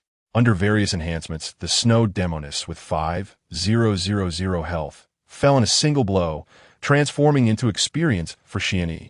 Of course, as she perished, she continued to unleash her death wail. Under the cumulative 100 bonus from the Echo of Desperation, the other 2 Snow Demonesses also turned into experience and materials. Xian-yi's speed in slaying the fiends was remarkable, yet the Snow Demonesses, sensing the commotion, arrived even faster. He adeptly maintained his health line. As the number of snow demonesses increased, he refrained from conservatively recovering his health, instead keeping it below 20. His current attack power surged by 200, resulting in a threefold increase in attack bonuses. With every 2 swings of the scythe of immortal fate, a snow demoness would fall. Occasionally, a critical hit would allow him to defeat one in a single strike. 2 days of leveling passed in the blink of an eye, during which he had only left the frost zone once. On that occasion, the number of snow demonesses had swelled to 20, accompanied by a level 39 frost troll. The frost troll possessed formidable physical attacks, making it somewhat challenging for Xian-Yi to eliminate, as it could easily force him to reveal his trump cards and severely hinder his leveling speed. Thus, he retreated from the frost zone for a brief respite. Once his energy was sufficiently replenished, Xian-Yi re-entered the frost zone. This monotonous cycle of leveling and monster slaying was tedious. Few could endure such intense combat for an extended period. However, Xian-Yi relished the process. It was a solitude that one must endure on the path to becoming a formidable warrior. At the conclusion of 2 days, having slain foes well above his level, he finally reached a new level. Indeed, as one progressed, leveling became increasingly sluggish, compounded by the hindrance of a civilian class, rendering the pace exasperatingly slow. Ding! Your level has risen to level 9. You have gained attribute enhancements: Strength 1, Constitution 2, Agility 1, Spirit 2. Free attribute points distributed. 3. Endless potential erupts. You have gained an additional 150 free attribute points. Talent. You have obtained a passive skill from the Red Myth. Draw. You have drawn the Red Myth passive skill, Thunder Wrapping. Thunder Wrapping. Attacking enemies in front has a 50 chance to unleash a chain of thunderous power, with damage values dependent on attack power and spirit attributes. The number of targets struck by the thunderous power is determined by spirit, current count. 4. Xian-Yi gazed at the newly acquired skill, his eyes sparkling with excitement. This was nothing short of a divine technique for leveling. In essence, it was an enhanced version of the electric blade. Moreover, the damage from the thunderous power was based on strength and spirit attributes, meaning it would surpass his regular attacks. Once triggered, a single strike could fell multiple foes. Xian-Yi suppressed his urge to continue leveling and made arrangements with Mo Han. For the time to venture into the beast world was drawing near. First, I must complete the date, for this is indeed the first time I have agreed to meet with Mo Han. Xian-Yi meticulously gathered all the materials and equipment from the snow demoness scattered around, then turned to re-enter the outskirts of the abyss. As the cloak billowed, Xian-Yi activated his stealth ability, advancing discreetly. At this moment, his only objective was to traverse the terrain, with little opportunity to engage with monsters. However, the more he resolved not to confront the malevolent creatures, the more the situation spiraled in the opposite direction. Beep! The receiver from the purifying wings emitted a sound. Someone nearby had activated a distress signal. This was not the end. Following the appearance of the first marker, as Xian-Yi briefly pondered whether to respond, a flurry of distress signals erupted. Beep! Beep! Beep! What is happening? Did a gathering of elite demons commence? No matter. Rescuing those in peril takes precedence. Something must have gone awry. Xian-Yi hastened towards the source of the nearest distress signal, which lay within the realm of level 25 imps. To his astonishment, when he had previously passed through this area, it was merely inhabited by ordinary creatures, with scarcely any green-quality beings to be found. Yet now, blue rare imps were conspicuously abundant. Chapter 29. An unexpected encounter. Upon returning to the city Xian-Yi found himself utterly unwilling to confront the little demon. Primarily, its astonishing flight speed and lack of ranged abilities rendered it challenging to inflict effective damage upon it. In the distance, he could discern the first team calling for help. A 5-member squad struggled against the sudden onslaught of surrounding little demons. Leading them was a remarkable purple-winged little demon. Purple-winged little demon, level 27 rank, 4-star exceptional health, 7,000 abilities, demonic flame, exhales a straight line of fire, dealing fire damage to enemies in front, with a chance to ignite, causing ongoing damage. Eye of Confusion, gazes at an enemy, with a chance to induce a state of confusion, causing random attacks on nearby units, including allies, lasting for 2 seconds. Scream of terror. Emits a piercing scream that causes surrounding enemies to flee in fear, momentarily incapacitating them for combat. The nearby demons incessantly spewed fire, while the purple-winged little demon seized every opportunity to unleash the Eye of Confusion. Fortunately, the 2 leading warriors of the 5-member team had both achieved their 3rd advancement, granting them decent resistance to mental attacks. However, regret gnawed at these 2 warriors' hearts as they lamented their earlier decision to be led astray by lust, bringing along 3 second-tier female companions to grind levels. Now, they found themselves ensnared, unable to escape. Wei Wei, I can't hold on any longer. Perhaps we should abandon the 3 of them and break through. One young man whispered urgently to his companion. They were all members of the Flame Guild, who had initially sought to pass the time by leveling up in the Little Demon area with 3 ranged female companions. Little did they know they would find themselves ensnared in such a dire predicament. No, without their ranged support, our survival time would diminish even further. Now we can only hope that someone receives our distress signal and comes to our aid. The warrior, named Wei Wei, remained rational, while the young man, having lost his composure, embarked on an agile warrior's path. After another collision with the little demon, he suddenly dashed forward, relying on his speed. Damn it, Wei Wei cursed, while the 3 females paled in terror. Among them were 2 ranged mages and a priest, with only 1 warrior left to defend. They would be utterly incapable of fending off the demons from all sides. Just as despair threatened to engulf them, Xian Yi appeared in a flash. Focus on the other little demons.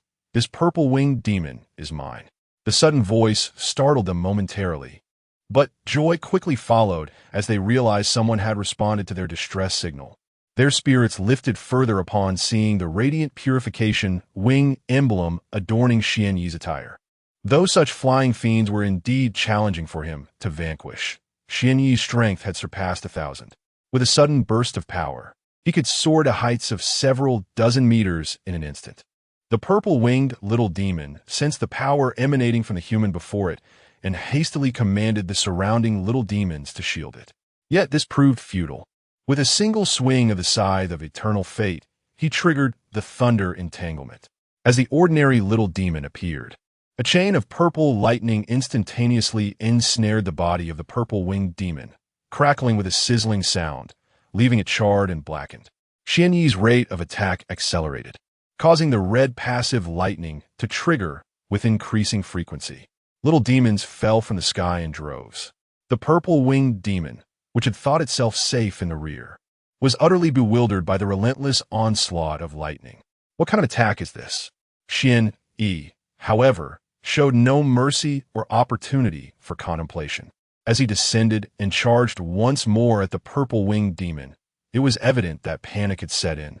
It let out a shrill scream capable of rending eardrums, an auditory manifestation of its control skill, the fearful scream. Yet, Xian Yi remained unfazed. Undeterred, it continued to gaze at him with its chaotic eye. However, it failed to succeed, even as Xian Yi severed its head. Thus, the purple-winged demon plummeted from the sky, enveloped in humiliation and confusion. A flash of red light signaled the activation of Soul Devour, bestowing Xian Yi with an additional attribute enhancement. With the demise of this purple elite demon, the remaining monsters swiftly vanished under the efforts of the group. The 4 individuals stepped forward to express their gratitude. Although Xian Yi appeared youthful, it did not diminish their reverence. Thank you for saving us, sir. I am Wei Wei from the Flame Guild. Please feel free to contact me if needed.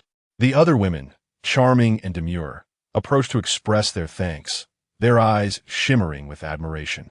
The 3 sisters had collaborated with many powerful individuals, yet this man before them captivated their hearts with a mere glance. Observing that the 3 women were eager to continue their introductions, Xian Yi, pressed for time, had no desire to linger. With a flick of his cloak of shadows, he vanished before their eyes, leaving the 3 women feeling disheartened. The 4 of them dared not move recklessly, for amidst the tumult of the demons, they could not predict what dangers might lie ahead. For now, this area was devoid of threats, merely awaiting the magic suppression army to receive news of the demon uprising, after which tranquility would surely be restored. As for the young companion who had betrayed them, the prognosis appeared grim. Throughout his journey, he had likely assisted countless individuals, vanquishing innumerable purple elite demons, rendering his attributes formidable, akin to having leveled up significantly. Yet, he had missed the opportunity to join Mo Han in entering the beast world. At this moment at the South City Gate, all the professional students had gathered ahead of schedule, leaving only the anomaly, unaccounted for. The vice principal, eager to depart, found himself constrained as Mo Han remained patiently at her post, necessitating a measure of patience until the final deadline. Unfortunately, the potential fame of Hongkou No. 1 High School rested entirely upon Mo Han, as she was the top student of this cohort. Finally, the appointed hour for departure arrived, and the vice principal hastily announced, "Students, the time has come. Let us proceed. We are about to enter the perilous beast world beyond the city. While the dangers here are somewhat less than those in the abyss of demons, the risk of demise still persists, so it is imperative that you stay close to your supervising teacher." At this moment, he turned gently to Mo Han and said, "Classmate Mo Han, time is up." A flicker of disappointment crossed Mo Han's eyes, yet her heart had already concocted an excuse for Yi. Surely, something must have held them up. He would not forget their promise. Certainly. As for the other classmates, who could be unaware of Mo Han's sentiments, they harbored a deep-seated resentment toward Yi.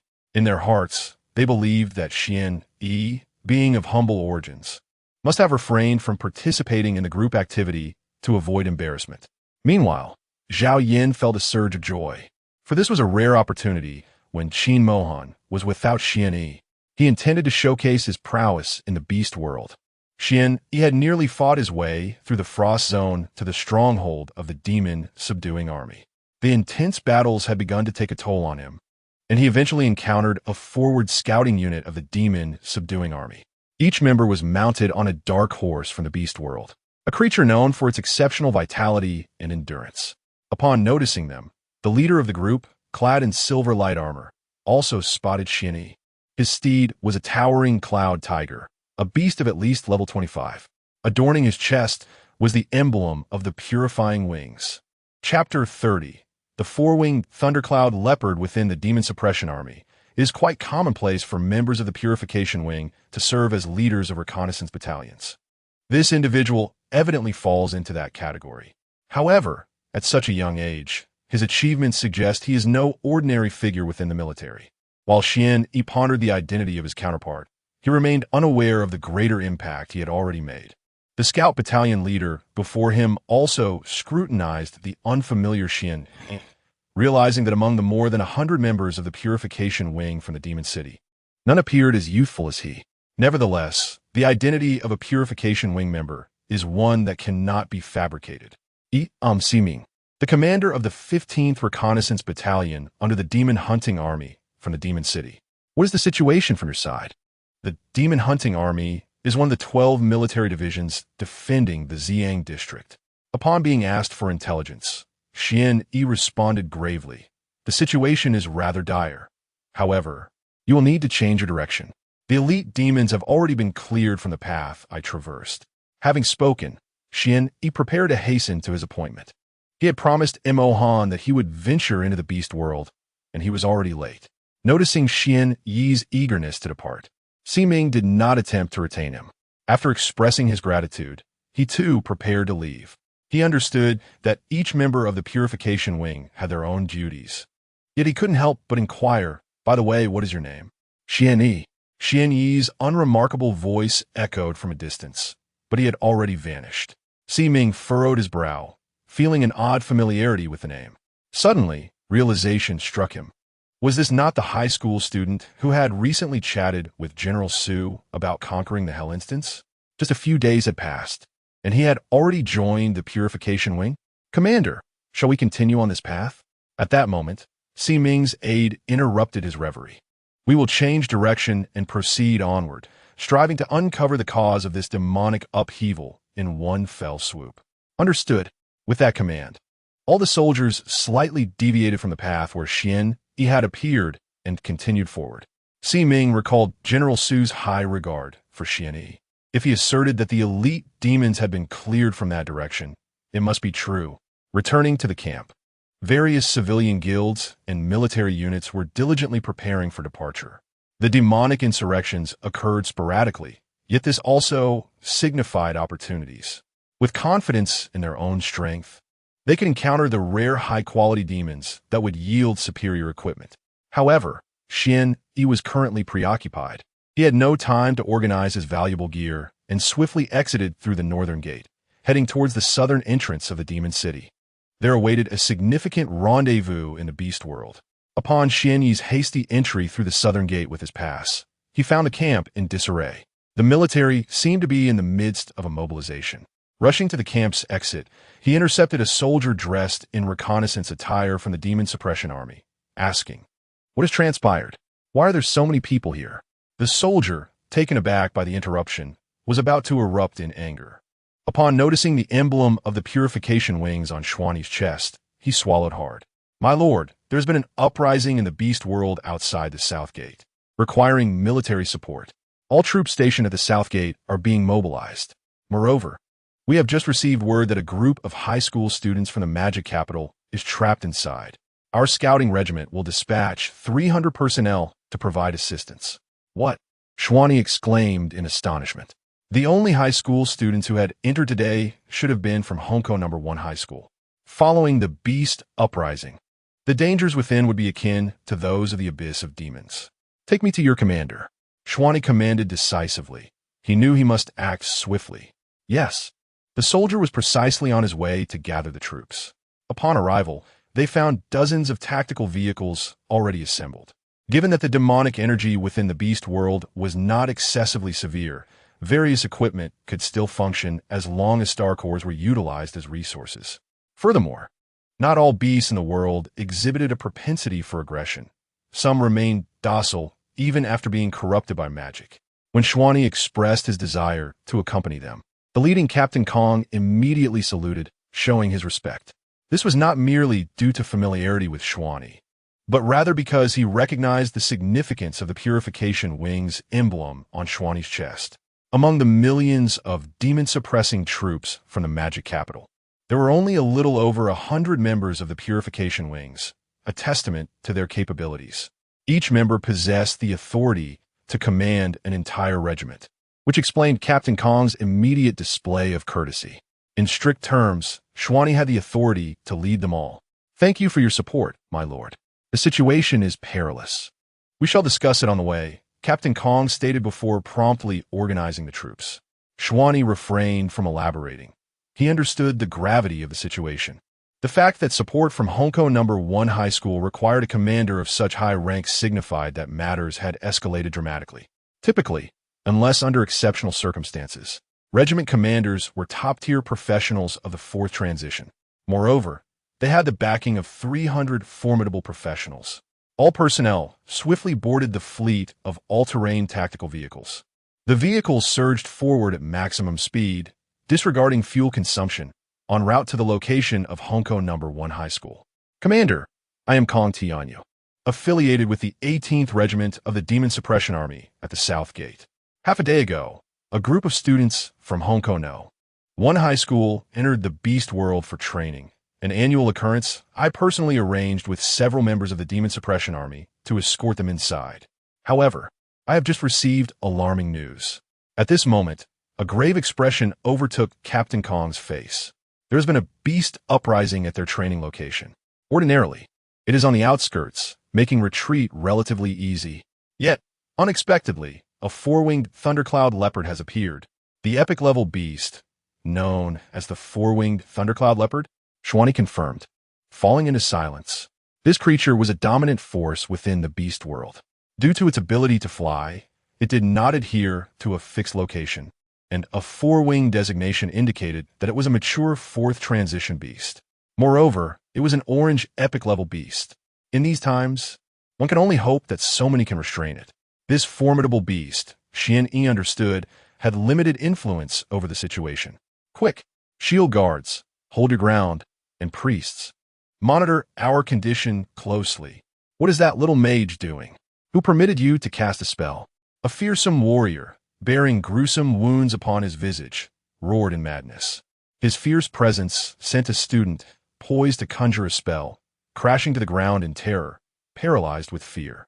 Everyone, remember, without my command, do not attempt to attack the four-winged thundercloud leopard. Should you provoke it, we all may perish here. Do you comprehend? Why, yes, we understand. The students who heard the man's roar trembled in fear, hastily assenting. This man was none other than M.O. Gang, the leader of the escort team from Honko-no. One middle school.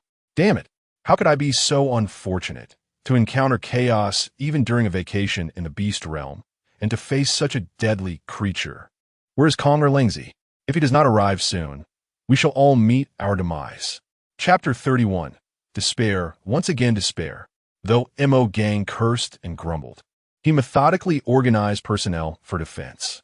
Fortunately, a few tactical vehicles remained, capable of erecting a rudimentary barricade due to their special materials. Moreover, the teachers from Honko-no, one high school at the very least, possessed second to third tier strength, providing hope for sustaining support. In the face of the epic beast, every moment of endurance counted. M.O. Gang never even considered fleeing. The wings of the four-winged thundercloud leopard were not mere ornamentation. Any intention to escape in its presence would undoubtedly provoke a fierce assault. Yet, M.O. Gang's expression bore no semblance of ease. For even in this state, they could not hope to withstand the relentless attacks of the four-winged thundercloud leopard for long. Were we destined to perish here? This truly was the end. I haven't even been accepted into university. I don't have a girlfriend. Solby. Such a terrifying beast. I no longer wish to be a professional. The students present, unaccustomed to such experiences, regardless of gender, could no longer suppress their tears. Silence. Rest assured, the demon suppression army will arrive shortly. If we could just hold on, we will surely survive. Right? It's just a fourth-tier beast. Once the professionals from the demon suppression army arrive, the crisis will be averted.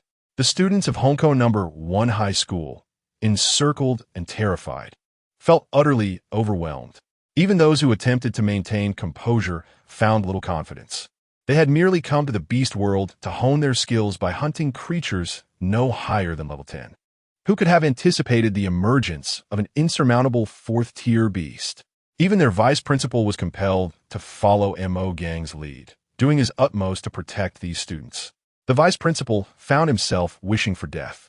He had never imagined that what was supposed to be a simple excursion into the beast world would devolve into chaos. Had it merely been a straightforward beast riot, it would have been manageable, as they were not far from the Demon Suppression Army's base and could have retreated. Yet, they were now confronted with a formidable four-winged thundercloud leopard. Each student held significant connections. Should anything go awry, Honko No. 1 High School would face dire consequences. Moreover, they were unaware that the crisis before them was not an ordinary fourth-tier beast, but rather an epic-level creature. If this information were to leak, maintaining composure would be utterly impossible. Among those present, only Qin Mohan and Liu Tiansheng retained a semblance of calm. Yet, they too found themselves powerless. While their families had received news, assistance would require time to arrive. The only individuals capable of reaching them swiftly were the forces of the Demon Suppression Army. Their families had already contacted the army, and it was hoped that experienced warriors would soon come to their aid. All they could do was hope to endure. Qin Mohan felt a twinge of relief. Thankfully, Xian Yi had not come. Otherwise, he would have found himself ensnared in the current predicament. Meanwhile, Zhao Yin was already paralyzed with fear. Just moments ago, when all the students were free to hunt, he had sought to ingratiate himself with Qin Mohan. Little did he know that before he could even begin, chaos erupted, culminating in the looming threat of a deadly fourth-tier beast. In merely half an hour, as M.O. Gang and his companions were nearing their limits, dozens of tactical vehicles of the Demon Suppression Army appeared like a beacon of hope, severing the front lines. 300 elite soldiers took command of the defense, successfully withstanding the onslaught of the ferocious beasts. Xian Yi's gaze instinctively turned towards the four-winged thundercloud leopard. However, due to its elevated rank, surpassing Xian Yi by 30 levels, he could only glean rudimentary information. Four-winged thundercloud leopard. Level 49, Grade, 7-star, Epic, Health, 200, 000. Attributes. Skills, Thunder Mastery, Thunder Summoning, Thunder Domain, Thunderstorm. A multitude of question marks clouded his mind. The 200,000 health points made Xian Yi sigh inwardly. Given his current level, confronting such a beast would be tantamount to seeking death. Even with 5 seconds of invincibility, he could achieve nothing. This creature was beyond the capabilities of any singular individual. Only through the formation of a battle array by the Demon Suppression Army and employing a strategy of overwhelming numbers could it be vanquished. The moment Kong Tianyu arrived, he took over Mo Gang's command, nodding slightly at Xian Yi before rushing to the front lines. Among those present, he was the only one capable of enduring the true onslaught of the four-winged thundercloud leopard. As for Xian Yi, he lacked the authority to command a prominent figure from the Purification Wing. With a resounding crash, Kong Tianyu's blade struck the four-winged thundercloud leopard, signaling the commencement of the true battle. Meanwhile, Xian Yi approached Qin Mohan's side. As he emerged from the tactical vehicle, her eyes sparkled with a celestial glow. Fixating upon him, upon reaching her, he gently inquired, "I apologize for my tardiness. Are you unharmed?" Qin Mohan felt enveloped by a sense of fulfillment and joy. Xian Yi had indeed kept his promise and arrived, despite the unsettling atmosphere surrounding them as the fierce battle unfolded. She felt an overwhelming sense of contentment. Nodding with eyes brimming with affection. "Yes, I'm fine, but you shouldn't have come. I promised to join you in the world of ferocious beasts." No one paid much attention to Xian Yi's sudden appearance. Even the vice principal merely cast a casual glance at the late student before refocusing on addressing the impending crisis. Their tender exchange was soon interrupted by the intensity of the battle. The area where the four-winged thundercloud leopard resided transformed into a domain of lightning. Once the Demon Suppression Army commenced their assault, the beast went into a frenzy. Each bolt of lightning that descended from the heavens inflicted severe injuries or even death upon several soldiers. Kong Tianyu wielded a large shield, employing a warrior's unique taunt skill to draw the four-winged thundercloud leopard's ire as much as possible. Yet, despite his efforts, many professionals suffered grievous wounds within the Thunder Domain's range. Quickly, other professionals stepped in to cover the gaps. Meanwhile, the ranged soldiers of the Demon Suppression Army, be they archers or mages, dealt pitiful damage to the four-winged thundercloud leopard, inflicting only a handful of points due to its astonishing speed. With the protection of the Demon Suppression Army, the team of teachers, led by the vice principal, found their burdens considerably alleviated. They began to systematically command the students to engage in ranged attacks. Even a single contribution was better than none. With Kong Tianyu and 4 formidable guardians drawing the majority of the enemy's ire, the ranged attackers found their task considerably easier, untroubled by the shifting of aggro. All ranged attackers commenced their assault, and naturally, Qin Mohan readied her bow to join her classmates in the fray. At that moment, Zhao Yan, observing that the four-winged thundercloud leopard was under control, summoned several familiars for support, casting a proud glance at Xian Yi, who remained indifferent yet intently focused on the battle's epicenter where the leopard roared. Xian Yi, swathed in a cloak, was shrouded in obscurity due to his stealth state, rendering him almost imperceptible to all but those with a special connection to him. As time went on, another half-hour passed, and excitement ignited in everyone's eyes. The four-winged thundercloud leopard's health had dwindled to just over 20,000, igniting a flicker of hope among the ranks. Kong Tianyu too sensed the prospect of victory looming near. Soon, everyone hastened their output, determined to deny any chance of a counterattack. Clerics, keep a vigilant watch on our health. Xiu Gong, ready your hunting party for a decisive strike. We must minimize its survival time as it approaches 10 health. Kong Tianyu meticulously laid out his strategy, addressing the individual known as Xiao Gang, who was in fact Mo Gang. He had no time to correct Kong Tianyu's misnomer and swiftly led dozens of prepared third-tier assassins, poised to deliver the final blow to the four-winged thundercloud leopard. This group possessed the highest offensive capabilities, making them prime candidates to draw the beast's attention, hence their delay in striking. Now, The leopard was on the verge of dropping to 10 health. Every creature surpassing the epic tier or malevolent entity would experience a surge of power at this critical threshold. Thus, it was imperative to conclude the battle swiftly. Everyone, be alert and prepared. The vice principal was instructed to organize the protection of the students, ensuring they were shielded from the impending explosion of the beast. Yes, Captain Kong. Upon hearing Kong Tianyo's command, the vice principal did not hesitate. He quickly guided the students to retreat slightly, encircling them protectively. The atmosphere thickened with tension and anticipation as the final confrontation loomed. The moment everyone awaited had arrived. The health of the four-winged thundercloud leopard had finally plummeted to 10. Roar! Roar! The ferocious roars echoed, and the electric field surrounding the four-winged thundercloud leopard began to expand, enveloping a radius of 5 miles in an instant. All present found themselves ensnared within this tempestuous domain. Just as Mo Gang and his companions, who were primed to unleash their most potent strike, prepared to move, they were halted by the grim expression of Kong Tianyu. Wait! Everyone, brace yourselves with all your might. We are about to face an overwhelming area attack. Chapter 32, Soul Severance. The expressions of everyone present, particularly the soldiers of the Demon Suppression Army, morphed into one of sheer terror. Only those students who had diligently attended classes understood the gravity of the situation. They were confronted with a dire hidden skill, the dreaded area of effect attack, an assault from which there is no escape. Kong Tianyu could only pray for the survival of as many members of the Demon Suppression Army as possible.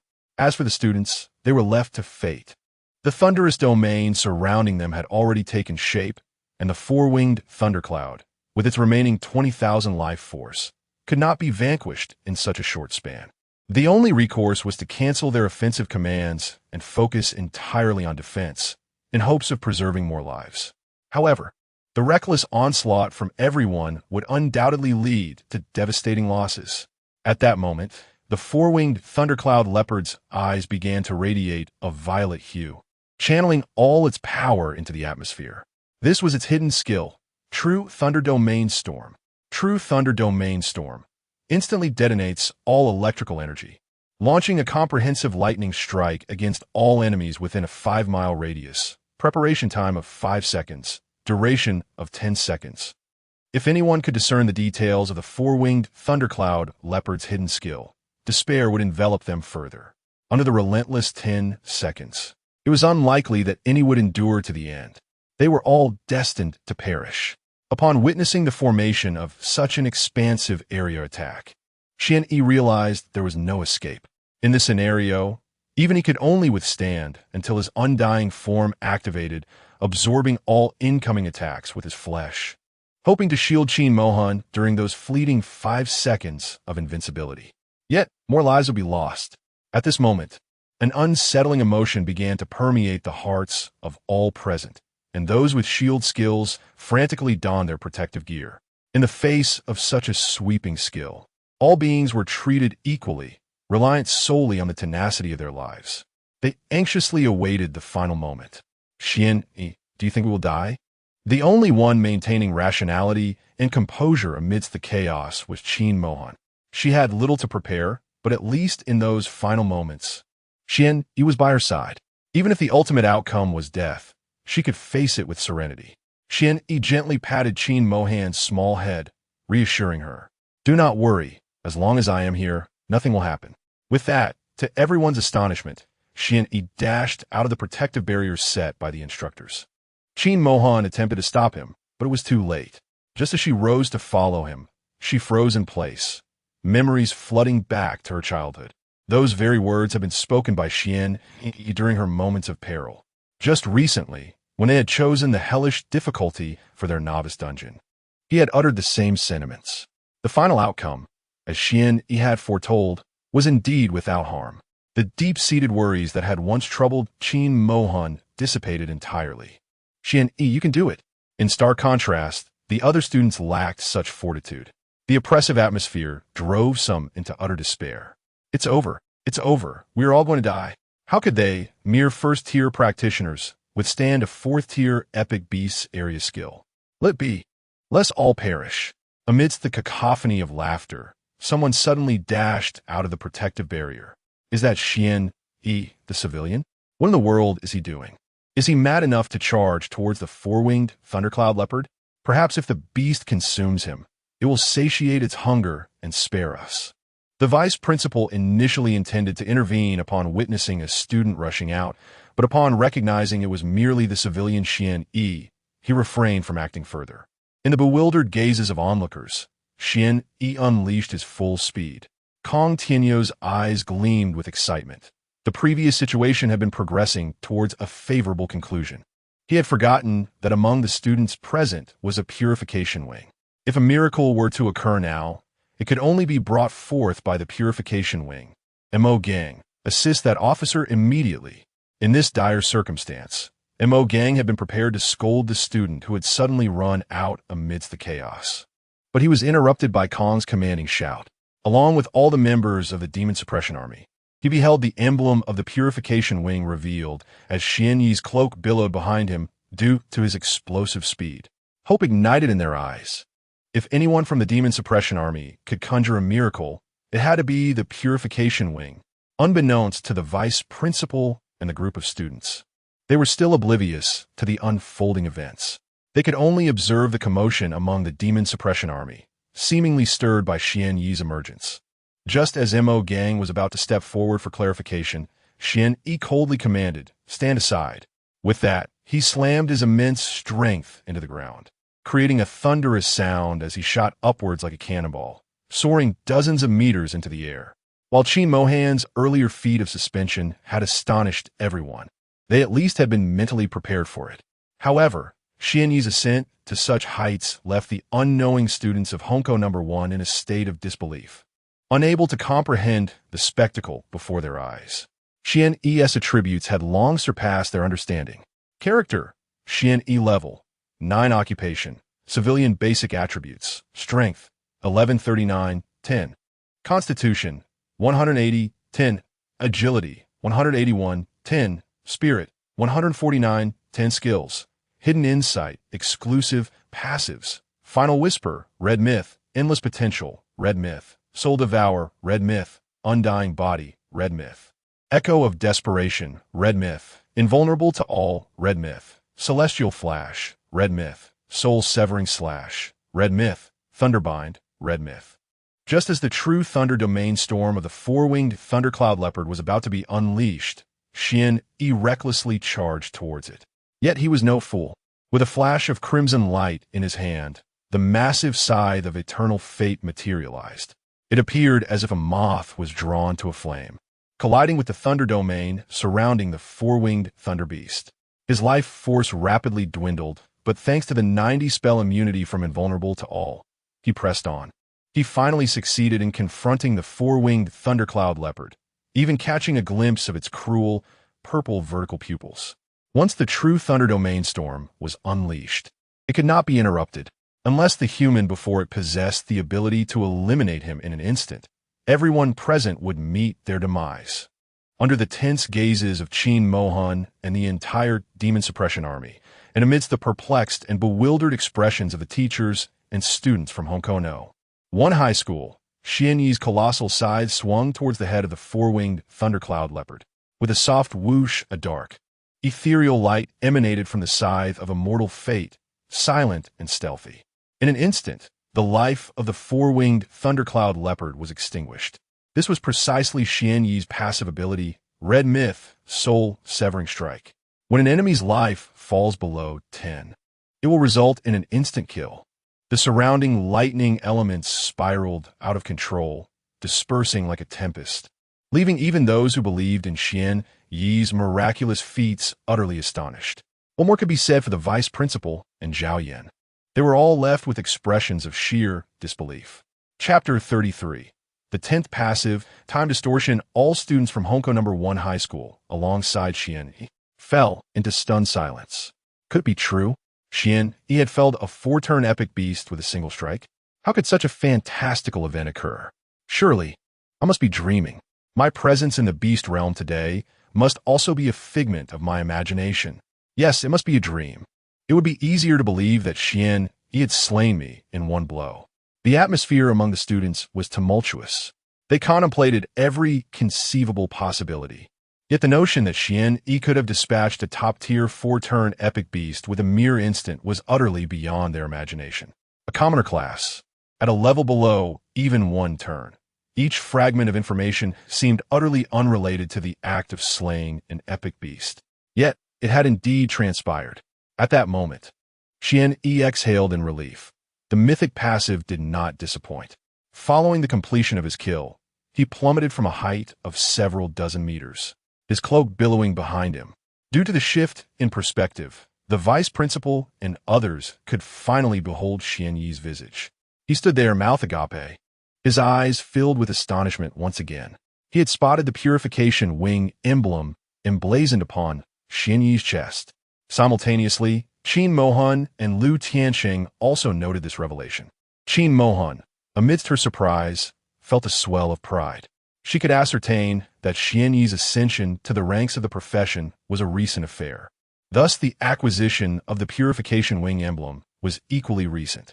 It appeared her understanding of Xian Yi had been woefully inadequate. Lu Tianxing's eyes sparkled with a similar blend of shock and awe. He had never paid heed to Xian Yi, dismissing him as merely a discontented commoner. Now, he realized the extent of his grave misjudgment. This individual was affiliated with the Purification Wing. To become part of the Purification Wing was the aspiration he had been striving for in the coming years, signifying a special status within the Demon Suppression Army. The rest of the onlookers, lacking sufficient insight, could only wonder why Xian Yi was so formidable. They had never witnessed anyone leap to such heights, nor deliver a blow that left all in helpless astonishment. This descent from the heavens instilled a sense of awe that left everyone feeling as though they were floating among the clouds. It was clear that Xian Yi was far more complex than he appeared on the surface. What commoner could embody such ferocity? Qin Mohan's star-like eyes remained fixed on Xian Yi, while the other girls gazed at him with wide-eyed admiration. Previously, they had sensed Xian Yi's extraordinary charm, but now, coupled with his newfound strength, they could not help but feel envious of Qin Mohan's discernment. As for the boys who had once mocked and envied Xian Yi, their jealousy intensified. At that moment, Zhao Yan, who had been positioned beside the vice principal due to the urgency of the situation, looked at Xian Yi with reddened eyes. Why was it this commoner, Xian Yi, who descended from the heavens to save everyone, rather than him? By what right did he claim such glory? Suddenly, the vice principal, standing beside Zhao Yan, cast a warning glance his way and spoke in a stern tone. Zhao Yan, listen to me.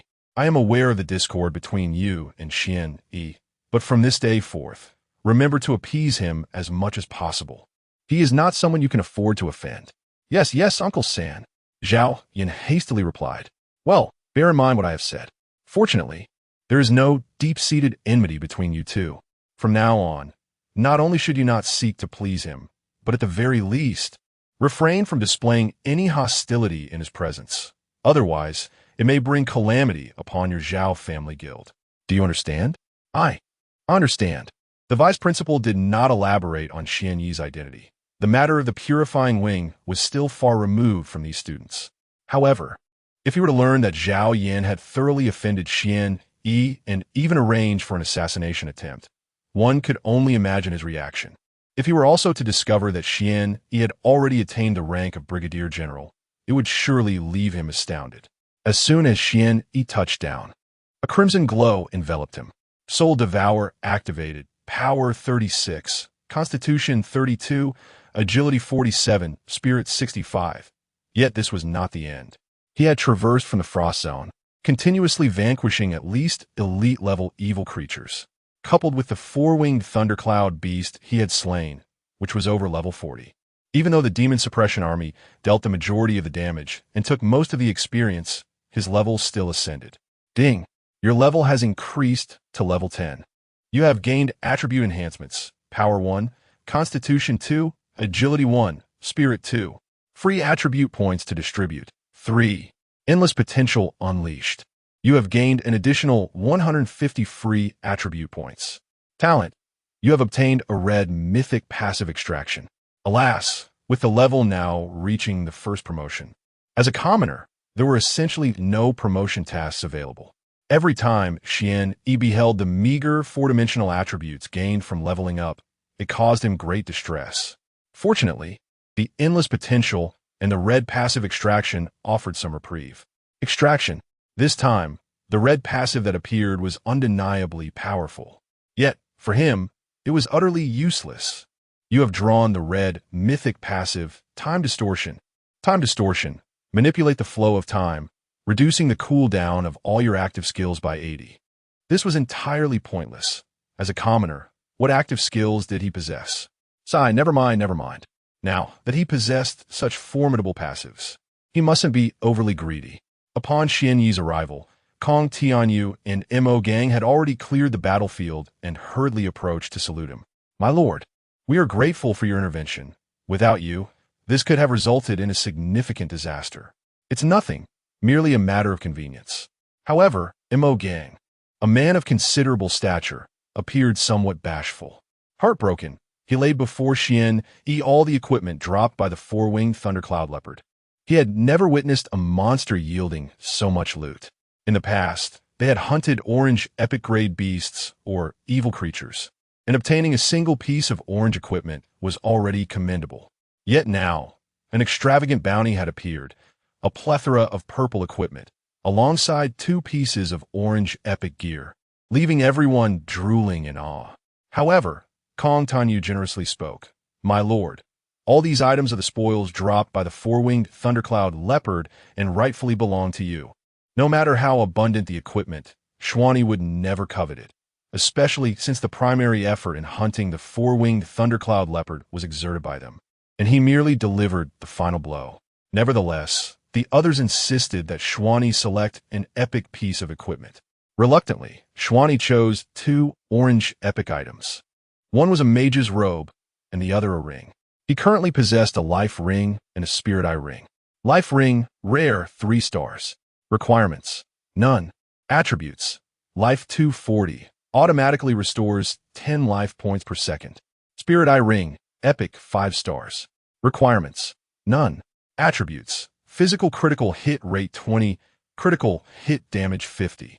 One enhances life recovery, while the other amplifies critical damage and rate, making them particularly suited for him. He had no intention of replacing them. Yet, this ring was ideal for Mo Han. Realizing he had not gifted her anything of significance, Xuani took it without hesitation. This relieved Kong Tianyu, who expressed his gratitude profusely, while Xuani had already turned to find Qin Mohan, preparing to surprise her. The vice principal approached, eager to strike up a conversation with Xuani, but Xuani merely nodded indifferently, leaving the vice principal awkwardly engaging with Captain Kong and Mo Gang instead. He was not blind. He had clearly observed the respect the Demon Suppression Army showed Xuani earlier, which piqued his curiosity about Xuani's true identity. At this moment, Xuani returned to the area where the students were gathered, and everyone respectfully made way for him. He promptly located Qin Mohan, displaying a reassuring smile. See? Everything is fine, right? Upon seeing Xuani return safely, Qin Mohan's soft pink lips curved into a delicate smile that outshone 1,000 blooming flowers. Her eyes sparkled with tenderness and delight. Here, I have a gift for you. As he spoke, Xuani presented the ring he had just acquired to Mohan. Instantly, the orange glow captured the attention of all the surrounding students. They had yet to reach the first transition, and merely possessing blue equipment was already an achievement. As for orange accessories, such a thing was beyond their reach. Given their family backgrounds, there might be items of that caliber within their clans, but they were typically allocated to those in greater need. With their current low levels, lacking even the first transition, they could only gaze longingly at such high-tier equipment. Mohan received the ring with surprise. It was a finely crafted silver ring, set with a purple gem that shimmered with a profound and mysterious violet light, while the surface of the ring was adorned with intricate feather patterns. Chapter 34. Invitation. Upon adorning the ring, the attributes materialized. Thunder Feather, 7-star epic. Requirements for wearing, none. Attributes, agility 119, ranged damage 30. Additional skills, Thunder Enhancement. Increases arrow damage by 20 with a 15 chance to inflict a thunder effect, paralyzing the opponent. Aerial Vision, expands the field of vision by 30 and increases ranged attack distance by 10, enabling the wearer to detect and engage enemies from a greater distance. After reviewing the attributes, Qin Mohan, already elated, suddenly embraced Xian Yi. The fragrance enveloped her, the softness cradled in her arms. Xian Yi stood still, fully enjoying the moment. Although their relationship was intimate, they had never experienced such a public display of affection. Once she regained her composure, Mohan's cheeks flushed crimson as she joyfully slid the thunder feather ring onto her ring finger, discarding the previous blue ring. Though the thunder feather had no specific equipment requirements, its formidable attributes were tailored for archers. Upon wearing it, Qin Mohan was eager to test its enhancements alongside Xian Yi in the realm of fierce beasts. However, the current chaos caused by the beasts rendered it unwise to linger. Should another epic beast appear, salvation would be elusive. It was uncertain where Captain Kong derived his confidence. But with Xian Yi present, he boldly led his team to quell the beastly uprising in other areas. As for Xian Yi and his companions, their path lay back towards the Southern Gates Demon Suppression Army camp, where dangers were considerably diminished. The return journey would take just over an hour, populated solely by beasts of level 10 or lower. The vice principal once again permitted the students to roam freely, allowing them to form teams and slay monsters for experience. Each time the vice principal attempted to engage Xian Yi in conversation, seeking to gauge his true capabilities, he found Xian Yi engrossed in affectionate exchanges with Qin Mohan, oblivious to the vice principal's eager gaze. Naturally, Xian Yi and Qin Mohan teamed up, having already revealed their prowess. Xian Yi saw no need to conceal his strength in front of the group, with the terrifying and formidable scythe of immortal fate in hand. The rate of slaughter between him and Qin Mohan far surpassed the chaos unleashed by the beasts. With the enhancement from Thunder Feather, Mohan's Nightwing archer skills reached their zenith. Drawing from previous experiences of teaming with Xian Yi, each elegant pull of her bow resulted in scores of beasts being struck, drawing them in. Simultaneously, her damage output exceeded that of a level 7 professional, instilling a sense of trepidation in Lu Tianqing, who was nearby, tirelessly battling monsters. Ever since his defeat at her hands, he had been fixated on overcoming her. Little did he realize that, despite sharing a hidden profession, her growth was no less formidable than his own. As for Xian Yi, he had never considered competing with him. It was one thing to compare oneself with others, but he had no intention of measuring himself against a prodigy. Under the astonished gazes of all, each swing of Xian Yi's scythe brought down several beasts, even triggering thunderous chains that encompassed the surrounding creatures, leading to their immediate demise. As Xian Yi ascended to level 10, his mental attributes had transformed into a remarkable 220 points, and the number of thunder bindings had increased to 7. Their astonishing monster-slaying speed left not only the group of students in awe, but also the vice principal, who watched in disbelief. Even with their third transformation strength, they relied heavily on skills to achieve such instantaneous kills, unlike Xian Yi, who effortlessly dispatched foes with mere basic attacks. Gradually, everyone began to accept the reality that Xian Yi had slain a fourth transformation epic beast and had saved them all. They had long mocked him as a mere commoner, only to realize that they themselves were the true jesters. The vice principal gazed longingly at Xian Yi, lamenting how thoroughly deceived he had been by this student. They were finally beginning to comprehend the true nature of the previous hell's first clearance, and why Zhao Yin had been dispatched with a single blow. After an arduous journey, it took them 2 full hours to return to the Southern Gate camp. Meanwhile, Qin Mohan successfully reached level 8, becoming the second highest-ranked individual after Xian Yi. With everyone returning safely, the vice principal breathed a sigh of relief. Dear students, this training in the beast realm concludes here. In 3 days, the top 20 from last time will proceed to the imperial capital for a special examination. For the remaining students, prepare yourselves. The National College entrance examination will take place in 6 days, determining where you will pursue further vocational courses. Wuanyi, with only a few days left until the vocational examination, are you feeling anxious? Upon hearing Mohan's inquiry, Xian Yi nodded seriously. Yes, I am nervous. You hardly look anxious, she retorted, rolling her eyes playfully. Truth be told, she felt a twinge of anxiety herself. The imperial capital boasted 3 of the most prestigious universities, with Jinghua University standing as the most formidable. However, the requirements for entry were exceedingly high, typically reserved for those with hidden professions. In her eyes, Xian Yi had nothing to worry about. He would undoubtedly gain admission to Jinghua University. As for her, despite her strong aspirations, there were no guarantees, and she did not wish to trouble her family with this matter. Xian Yi casually asked, with a few days remaining, "Do you have any plans?" Qin Mohan's eyes sparkled as she quickly shook her head, eagerly gazing at him. "No, none at all. In that case, let us venture to the abyss of demons together. Our levels are close, and I will strive to help you level up once more before the examination." She readily agreed, not merely because Xian Yi could assist her in leveling up, but also because it seemed to be the first time he had extended an invitation to her. Meanwhile, at the general's mansion of the Demon Suppression Army, General Su and several key officials gathered, their expressions grave as they deliberated on the forthcoming battle strategy. The chaos unleashed by the demons was escalating without any signs of abatement. The scouts dispatched for intelligence gathering, along with the military's most formidable unit, the Purification Wings, had sustained severe losses. All intelligence points to a singular location. The roots of the turmoil lie deep within the Frost Zone. Chapter 35. The sudden mission. Seeing that no substantial progress had been made, Ma Hongkai, the head of the Purification Wing in the Magic City, grew anxious. "General Su, shall I directly venture into the depths of the Frost Zone? I am confident that no one in the military is a stronger scout than I." "Absolutely not." Before General Su could respond, a middle-aged man clad in a black robe adorned with golden patterns interjected. He was Sun Wenguang, responsible for intelligence gathering in the Magic City and a unique profession as a 6th-tier black sorcerer. "This won't do, nor will that. Are we to simply wait idly? Shall we continue sending my people to their doom?" As he spoke, Ma Hongkai slammed his hand on the table and stood up, his disdain for Sun Wenguang evident.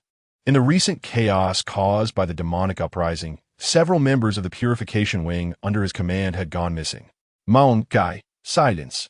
Sukemandith. Wenguang, please continue with your thoughts. Hearing General Su speak, Ma Hongkai begrudgingly sat down. He was not only a member of the Purification Wing, but also a 6th-tier member of the Secret Blade, the most formidable hidden assassin profession in the Magic City. The fact that several reconnaissance team members had gone missing while merely dispatching the Purification Wing left him restless. Sun Wenguang sighed.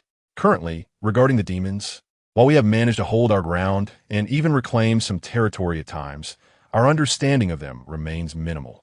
It has been nearly a decade since the last demonic uprising in the Magic City.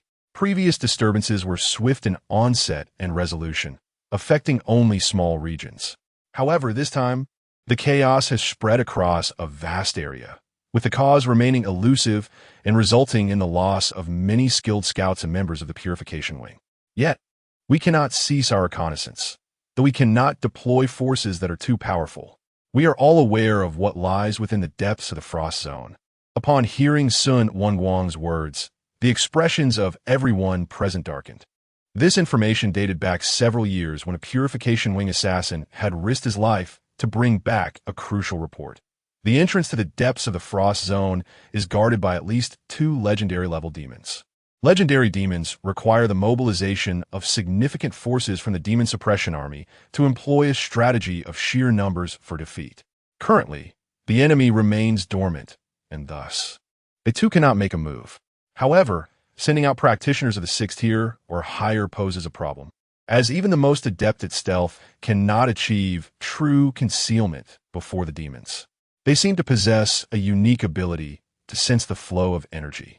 Therefore, to continue our investigation, we need individuals who are weaker yet possess formidable personal abilities, enabling us to procure authentic intelligence. After Sun Wenguang finished speaking, the strongest personal abilities could only be found within the Purification Wing. As for those of lesser power, he recalled that a few months prior, General Su's daughter, Su Yingshan, had joined the Purification Wing as a 2nd-tier member and was likely just at the 3rd stage now. General Su understood Sun Wenguang's implication and recognized that his daughter was indeed the most suitable candidate. Very well, I shall contact her immediately and summon Yingshan back from the imperial capital. No, Ma Hongkai directly refused, viewing Su Yingshan as his most esteemed disciple, aspiring to cultivate her into the most exceptional assassin in Huaxia. Furthermore, even if he were to summon her back at this moment, it would merely be a distant remedy for an immediate predicament. Su Yingshan had only recently returned to school, engaging in the significant endeavor of exploring the secret realms of Jinghua University. Even if she returned now, it would cause a delay. Sun Wenguang remained unfazed and calmly suggested, "Let's further deliberate on whether there are more suitable candidates. For a mission that delves into the depths of the Frost Zone, fraught with peril, the likelihood of success for anyone other than members of the Purification Wing is exceedingly slim." Ma Hongkai recognized the truth in Sun Wenguang's words. The faces of all members of the Purification Wing flashed through his mind, yet only Su Yingshan, despite her lower rank, possessed unparalleled strength and concealed abilities. Was it truly necessary to summon her back? Suddenly, a figure emerged in Ma Hongkai's thoughts, and General Su experienced a moment of clarity. The two exchanged glances, both arriving at the same conclusion. Ma Hongkai suddenly smacked his forehead, exclaiming, "I have thought of the most suitable person. He is a recent addition to the Purification Wing, and he should be the most fitting candidate." Sun Wenguang furrowed his brow, questioning, can someone so newly inducted truly handle this task? Suhu nodded in agreement, surveying the room. If there is but one person capable of accomplishing this, then I shall support him. Everyone present looked at General Su in bewilderment, as it was the first time they had witnessed such confidence directed toward an individual. After all, this person had single-handedly hunted down a mythic-level demon. The conference room fell silent, the confusion and disbelief in everyone's eyes transforming into astonishment. Upon exiting the South City Gate, the gathering dispersed. Most families awaited at the gate to escort their young masters home. Meanwhile, Qin Mohan and Xian Yi were bound for the abyss of demons. After conversing with their butler, Uncle Kong, who had come to fetch them, the two simultaneously entered the vehicle. "Uncle Kong, please take us to the North Gate. I plan to venture to the outskirts of the abyss of demons with Xian Yi." "Of course, miss," Uncle Kong replied without further comment, settling into a tranquil demeanor. He maintained a discreet appearance, clad in black and wearing sunglasses. Yet, Xian Yi would never underestimate him. It seemed that ever since he had unexpectedly rescued Mohan a decade ago, Uncle Kong had remained by her side. Even now, with Xian Yi's keen insight, he could not discern Uncle Kang's true level, indicating that his strength exceeded Xian Yi's by at least 30 levels. As they traveled in the hovering vehicle, Qin Mohan and Xian Yi shared laughter, recounting amusing anecdotes. Xian Yi, drawing upon his past life's experiences, regaled her with tales of landscapes unseen in any book, encounters with fierce beasts and demonic entities. This wealth of experience and knowledge elicited exclamations of awe from Qin Mohan. Meanwhile, Uncle Kong, who had been driving attentively, appeared lost in thought. Suddenly, a sharp sound pierced the air, causing Xian Yi to frown as he retrieved a receiver belonging to the Purification Wing. Who could be seeking him? The contacts displayed were certainly not ordinary individuals. A glimmer of brilliance flashed in Kong Shu's eyes. This appeared to be a mode of communication exclusive to high-ranking military officials. After reading the message, Xian Yi's mood soured considerably. It turned out that General Su had summoned him for yet another mission. He expressed the gravity of the situation, indicating that apart from himself, there seemed to be no more suitable candidates, and the urgency was palpable. After weighing his options repeatedly in his mind, Xian Yi took a deep breath and made his decision, apologizing, "Mohan, I regret to inform you that I may not be able to accompany you this time. I have some pressing matters to attend to." The once chatty Qin Mohan fell silent abruptly, her eyes betraying an unmistakable sadness, which she quickly masked with a fa-ade of indifference.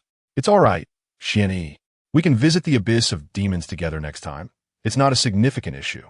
Yet Xian Yi grasped Qin Mohan's hand earnestly, his gaze fixed intently upon her eyes. Muhan, going to the abyss of demons with you is indeed a significant matter. It is just that my current affairs are rather urgent. I assure you, I will not let you down next time. Very well. Hearing the seriousness in Xian Yi's tone, Qin Mohan's sorrow dissipated. In the remaining days, she resolved to return to her family for intensive training. She was determined to keep pace with Xian Yi, refusing to merely linger in his shadow. However, upon arriving at the northern gate and bidding farewell to Xian, she could not conceal her disappointment. Let us return, Kong Shu. Indeed, Kong Shu felt a pang of nostalgia, recognizing that ever since he had been by the young lady's side, all her joys and sorrows seemed intertwined with Xian Yi. He had a favorable impression of the young man. Yet, did the young lady comprehend that, given her lineage and social standing, a union between them was implausible? Chapter 36. Glacial Leaf. Upon entering the northern gate, time was of the essence. General Su personally briefed Xian Yi on the situation, gravely placing a hand on his shoulder. Xian Yi, this mission is fraught with peril. Under no circumstances shall I permit you to venture deep into the frost zone. You must exercise utmost caution. Your safety is paramount. If the situation becomes untenable, take your leave immediately and do not delve further. In light of such substantial rewards, Xian Yi refrained from further discussion. Nodding with composure, General Su then presented him with 5 vials of potion, acquired from the Illusory World Merchant Association's auction. These vials contained Frost Guardian, which would enable him to endure longer within the frost zone. Frost Guardian effect increases the user's frost resistance by 20 for 10 minutes. Effect not stackable. Xian Yi accepted the vials without formality and turned away, swiftly disappearing from General Su's sight. At this moment, Ma Hongkai could not contain his curiosity. General, do you truly believe Xian Yi can accomplish this? Rest assured, I trust my judgment, replied the general. Having exited the Xiang Gate, Xian Yi hastened his pace. The turmoil in the outer skeleton monster zone of the Demoness Descent had already been quelled, and many opportunistic adventurers were venturing deeper into the region. Though the risks had escalated, so too had the potential rewards, now several times greater than before. As long as he remained near the Demon Suppression Army, he could manage encounters with large groups of elite demons. The Demon Suppression Army maintained a supportive stance towards the numerous civilian guilds and independent adventurers accompanying them, significantly enhancing their ability to quell the disturbances. However, the cause of the current demon uprising remained a mystery, with no signs of abating. Many within the Demon Suppression Army had opted to halt their advance, establishing camps to secure the surrounding areas. Thanks to the shadowy properties of his cloak and his civilian profession's unique skill, subtle insight, Xian Yi was able to navigate through the demon blockades with remarkable stealth. Shadow Cloak, 5-star epic. Equip requirement, none. Attributes, Agility 65, Constitution 12, Spirit 24. Attached skill, Subtle Shadow. In a non-combat state, it greatly reduces the likelihood of detection. The lower the level, the smaller the chance of being discovered. He effortlessly found openings, swiftly and discreetly traversing the demon's encampments.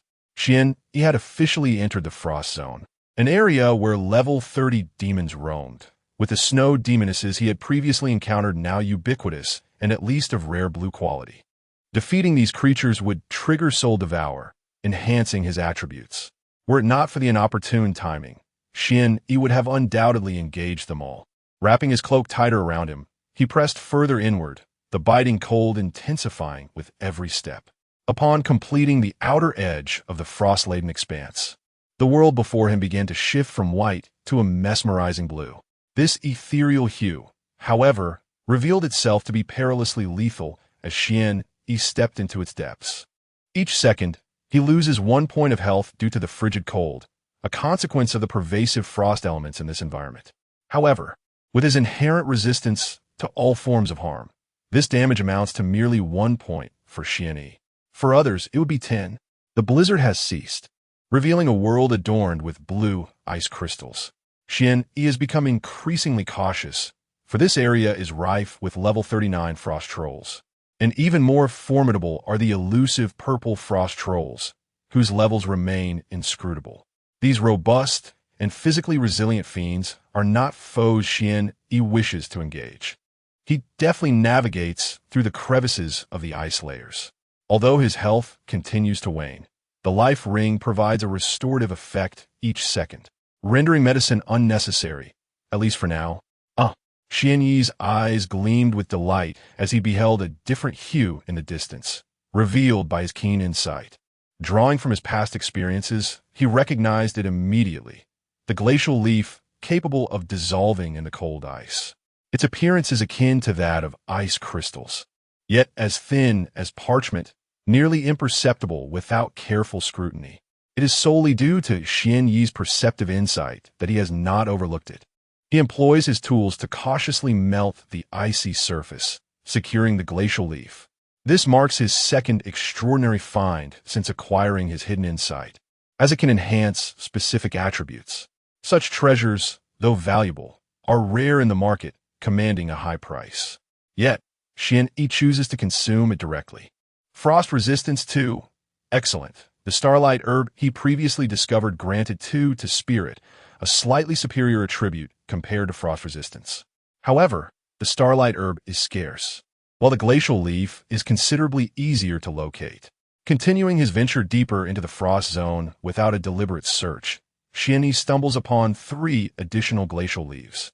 Not in one occurrency, he consumes them without hesitation. Frost resistance 2. Frost resistance 2, P.S. Prior to the impending battle, here are the protagonist's current red passive attributes for easy reference later. Exclusive skill, hidden insight, possessing a keen perceptiveness towards all objects, allowing one to capture the surrounding environment, uncover enemy weaknesses, and see through the attributes of enemies not exceeding level 30. Red passive, the last whisper. Each attack ignores the enemy's defense, dealing true damage based on the user's attack power. If the attack results in a critical hit, it will gain additional enhancement for absolute destruction, rendering the critical damage even more lethal. Endless potential. With each level gained, you receive an additional 150 free attribute points, which may be allocated to strength, constitution, agility, or spirit. Soul Devour. You can absorb the souls of elite monsters, enhancing your attributes, with the value depending on the quality of the adversary. Undying Form. When health plummets to 1, the Undying Form automatically activates, ceasing health loss for 5 seconds, during which you become immune to all damage. However, you cannot regain health by any means during this period, and this passive skill has a cooldown of 10 hours. Echo of Desperation. When your health drops to 30, your attack power increases by 100. When health diminishes to 20, attack power is augmented by 200. Upon reaching 10 health, an increase of 300 in attack power is granted. At 5 health, attack power surges by 400. When health drops to a mere 1, attack power is amplified by an astounding 500. Immunity to all forms of magical attacks is conferred, including elemental assaults such as fire, water, earth, wind, and lightning, resulting in a 90 reduction in damage taken. Additionally, complete immunity to various negative statuses, such as poison, silence, and stun, is provided. Celestial Flash.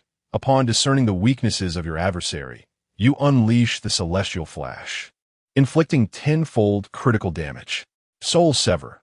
When an enemy's health falls below 10, you execute a decisive strike, leading to an instant kill. Thunderbind. Attacking foes before you carries a 50 chance to unleash a chain of thunderous energy, with damage determined by your attack power and mental attributes. The number of targets struck by this thunderous energy is contingent upon your mental strength, currently capped at 7. Time Distortion. Manipulating the flow of time. The cooldown of all active skills is reduced by 80. All ranks are classified as follows: white for ordinary, green for fine, blue for rare, purple for exceptional, orange for epic, gold for legendary, and red for mythical. Chapter 37. The longing for the scythe of immortal destiny before him. The pale blue world shifted once more, plunging deeper into the heart of the true frost zone. Xian Yi halted his steps, retrieving the hexagonal jade pendant of the purifying wings to conduct a swift sensing. Before he could act, a figure suddenly materialized before him. A master. Xian Yi's heart raced, but as the stranger revealed his countenance, their eyes met. and both gasped in astonishment. It's you? The individual was none other than Si Ming, the fourth-turn assassin he had encountered on his journey back. He was unable to glean further information. It was evident that Si Ming possessed some form of detection-impeding artifact. Presently, he stood alone, having traversed farther than any of the other members dispatched by the purifying wings. The others had long been sent back to contact General Su.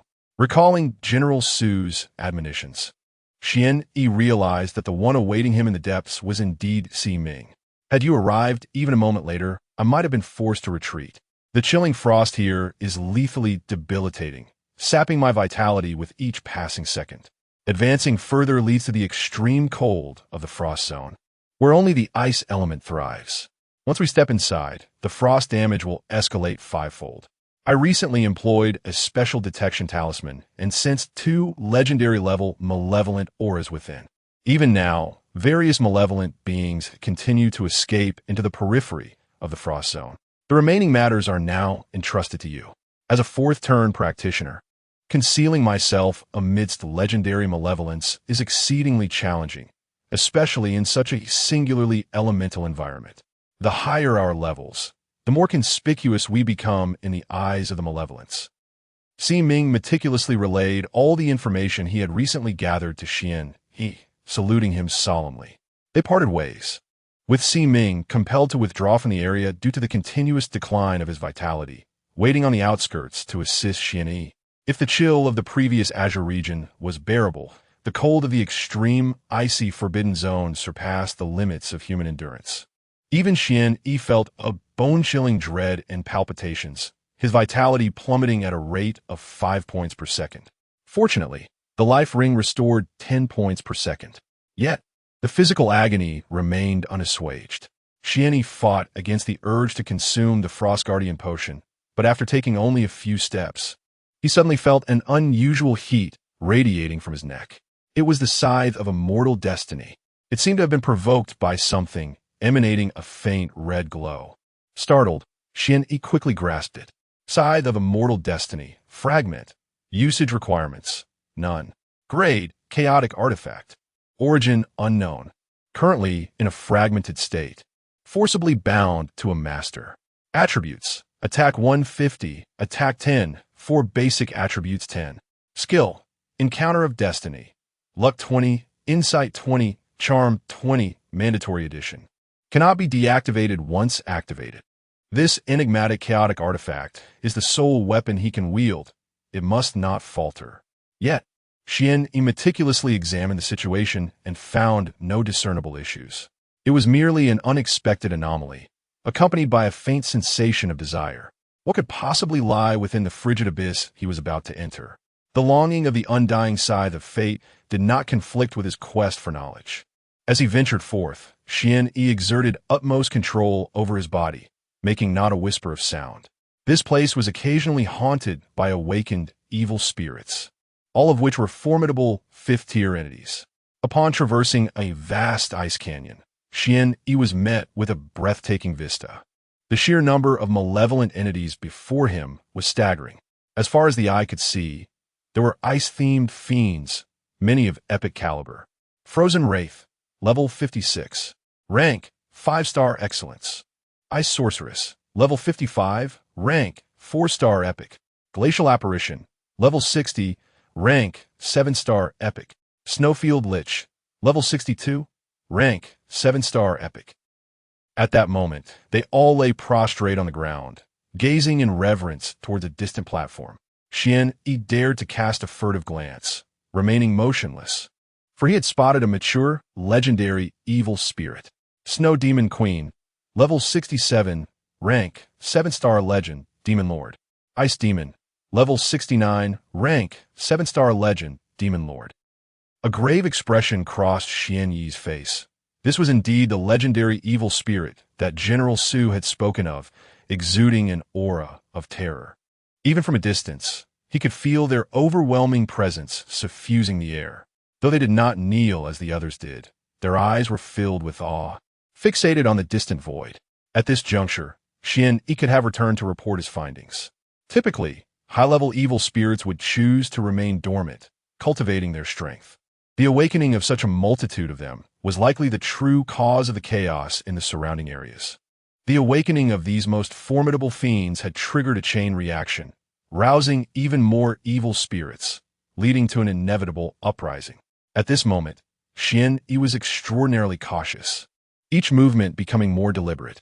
Fortunately, all the evil spirits were turned away from him, and coupled with his feeble 10th-level aura, he posed no threat to attract their attention. If it had been before, Xian Yi would have turned back immediately, thinking he had gathered sufficient information. However, the insatiable desire from the undying scythe of fate compelled him to press on. Fortune favors the bold. He was not without means to navigate this perilous path. Finding a relatively safer route, Xian Yi continued deeper into the frigid abyss. He understood that the current turmoil among the evil spirits was instigated by the awakening of this group of the most powerful entities. Their awakening was likely linked to the very spot they were now fixated upon. What could it be? As Xian Yi progressed further, he finally discerned the source of the attention of all the evil spirits. In the distance stood a resplendent palace, shrouded in snow and wind. A human woman was engaged in a fierce battle with an ice dragon in the air, emanating an aura that unmistakably marked her as an 8th-tier powerhouse. Moreover, every strike exchanged between her and the frost dragon in the heavens was nothing short of earth-shattering, rivaling the prowess of his previous life. Wuan Yunchit in astonishment. How could this be possible? In his former existence as the foremost master of Huaxia, he had no recollection of this woman before him. Who was she? The ferocity of their battle was so overwhelming that the tempest created could not be withstood by mere malevolent spirits, even from 100 miles away. Simultaneously, this dragon-like malevolent entity was undoubtedly a mythical beast, its arrogance forbidding any other fiends from intervening. Xian Yi, clearly not among them, exuded a feeble aura that was utterly insignificant amidst the chaotic elements of heaven and earth. Such a level of combat could not yield a resolution in a fleeting moment. As he ventured closer, Xian Yi beheld the woman's visage in its entirety. She possessed an exceptionally slender figure, her cascading hair flowing down to her waist, adorned in golden soft armor that clung tightly to her delicate form. It was indeed a set of legendary equipment. Under the perfect contours of the golden armor, every aspect of her physique was breathtakingly beautiful. A willow-like waist, curves like flowing water, and a statuesque figure that would leave anyone spellbound. Yet, she wore a golden mask that obscured much of her face. However, the portion that was visible revealed lips akin to precious jewels, glistening with an air of nobility. Her exquisitely chiseled chin shimmered like fine jade, devoid of any blemish. Xian Yi was certain that this goddess-like woman was someone he had never encountered before. Chapitre 38. Forbidden technique. This woman is not only extraordinarily beautiful, but her prowess is also terrifying. In her hand, she wields a pale red longsword, clearly a piece of mythical-grade equipment, though her delicate figure is as diminutive as a willow leaf. The icy tempest unleashed by her sword rivals that of a colossal dragon's assault. The clash between the two is akin to the collision of comets, causing the very fabric of space to tremble, while the hills within the forbidden ground are flattened by the storm. Xian Yi, who is several dozen miles away, clings tightly to the icy barrier before him, straining to hold his ground against the tempest. It is utterly horrifying. To contend with a mythical-level evil dragon as a mere human is an unheard-of feat of strength. The standoff between the human and the dragon has persisted for over 10 hours, with no victor yet determined. Xian Yi watches the battle with a tumultuous heart, filled with envy, pondering how long it might take him to return to his former peak. Yet, he does not succumb to despair. When he ascends to his pinnacle once more, his power will undoubtedly reach an entirely new echelon. At that time, hunting these mythical-level fiends will be akin to child's play. However, he is not merely a spectator today. He has more pressing matters to attend to. The yearning for the scythe of immortal destiny lies ahead in the palace. Xian Yi cautiously navigates the aftermath of their clash, grateful that their battle rages high above. Such a conflict demands undivided focus, and with his mere level 10 presence, he resembles a feeble ant to the mighty frost dragon. This allows him to successfully approach the grand entrance of the opulent palace. Once again, he glances upward at the fierce struggle between the human and the dragon. Under his veiled perception, he still encounters the inscrutable. Clearly, they far surpass his capabilities. Even at such a close range, he cannot ascertain their names. Xian-Yi dares not linger any longer and hastens into the palace. Inside, the biting cold penetrates deeply, and with only a few steps, his life force diminishes by 6 points per second. Moreover, this magnificent palace is astonishingly vast.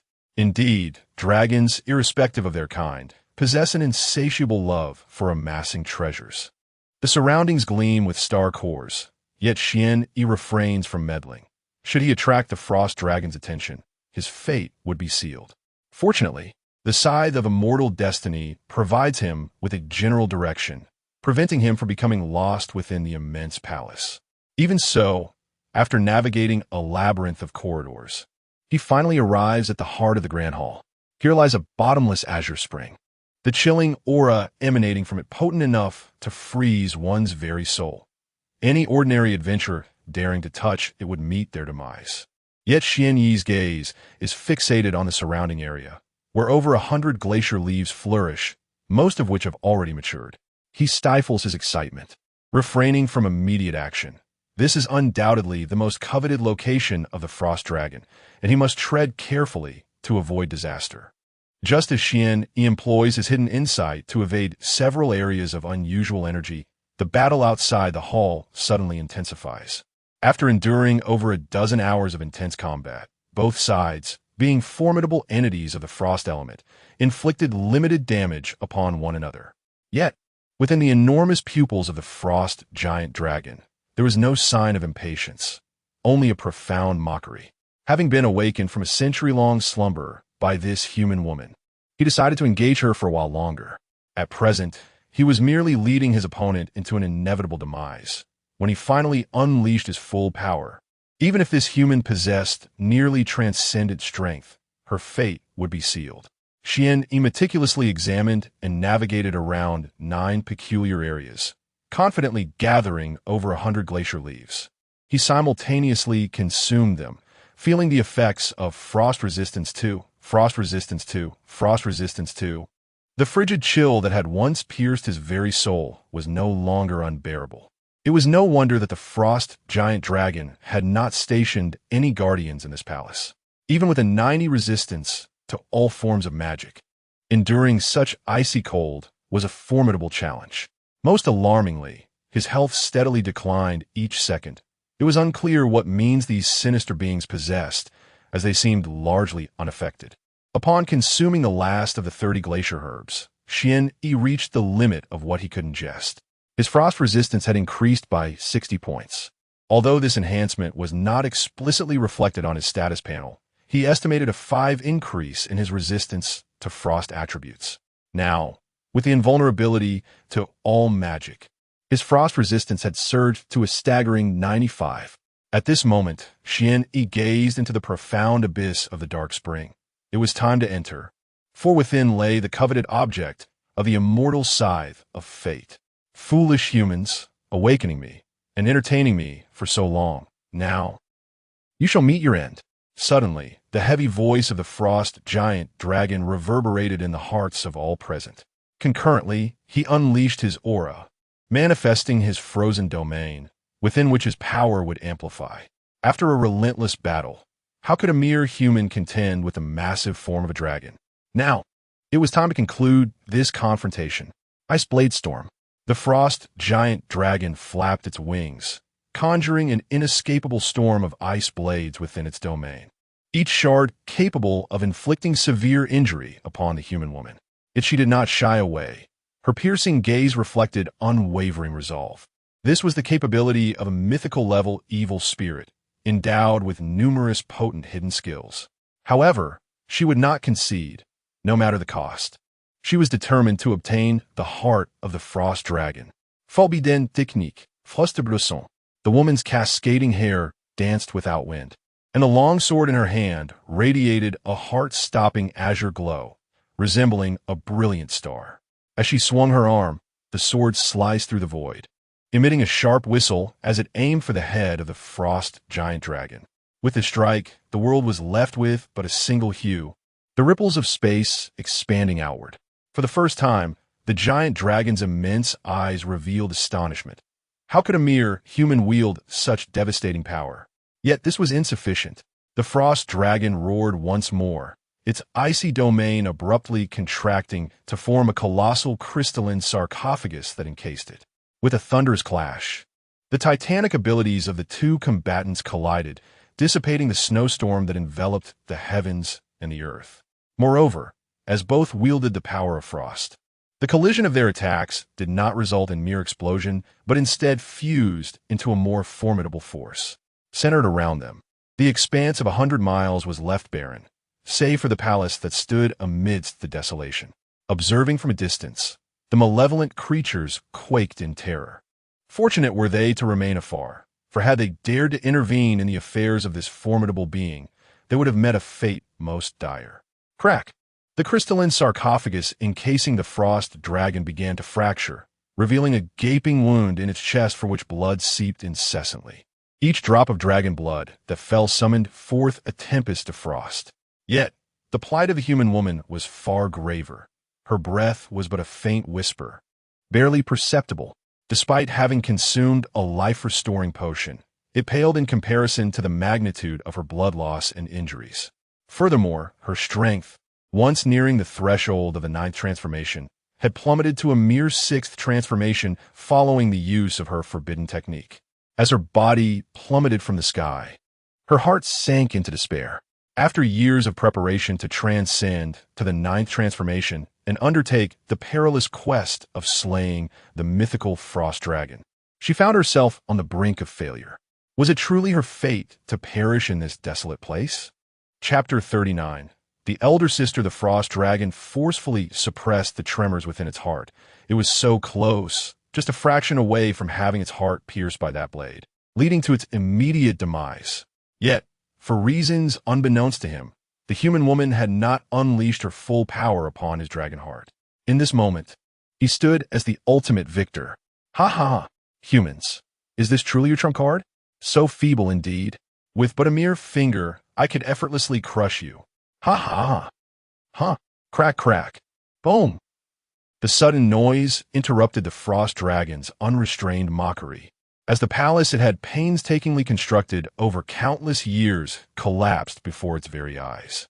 By a stroke of fate, the ethereal blue spring, due to its unique position, remained unburied, instead becoming conspicuously exposed to the air. At the center of this chaos stood Xian Yi, facing the frost dragon above with a bitter expression. Simultaneously, the graceful figure of the woman descended towards him. Upon witnessing the absence of the glacial leaves and the sight of Xian Yi, the frost dragon was consumed by fury. Despicable humans! You dare attempt to steal my treasures? Unforgivable! Unforgivable! In a fit of rage, the frost dragon disregarded its grievous wounds and forcefully gathered its energy once more. Ice crystal piercing. 5 radiant ice crystals coalesced in the claws of the frost dragon, exuding an overwhelming force as they hurtled towards the woman and Xian Yi. At this moment, she had landed, and Xian Yi caught her to soften her descent. The fragrant scent enveloped him, but he had no time to savor it as a greater peril loomed overhead.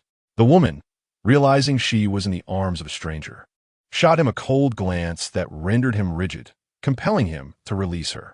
Her pride would never permit her to rest in a man's embrace.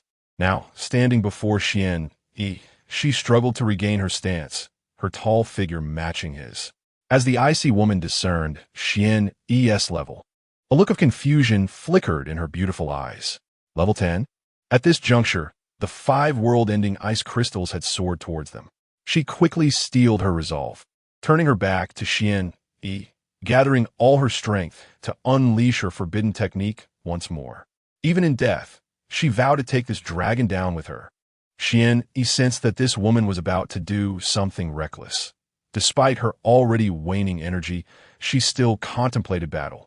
He could not bear to watch such a formidable human fall here.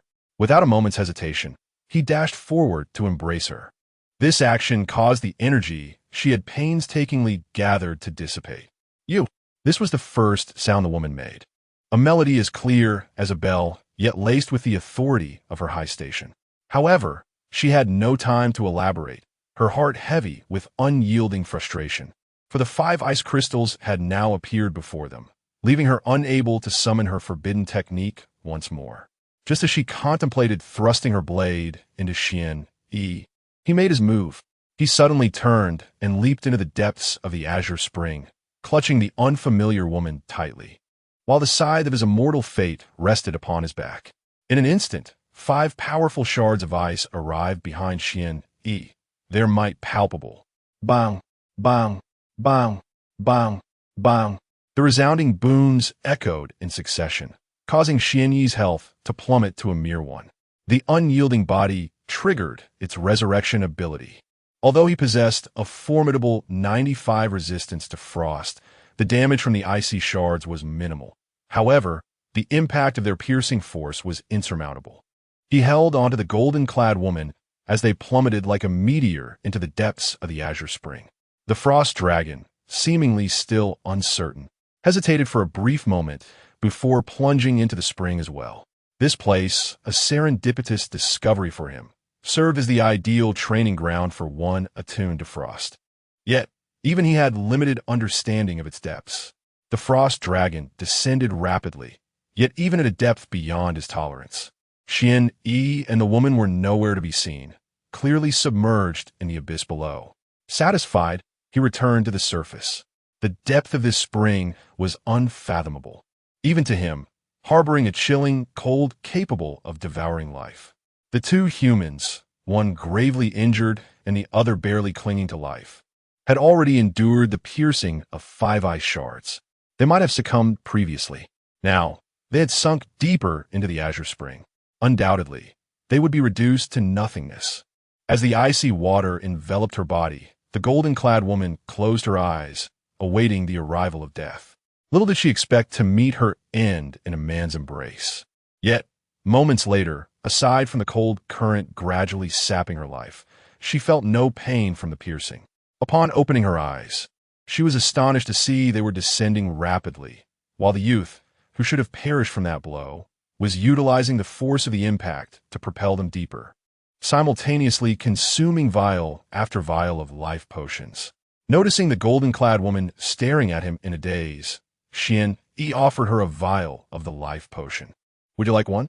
The woman snapped back to reality, feeling her life force dwindle by the second, and the rate of decline accelerating. She hastily retrieved a vial of life potion and drank it, alleviating the descent of her vitality. Fearing the pursuit of the frost dragon, Xian Yi continued to descend until he could no longer sense its presence. "Could you let me go now?" The golden-clad woman suddenly spoke, her voice clear and icy, piercing the soul. In that moment, Xian Yi realized he was still tightly holding her. In the face of danger, there had been no time to appreciate the warmth in his embrace. Now, he became acutely aware of the woman's exquisite form, her body delicately curvaceous and soft, especially the striking curve of her chest, radiating an allure that was both mature and intoxicating. Hurriedly, Xian Yi released her, stammering, "I apologize. I apologize. In the heat of the moment, I must have overstepped my bounds." The woman clad in golden attire regained her composure, regarding the young Xian Yi with an unusual gaze. Her lips parted slightly. "You possess quite the audacity to venture into the heart of the frosty mist district, courting death. I appreciate your earlier assistance. What is your name?" "Wan Yi, un reservet, replied Wan Yi." The woman nodded, acknowledging his introduction. Seizing the opportunity, Xian Yi casually glanced at her golden armor, which seemed inadequate to contain her figure, and hastily inquired, "Elder sister, what is your name?" In response, the woman shot him a frigid glance, disinclined to speak. Xian Yi felt a surge of frustration. "This is unfair. I disclose my name. Out of courtesy, shouldn't you share yours as well?" Yet, the woman coldly retorted, "I am not one to adhere to notions of politeness." Then elder sister, consider this. We share a fate intertwined in this chilling spring, with no clear knowledge of how long we must endure. Shouldn't we seek to deepen our understanding of one another? However, Xian Yi's words fell on deaf ears, only serving to render the golden-clad woman's expression more somber. At this moment, you ought to contemplate how much longer we can survive. I presume your life-restoring potions are limited as well.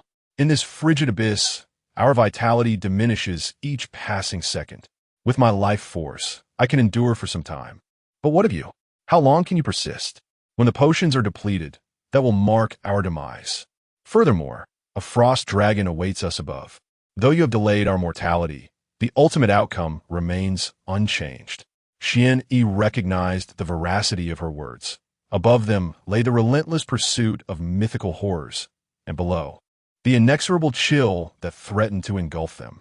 From every perspective, the prospect of survival seemed bleak. Yet, for Xian Yi, the descent was not solely into icy peril, but also into the yearning for the scythe of undying fate, perhaps harboring a glimmer of hope. He would not surrender. Chapter 40. The sea to the ocean's depths, how much longer can you endure? Wan Yi inwaited earnestly.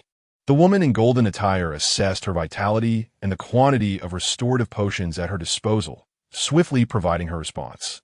I can likely sustain myself for another 2 hours. When the time comes, we must ascend. I would rather perish in battle than meet a humiliating end here. This azure abyss was not a body of water in the strictest sense, but rather an energy entity formed from the essence of frost, condensed to its utmost degree. Otherwise, even with their extraordinary physiques, they could not have remained submerged for such an extended period. Wan Yi nodded, then consumed these glacial leaves to the best of your ability and hold on. I will explore the depths of the spring to ascertain if there is any hope. With that, he produced a handful of glacial leaves. The crystalline foliage emitted a soft blue luminescence, causing the golden-clad woman to gasp in astonishment. Despite her capabilities and resources, she had only managed to consume a few glacial leaves, while a mere level 10 warrior like him possessed such ample resources. Nevertheless, recognizing the gravity of their situation, she selected a handful of leaves. She understood that not only did she owe her life to Xian Yi's recent interference, but she also felt a sense of indebtedness for the glacial leaves themselves. Upon ingesting them, her frost resistance would likely provide her with additional time. Xian Yi was now pressed for time, seeking the desires of the undying fate scythe and a glimmer of hope. The golden-clad woman was not surprised by Xian Yi's descent. She had recently sensed that this remarkable little warrior possessed an astonishing level of frost resistance. In this depth, where the frost attribute inflicted severe damage upon her every second, it seemed to pose little threat to Xian Yi.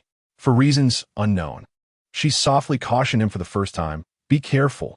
Xian Yi paused momentarily, but did not linger, continuing his swift descent. Time was of the essence, and he was uncertain how deep the abyss truly was or how far the desires of the undying fate scythe lay. If he did not reach the depths before his restorative potions ran out, he would indeed face death. Xian Yi's descent persisted, and presently, his health was depleting at a rate of 30 points per second. The ring of life's recovery speed of 10 points could not keep pace. He needed to continually consume health potions to maintain his fragile lifeline. Even as he expended over half of his health potions, he had yet to glimpse the abyss's bottom. Although he possessed a vast storage space, it could not accommodate an excessive number of health-restoring potions. He resolved that upon his return, he must acquire an ample supply of these elixirs. However, regardless of Xian Yi's thoughts, his potions were being consumed with each passing moment. At this juncture, he could still turn back and retain a chance at survival. Yet, should he continue his descent, his fate would truly become uncertain. Gritting his teeth, Xian Yi decided to press on. Success lies in human endeavor. Fortune favors the bold. Opportunities are often found in perilous circumstances. Moreover, based on the reaction of the undying fate scythe, he surmised that his goal was not far off. He had not forgotten that even though it was already formidable, it remained in a fractured state. Wan Yi resolutely pulling it deeper. At the moment when his life was on the brink of extinguishment, he finally produced the Frost Guardian bestowed upon him by General Su. The effect of Frost Guardian enhances the user's frost resistance by 20 for a duration of 10 minutes. And this effect cannot be stacked. As per Xian Yi's understanding, a 20 resistance is considered a potent elixir of resilience. with his original 95 frost resistance. The addition of the Frost Guardian's boon was monumental. Suddenly, his descending body ceased to feel the chill. Instead, his vitality surged at an astonishing rate. This amounted to an impressive 115 frost resistance. At such depths, even a frost dragon would find his life extinguished within mere minutes. A wave of dread washed over Xianyi. Had it not been for the Frost Guardian bestowed by General Su, even with the knowledge of the treasures below, he would not have dared to descend to this perilous depth. Yet, the ordeal was far from over. Just as Xianyi consumed a fourth vial and his resolve began to waver, the monotonous deep blue finally revealed a different hue. Before him appeared a seed, radiating a resplendent, ethereal glow, shaped like a droplet of water. The surface of the seed was adorned with crystalline patterns, shimmering with a frigid light, while within, a cerulean liquid seemed to flow incessantly. The moment he beheld it, a wave of serene warmth enveloped Xianyi's heart. This was indeed the object long yearned for by the scythe of immortal fate. Xianyi hastily employed his hidden insight to observe intently, but all he encountered were ellipses. At that moment, every second spent in hesitation heightened the peril. His life force was recovering at an exaggerated rate of hundreds of thousands per second, a green glow emanating from him. Should he lose the enhancement from the Frost Guardian elixir, he would instantly be engulfed by a red light, succumbing to death in this treacherous locale. Wuan Yi acted sivifti. As he reached to grasp the seed of Kanglin, a pure frost attribute enveloped him.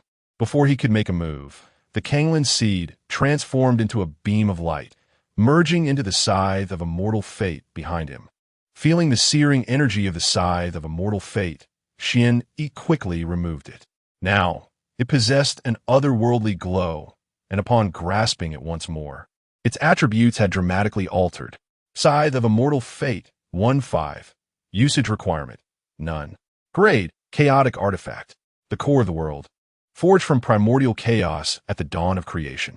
It was once wielded by the Creator God, who governed life and death, possessing the mystique to reap lives and grant rebirth. In an unknown divine war, the energy core fractured. Only by gathering 5 seeds imbued with the Creator God's power can it be unsealed, restoring its former divine might. Seed of Kanglin. Collected seed of life. Missing seed of flame. Missing seed of storm. Missing seed of stars. Missing attributes. Attack 1000. Attack power 50. All 4 basic attributes, 100. Skill. Encounter of Destiny. Luck 100. Insight 100. Charm 100 compulsory edition. Cannot be deactivated once activated. The domain of Azure Waves. Create a water domain with a radius of 300 meters, contingent upon your spiritual value. Enemies within this realm suffer a continuous water damage of 300 points per second. While within the domain of Azure Waves, you will receive a 100 enhancement to all attributes, encompassing attack, healing, control, and more. This ability consumes 100 points of mana per second, with no cooldown, allowing for immediate activation. Azure Wave. Instantaneous movement. You will swiftly teleport across any body of water with a current teleportation distance of 300 meters, depending on your spiritual value. And this process cannot be interrupted. It requires a consumption of 100 points of mana, with a cooldown of 10 seconds. Immortal Technique. 5 immortal decrees executed through the vessel of the scythe of immortal destiny. First technique. Azure Wave Soul Devouring Slash. It disregards all means employed by the opponent, forcibly stripping away 30 of their attributes for 9 seconds. Additionally, imposing a sealing state for the same duration, during which no skills may be utilized. Simultaneously, it inflicts 400 damage of a normal attack. This effect cannot be consecutively triggered on a single target. There is no mana cost, with a cooldown of 10 minutes. Second technique. Third technique. Fourth technique. Fifth technique. Chapter 41. A bet? Upon observing the newly enhanced attributes of the Eternal Fate Scythe, Xianyi was momentarily rendered speechless. Its power had not merely increased tenfold. It was outrageously formidable. Now, the ellipses surrounding the scythe began to reveal their secrets. It possessed an extraordinary origin, intricately linked to the genesis of the chaotic realm. Its primal force encompassed 5 divine seeds, and only upon gathering them all could it truly become an artifact of chaos. Yet, even with just a single Kanglen seed, its might was already terrifying, endowed with 3 formidable active skills. Among them were an area of effect damage domain, a teleportation ability within watery realms, and even an immortal technique. This technique continuously diminished the enemy's state while inflicting substantial damage. Moreover, the red passive skill he had previously drawn, Time Distortion, finally found its purpose. An 80 reduction in the cooldown of active skills was sufficient to alter the tide of many battles. For instance, his previously 10-second teleportation now recurred every 2 seconds. As long as he fought in an area abundant with water elements, he was practically invincible. Even in the absence of water, he could create a battlefield using the Kanglen domain. One could only say that his venture into the Frost Zone, traversing through the encirclement of high-level evil beings, was immensely rewarding. Yet, he felt a twinge of luck in this success. In this world, he believed that he was the only one capable of descending to such depths and still surviving. No one else possessed his innate, exaggerated 90 spell immunity. As for consuming resistance potions of this nature, they typically had a unique quality and could not be stacked. Thus, even now, he felt somewhat fortunate about his gamble. However, in the end he won. Yet, the crisis was far from over. As the Kanglen seed vanished, the synchronization of the deep blue spring began to dissipate rapidly. The frosty spiritual energy flowing away incessantly. Above the deep blue spring, the frost giant dragon was now recovering from its injuries. The golden-clad woman's sword, imbued with a tearing attribute, had inflicted severe wounds that would take at least 10 to 15 days to heal. Just as he was absorbing the frosty attributes by the deep blue spring, he was astonished to find the various forms of water attribute energy solidifying and rapidly diminishing, with the water level of the spring continuously declining. What on earth was happening? The frost giant dragon seethed with rage. This icy spring was its most treasured possession, brimming with diverse water attribute energy. As the great frost rage ice dragon, it had entered this insignificant lower plane through the dark star, not knowing when it would return. The only solace it found was in this energy source, which promised infinite growth. Now it was vanishing. With a thunderous roar, it surged towards the deep blue spring, plunging deeper and deeper. This was no illusion. The ice attributes that once could rend its flesh had disappeared. It recklessly delved further, desperate to uncover the truth of what had transpired. At the moment the seed of Kanglen vanished, the woman clad in golden attire keenly sensed the diminishing encroachment of the frigid attributes surrounding her, to the point where they would no longer pose a threat. Although she was unaware of the astonishing transformation that had occurred, she felt an instinctive connection to Shwani. Meanwhile, Shwani ascended rapidly, intent on reuniting with the woman. With the disappearance of the seed of Kanglen, the drastic changes would undoubtedly be felt by the Frost Dragon. The outcome of their survival now hinged upon the state of the golden-clad woman. At this moment, Shwani's attributes surged once again. Character, Shwani level, 10 occupation. Commoner basic attributes, strength, 1280, 100, constitution, 240, 100, agility, 244, 100, spirit, 220, 100 skills, hidden insight, exclusive, passives, last whisper, red myth, endless potential, red myth, soul devour, red myth, undying body, red myth, echo of desperation, red myth, invulnerability, red myth, celestial flash, red myth, soul severing slash, red myth, thunder entwined, red myth, time distortion, red myth. Due to Shwani's relentless focus on maximizing his attack power, he now boasted an impressive strength value exceeding 1300. One could only imagine the shock it would instill in those of the same rank upon witnessing it. Among his peers, none could even dream of matching the slightest fraction of his strength. Furthermore, with the additional 1,000 points of attack power granted by the Scythe of Immortal Fate, along with a 50 enhancement, his basic attacks now surpassed 3,000 in power. Upon encountering the woman, Shwani barely had time to revel in his victory before the Frost Dragon appeared, its furious gaze seemingly ready to unleash flames. In this life-and-death moment, Shwani urgently inquired about the dragon's remaining health points. The golden-clad woman, once again drawing her long sword, coldly replied, 1,000,000. Shwani was nearly overwhelmed, nearly choking on his disbelief. How much? He suppressed his racing heart and asked the most crucial question. What is its total health? 12,000,000, she stated, already entering combat mode, and coldly added, I will use my forbidden technique again to sacrifice all my strength to slay it. You stay back and try to escape. She contemplated the possibility of her demise, but felt it would serve as a fitting repayment for Shwani's life-saving intervention. Yet, upon hearing her response, Shwani's heart soared with joy. With 1,000,000 against a total of 12,000,000, it signified that the frost dragon's health had dipped below 10%.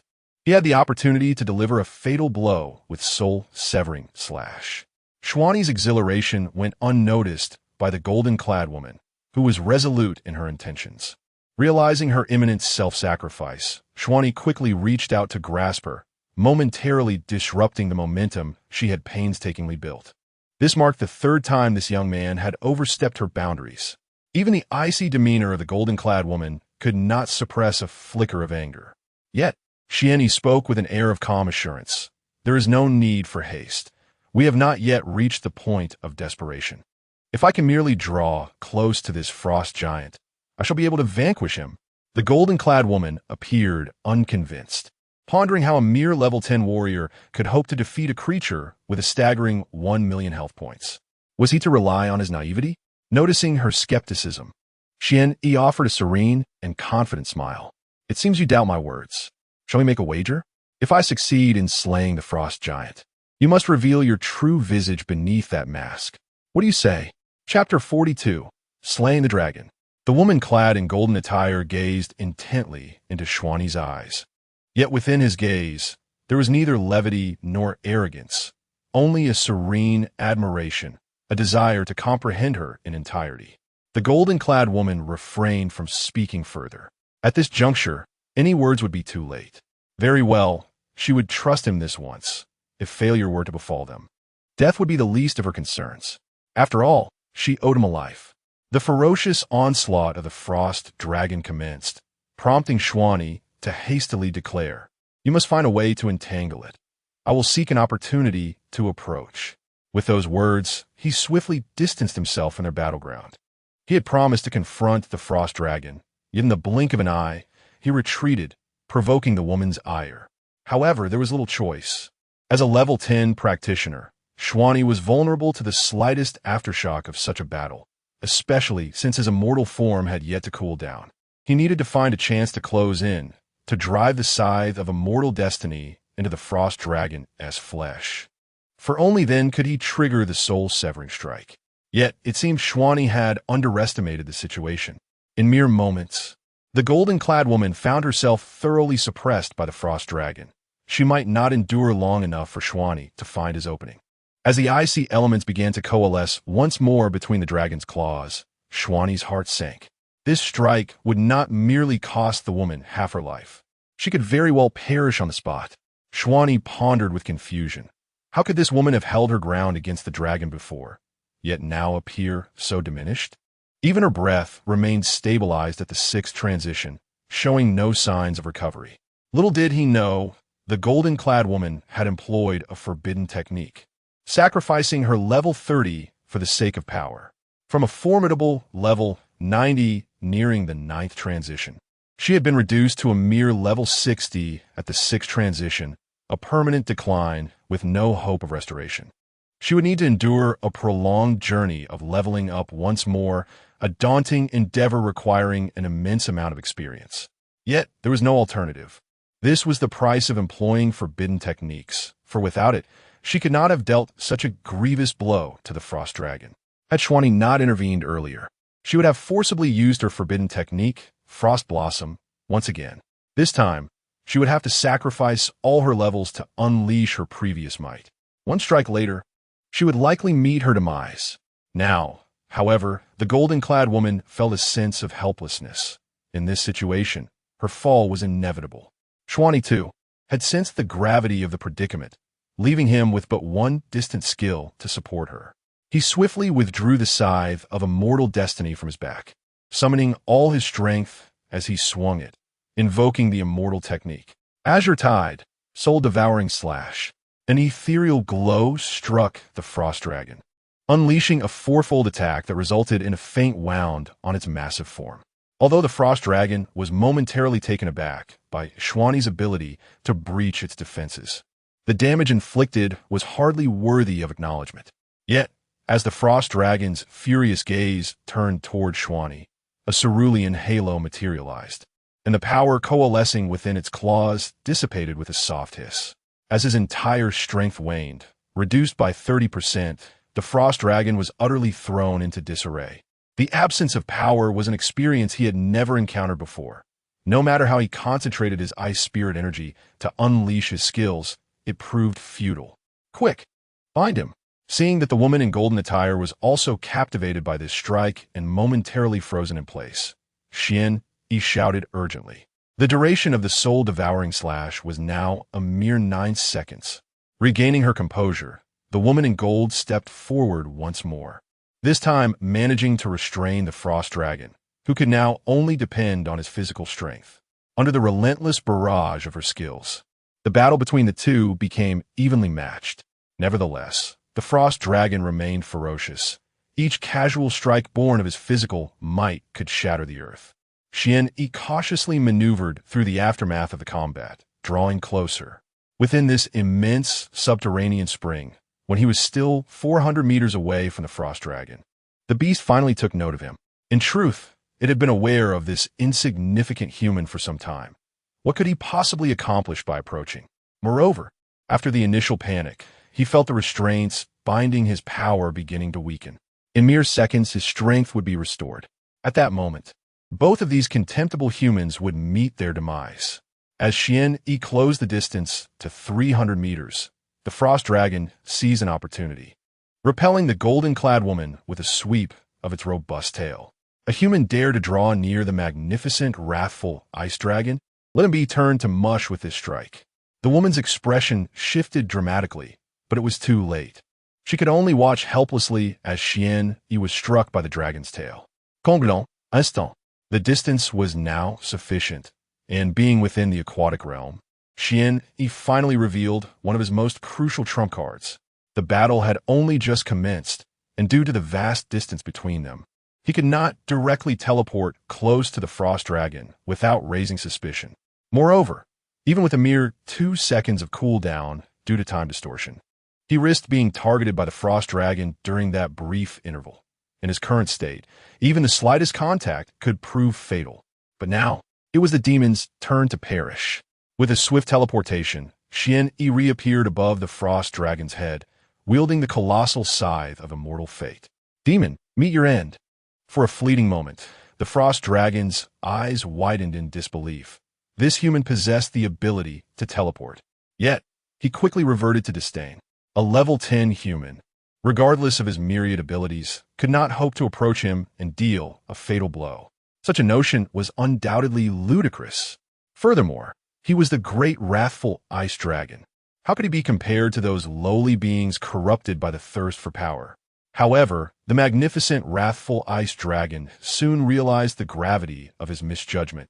As the scythe of immortal fate made contact with his resilient scales, it encountered no resistance whatsoever, slicing through his head as effortlessly as cutting through tofu.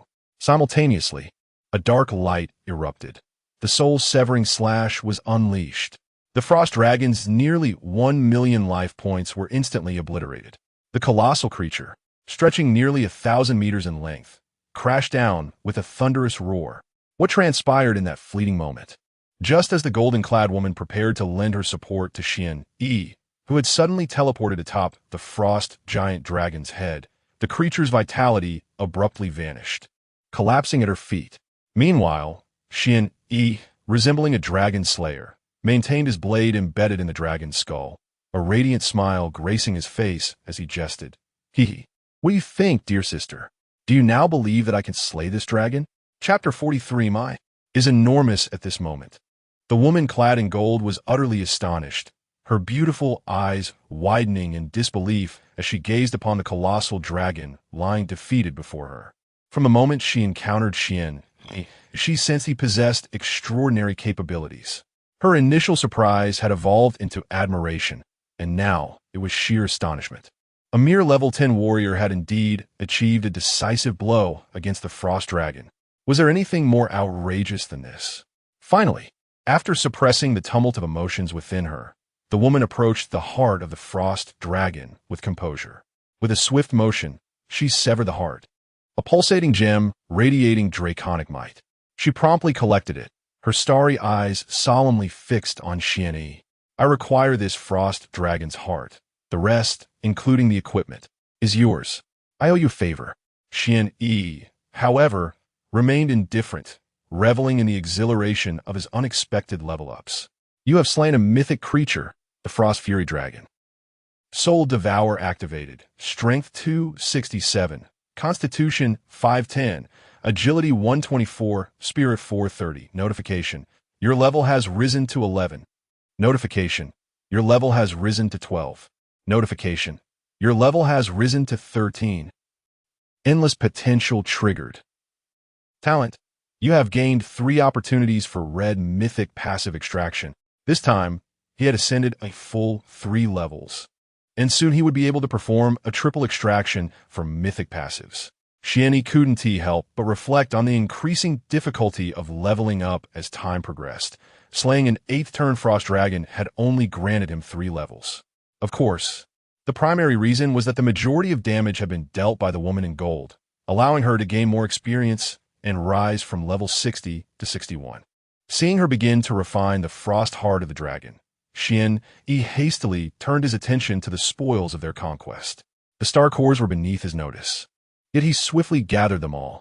His collection of star cores had now exceeded 10,000, a modest goal amounting to a fortune of 100 million. As he sifted through the vast array of items, Xian's eyes soon sparkled with excitement. This time, 2 pieces of red equipment emerged, both of which were perfectly suited for him. Overjoyed, he could hardly contain his delight. The first item was a necklace shaped like a glistening dragon's fawn, emanating a faint blue light. He removed his previous necklace that had enhanced his poison resistance and donned his first piece of mythic gear. Frost Fang Amulet. 8-star mythic required to equip. None attributes. Spirit 240, critical hit rate 30. Frost resistance 25 additional skill. Frost Breath. Attacking grants a 30 chance to freeze the enemy for 6 seconds, reducing their movement speed by 50. This effect can stack. The description was succinct yet powerful, featuring optimal percentage-based attribute enhancements. Now, even without potions, Xian no longer feared attacks of frost. Coupled with his innate 95 resistance, he boasted a total of 120. Henceforth, frost-wielding mages would think twice before crossing his path. With a critical strike rate of 30 augmented by the 20 from the Ring of Insight, he possesses an astounding 50 critical strike rate. Ring of Insight, 5-star epic. Requirements: none. Attributes: physical critical rate 20, critical damage 50. With his current attack power, a critical hit would inflict damage exceeding 10,000. It can be asserted that within 3 transformations, no one could withstand a single blow from him. Yet, the marvel does not end here. There lies another piece of equipment. A rare gauntlet. Its overall appearance is reminiscent of a roaring dragon's head, strikingly similar to that of the Frost Dragon. The menacing dragon eyes emit a faint aura of draconic majesty, instilling a sense of dread, with the dragon's head intricately embedded upon the azure gauntlet. Xuan eagerly extended his left hand, and in an instant, the gauntlet firmly adhered, enveloping his hand from the back to the wrist. His fingers slightly splayed, overwhelmed by an exhilarating surge of power. Setting aside its attributes, the striking design alone was enough to capture everyone's attention. He could envision the chaos that would ensue upon his appearance clad in such a magnificent gauntlet. Frost Fang, 8-star mythical. Requirements: Dragon Slayer. Only those who have slain the Frost Rage Ice Dragon are deemed worthy to wield the power of the Frost Rage Ice Dragon.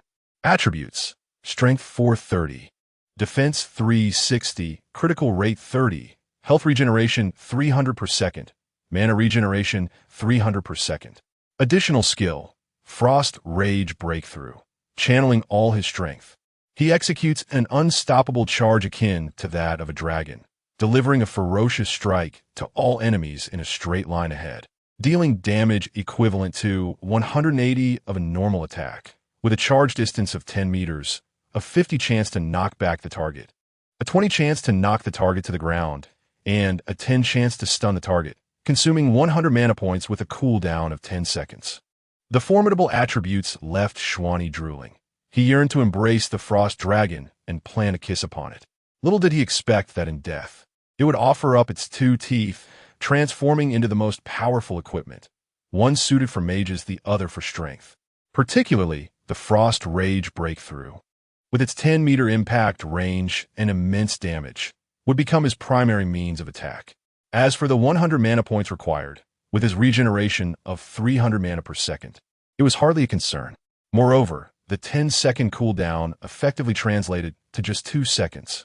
Shwani felt as though his attributes had transcended the realm of humanity, entering an extraordinary domain.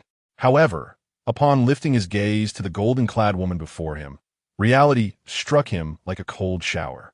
This woman possessed the ferocity to confront the frost dragon head-on, capable of inflicting grievous harm with a single strike. At this moment, the golden-clad woman had completed her absorption of the Heart of Frost, fulfilling her 9th transformation task. Though her level had not increased, her attributes surged dramatically, at least doubling compared to her previous level of 61. Furthermore, having completed the 9th transformation task, once she achieved level 90 again, there would be no further obstacles in her path. This signifies that she can become the first ever 9-turn class master in this extraordinary realm. Witnessing Xian Yi gather the equipment, her expression was one of complexity. All of this was brought forth by the young man before her. Not only had he saved her life, but he also paved a seamless path for her to grow stronger, opening up a multitude of possibilities. With so many items at her disposal, are you certain you won't select a few? Xian Yi gazed at the golden-clad woman, only to find that she did not linger on the equipment for even a moment. Her attention was solely captured by the immense form of the dragon, which elicited a sense of regret from her. No need, those are rightfully yours, but it is a pity about the mythical frost dragon's corpse. If we could transport it back to the human realm intact, it would greatly advance our research, but alas, it is simply too large.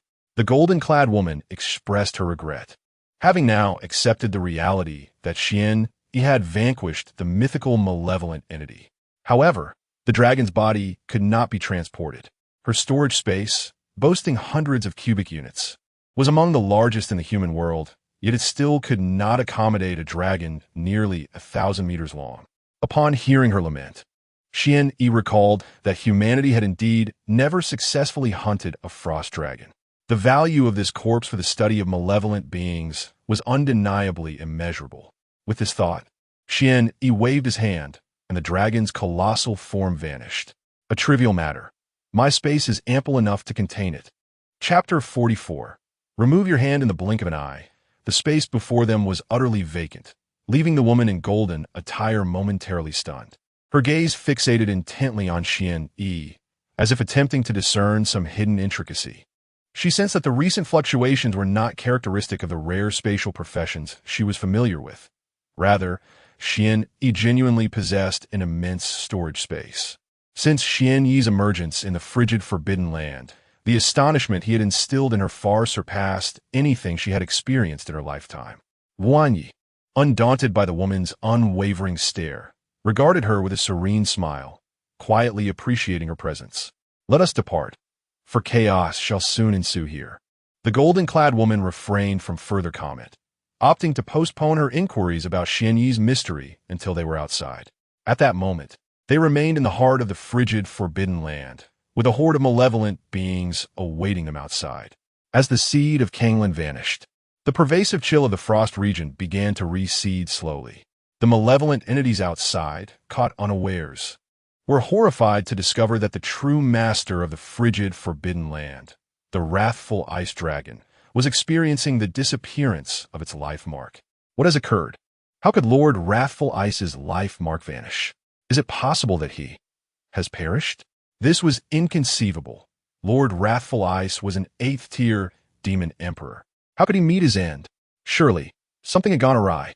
However, as they sensed not only the absence of the life mark, but the very essence of the wrathful ice dragon itself, panic ensued among them. The Snow Demon Queen and the Ice Demon, both formidable demon lords, exchanged a glance laden with shock. They contemplated a disconcerting possibility. Had that human ultimately triumphed? Suppressing their dread-filled conjectures, the two demon lords rallied all the malevolent beings and soared towards the palace of the wrathful ice dragon. In that moment, the skies were darkened by a swarm of demons. When the wrathful ice dragon had been alive, none dared to approach within a 100-mile radius of its palace. Now, it was teeming with malevolent creatures. As they drew closer, the golden-clad woman and Xian Yi were already retreating in the opposite direction. It was akin to disturbing a hornet's nest. Upon reaching the palace, they confirmed their grim realization. The wrathful ice dragon was dead. Enraged, all the malevolent beings surged towards the direction of Xian Yi's escape. The silver lining was that these demons were all at the 6th-tier level. Due to the wrathful ice dragon's monopolistic grasp over the resources of the frigid Forbidden Land, these demons had developed inadequately, lacking the strength to produce even a 7th-tier demon. The only legendary demons capable of posing a threat to the golden-clad woman, the Snow Demon Queen and the Ice Demon, were not adept in speed. In the blink of an eye, Xian Yi and the woman had widened the distance between themselves and their pursuers. With their lives at stake, the golden-clad woman paid no heed to her posture. One hand grasped Xian Yi, while the other wielded her sword, gliding through the air like a fleeting comet. Yet behind them were winged malevolent beings, proficient in speed. A total of 10 winged demons were rapidly closing in on the pair, their diamond-shaped vertical pupils glimmering with a cruel intent.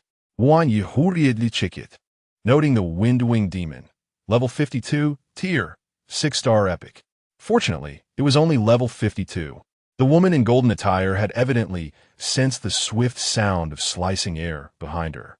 She casually discarded Xian Yi to unleash her skills.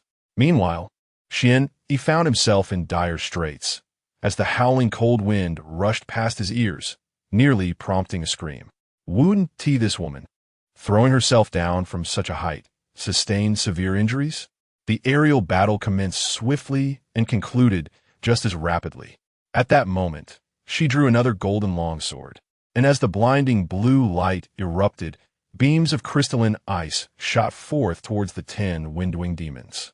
Although she was currently only at the 6th transformation and could not wield that mythical longsword, her strength had long surpassed that of an ordinary 6th transformation after absorbing the dragon heart. Under her frigid light, all 10 wind-winged demons were gravely injured and plummeted. If she unleashed another attack, those fiends would surely perish. However, at this moment, Xian Yi was plummeting rapidly. Just as he was compelled to shut his eyes against the surging winds, his body suddenly halted, landing in a soft embrace. Instinctively, he clung to the woman like an octopus. The woman stiffened, and after they fell a short distance, she finally stabilized their descent. Yet, the icy murderous intent radiating from her was palpable. "Release me," she commanded. "Oh, it was merely an accident." Wan Yi exclaimed, shifting his grip to encircle her slender waist, refusing to let go. The golden-clad woman frowned slightly, but the relentless pursuit from behind forced her to endure and continue fleeing in this position. They could not retrace their steps. The only option was to traverse through the frost zone in the opposite direction before entering the Crown Ning zone to return to the human realm. Lacking any means to genuinely threaten the golden-clad woman, the group of fiends eventually dispersed after a while, merely watching the two of them depart. The reasons were twofold. There were scarcely any demons capable of matching the woman at speed, and they would not forget that the woman ahead had slain the Frost Fury Dragon. If cornered, none could withstand her wrath. Furthermore, the death of the Frost Fury Dragon would undoubtedly send ripples throughout the demon world. With the absence of a demon emperor-level powerhouse, they had many matters to attend to. The changes in the Frost Zone were swiftly sensed by the outer observers. The chilling air that could harm human bodies was gradually weakening, showing no signs of cessation. At this rate, in a few days, the entire Frost Zone might transform into an ordinary region, devoid of its previously unbearable cold. This unexpected turn of events astonished him, leaving him uncertain about what transpired after Xianyi entered. After another 3 days, he could confirm that his perceptions were accurate. The long-standing frost zone truly no longer possessed its former bone-chilling essence. Despite the environment remaining a world of ice and snow, the harmful elemental force had notably diminished. The situation is far from resolved. Ming has discerned that the once vibrant elite demons have ceased their assaults on the periphery. The demon world seems to have regained a semblance of order. This unprecedented shift has left Ming restless. He must find someone to relay this intelligence. He believes that in the short term, Xianyi is unlikely to make an appearance. Meanwhile, in the realm of the magic capital, all students from Hongkou know one high school, who are set to participate in the special college entrance examination in the imperial capital, have gathered. This time, they are once again led by the vice principal, who, however, displays no signs of impatience. They are all awaiting Xianyi, who is notably absent once more. Compared to the last gathering, where everyone was filled with impatience, the atmosphere now is markedly different. Ultimately, following the events in the beast world, they have come to realize that Xianyi saved their lives. Especially those who had previously mocked him now harbor complex feelings towards him. While they do not expect to see Xianyi bowing in gratitude, they no longer hold animosity towards him. If the opportunity arises, they would not hesitate to offer their assistance.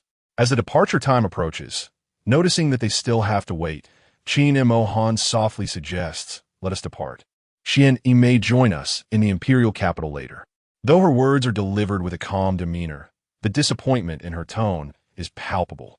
With Mo Han taking the initiative, the vice principal refrains from further comment and instructs everyone to board the plane, preparing to head to the imperial capital in the central region.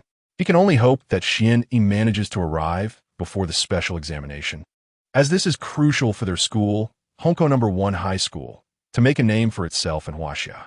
Of course, the primary goal is to successfully navigate this endeavor. Perhaps he could even shed the vice from his title. Meanwhile, Xianyi is preparing for a threefold draw of the red passive. Chapter 45. Next stop. Once the threat from behind had dissipated, Xianyi finally felt a sense of relief as he activated the latest red mythic passive. Activation. You have drawn the red mythic passive, Blood Shadow Fury. Blood Shadow Fury. Your normal attacks inflict damage upon enemies, while simultaneously allowing you to siphon 100 of the damage dealt as lifesteal. You have drawn the red mythic passive, Accelerated Evolution. Accelerated Evolution. Whenever you gain experience through any means, you will receive an additional 200 experience points. You have drawn the red mythic passive, Blade of Forbidden Law. Blade of Forbidden Law. As you inflict damage upon your foes, you will absorb mana based on the damage dealt, triggering once every 5 seconds. Ecstatic, truly exhilarating. He had just been pondering the slow pace of his leveling up. And now, a new mythic passive, Accelerated Evolution, had emerged. In addition to the experience he originally earned, he could now acquire an extra 200 experience. This effectively tripled his experience gain. As for Blood Shadow Fury, with his relentless focus on boosting attack power, one strike would likely yield more life force than his total health. He would no longer fear any physical duels. Moreover, it was fortunate that both the life recovery from his equipment and the effects of his passive skills could be deactivated. Otherwise, from that point forward, Xianyi would hardly trigger the resonance of desperation to enhance his attack power. Lastly, the Blade of Forbidden Law transformed Xianyi, the Bane of Mages, into an even more formidable opponent. With a staggering 90 immunity to all forms of magic, combined with the ability to absorb mana through melee attacks, it was likely that after just a few rounds against magic-wielding adversaries, they would be forced to engage him in close combat. Wanyi, overwhelmed with excitement behind the woman in golden garb, eventually prompted her to take action. They descended to the ground. Upon hearing her cold voice, Xianyi hastily withdrew his arms from around her waist. Although reluctant, he stood obediently as he caught sight of her murderous gaze. The woman in gold cast a frigid glance at Xianyi before leading the way. They had now entered the Mianning district. Had she not feared for Xianyi's life, she would have long departed alone. The Mianning district was a vast expanse of desolate wilderness, teeming with malevolent entities of level 40 and above. At this tier, ordinary white tier foes were virtually non-existent, with the majority being green or blue tier. Yet, under the command of this fierce woman, hardly any evil spirit could withstand the force of her blade. Xian, eager to test his newfound strength, had just ascended 3 levels, and with the equipment he had recently acquired, along with the 1,000 attack power and 50 bonus from the Scythe of Immortal Fate, his total attack power had surpassed 4,500. He could still swiftly hunt ordinary evil spirits. However, it was evident that the woman in gold was pressed for time. With her sword radiating a dazzling light, she forged a path back through the ordinary region of the fallen demon land. As she carved her way through, Xian Yi diligently followed in her wake, scavenging the remains of the fallen. His space was vast, and all these things could be exchanged for money and merit. Upon entering the ordinary region, the golden-clad woman finally paused, pondering for a moment before producing a blue jade pendant. "We shall part ways here. Take this pendant. From this moment forth, should you encounter any difficulties, simply shatter it. Even in the abyss of demons, I will sense it and come to your aid." Xian Yi reached out to accept this smoothly textured pendant, within which a point of light danced. Suddenly, a thought struck him. But what if I find myself in danger, and you are far away when I shatter it? Then I shall come to collect your remains. The golden-clad woman replied coldly. Xian Yi felt helpless. He had merely posed a reasonable question, yet her response was so frigid. At that moment, the golden-clad woman turned to him, sighed softly, and performed a surprising act.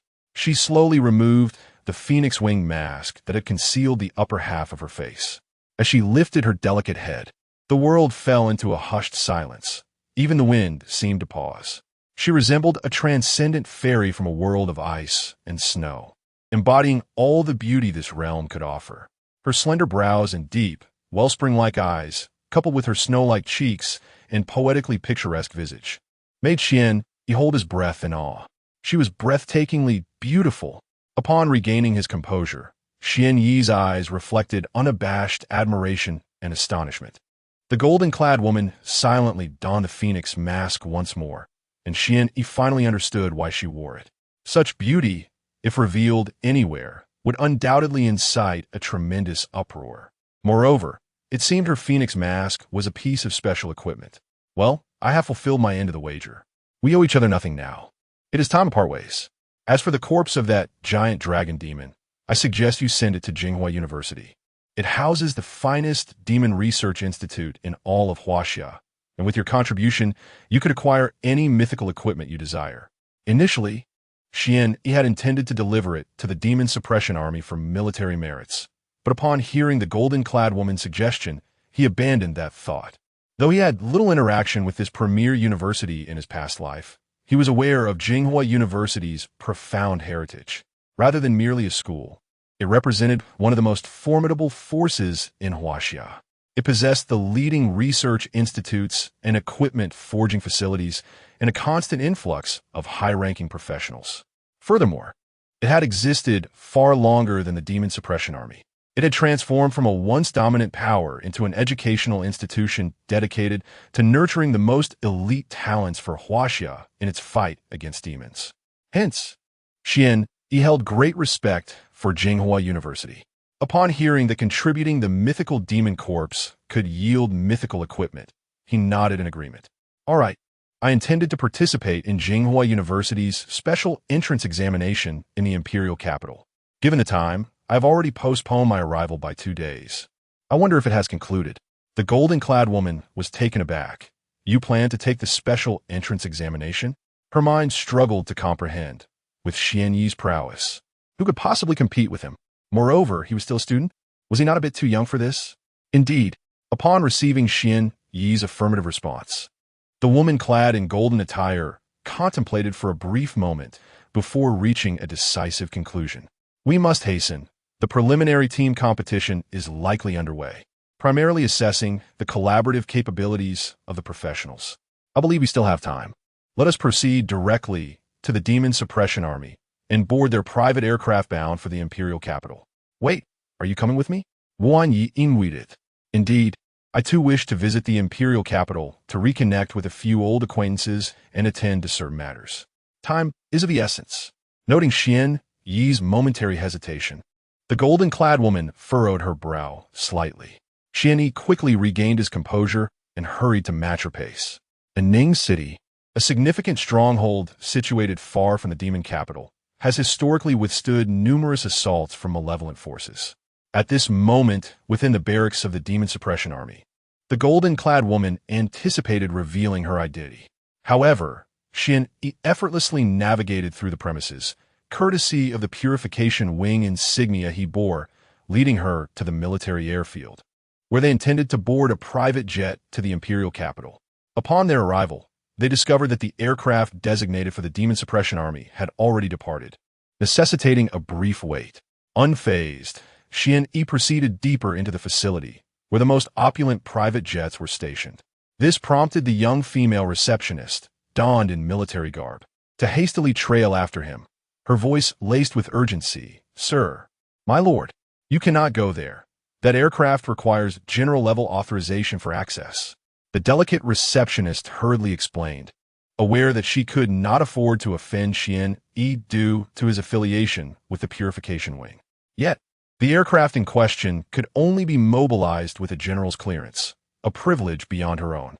Nearly in tears, she observed as Xian Yi, seemingly oblivious to her protests, strode directly to the luxurious jet. As the golden-clad woman prepared to retrieve something, Xian Yi preemptively presented his brigadier general insignia to the visibly distressed receptionist, commanding, "Make the necessary arrangements. I am preparing to head to the imperial capital. Oh, and refer to me as general." Chapter 46. Missed Opportunity? The golden-clad woman. How could this be possible? This young man, even if he had begun wielding weapons to slay evil spirits, should not possess the rank of a brigadier general at such a tender age. Yet, that flash of purple could not be mistaken. It was indeed the insignia of a brigadier general. The golden-clad woman furrowed her brow slightly, pondering whether her prolonged absence from the Demon Suppression Army had led to such decay and deception within its ranks.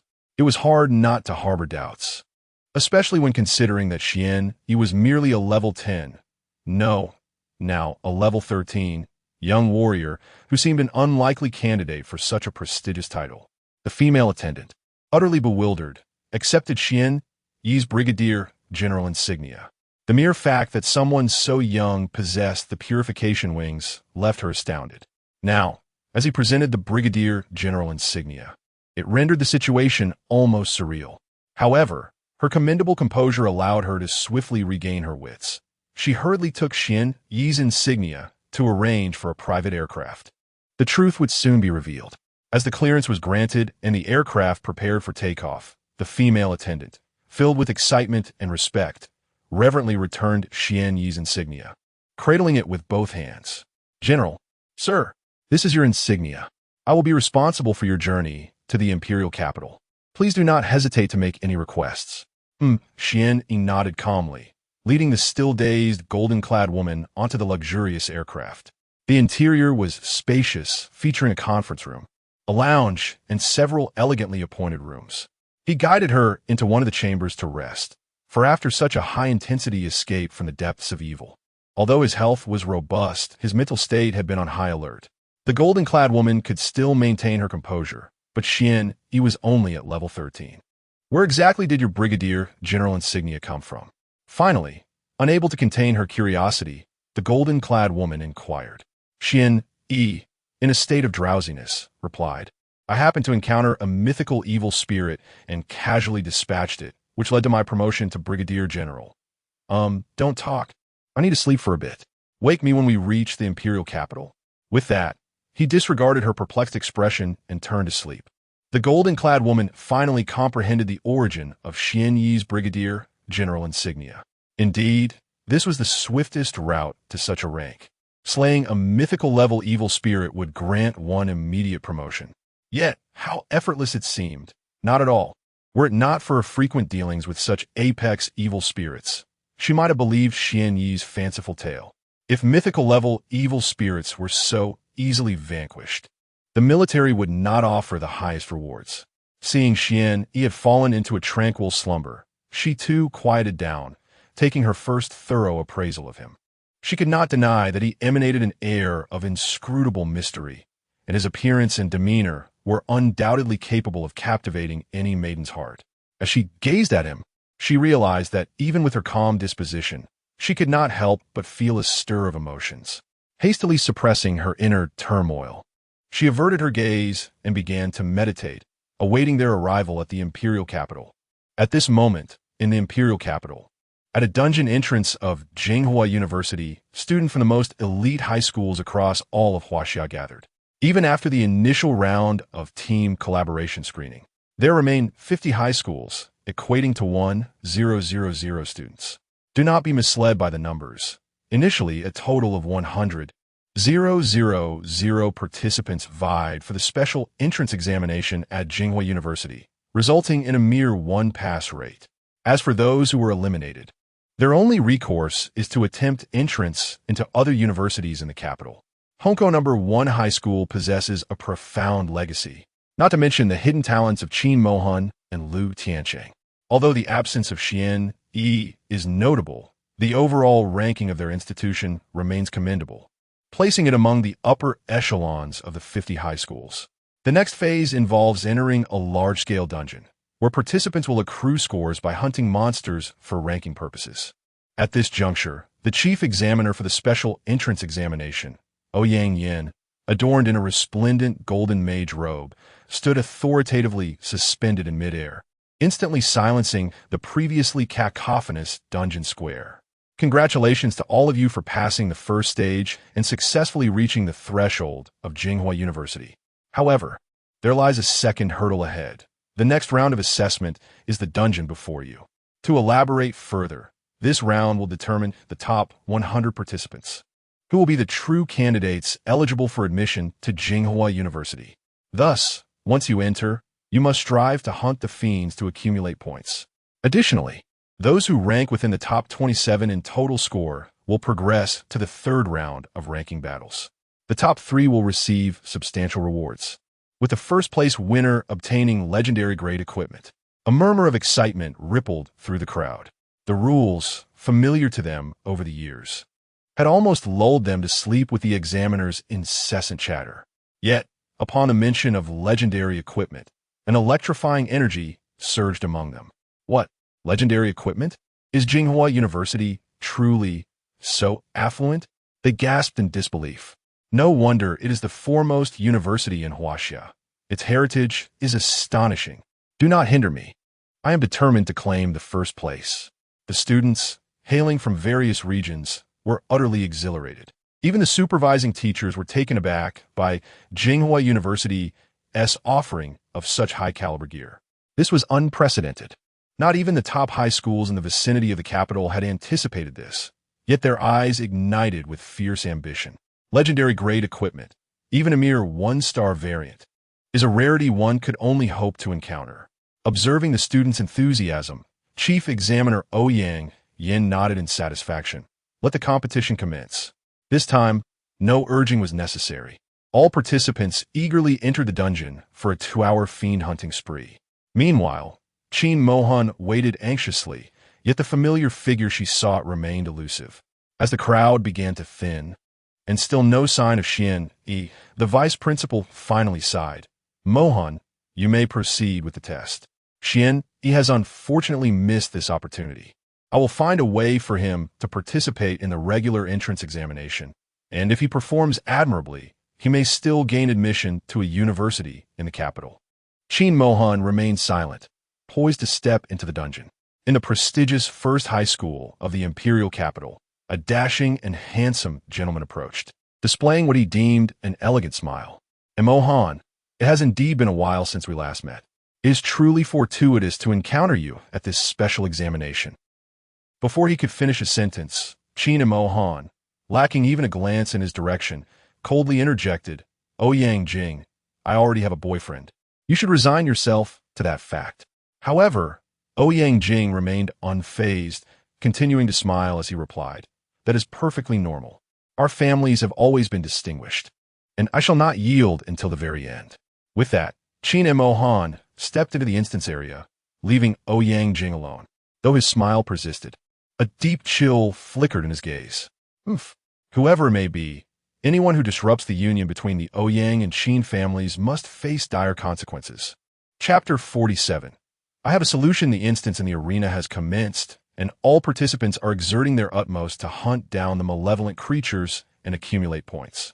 The simulated realm within the instance mirrors a chaotic uprising of these fiends, though they all hover around a modest level of 10. Each individual faces an unceasing onslaught of adversaries, rendering the notion of competing for kills utterly irrelevant. Should one fall to the malevolence during combat, a tenth of their score will be forfeited upon resurrection.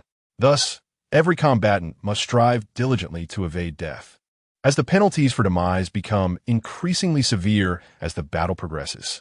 Furthermore, any attempts to eliminate fellow students to pilfer their points will prove futile. Such measures are strictly prohibited to deter the powerful from coercing participants into sacrificing themselves for the sake of points. The 2-hour, high-intensity skirmish serves as a formidable test of both mental and physical endurance for the students within the instance. However, Ouyang Jing need not engage in the contest for ranks. Each of the 5 vocational colleges at Jinghua University, Warrior, Mage, Summoner, Assassin, and Archer, possesses a single recommendation slot, allowing one student to bypass the preliminary rounds and advance directly to the finals, joining the remaining 27 to contend for the top 32 positions. This mechanism has faced no opposition over the years, as the recommended students consistently secure the top 5 spots. The first place reward, though unprecedented, appears to Ouyang Jing as a mere prelude to his anticipated success. Quickly, we must hasten, Xian Yi exclaimed, jolted awake by the call of a waitress in professional attire, rushing out in a flurry. In contrast, the woman in gold remained unperturbed, taking her time.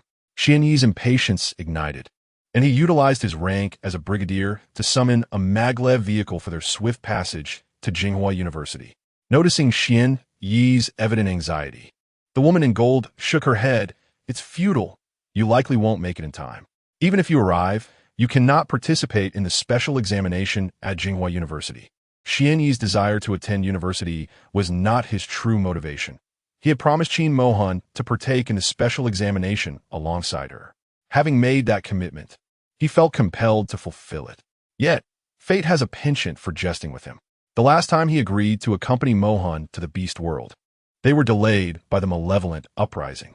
Now, yet another urgent task threatens to postpone his promise to her once more. He pondered whether Mohan might choose to disregard him due to his habitual tardiness. Previously, he had gifted her an epic ring. He now contemplated how he might compensate her once more to assuage her displeasure.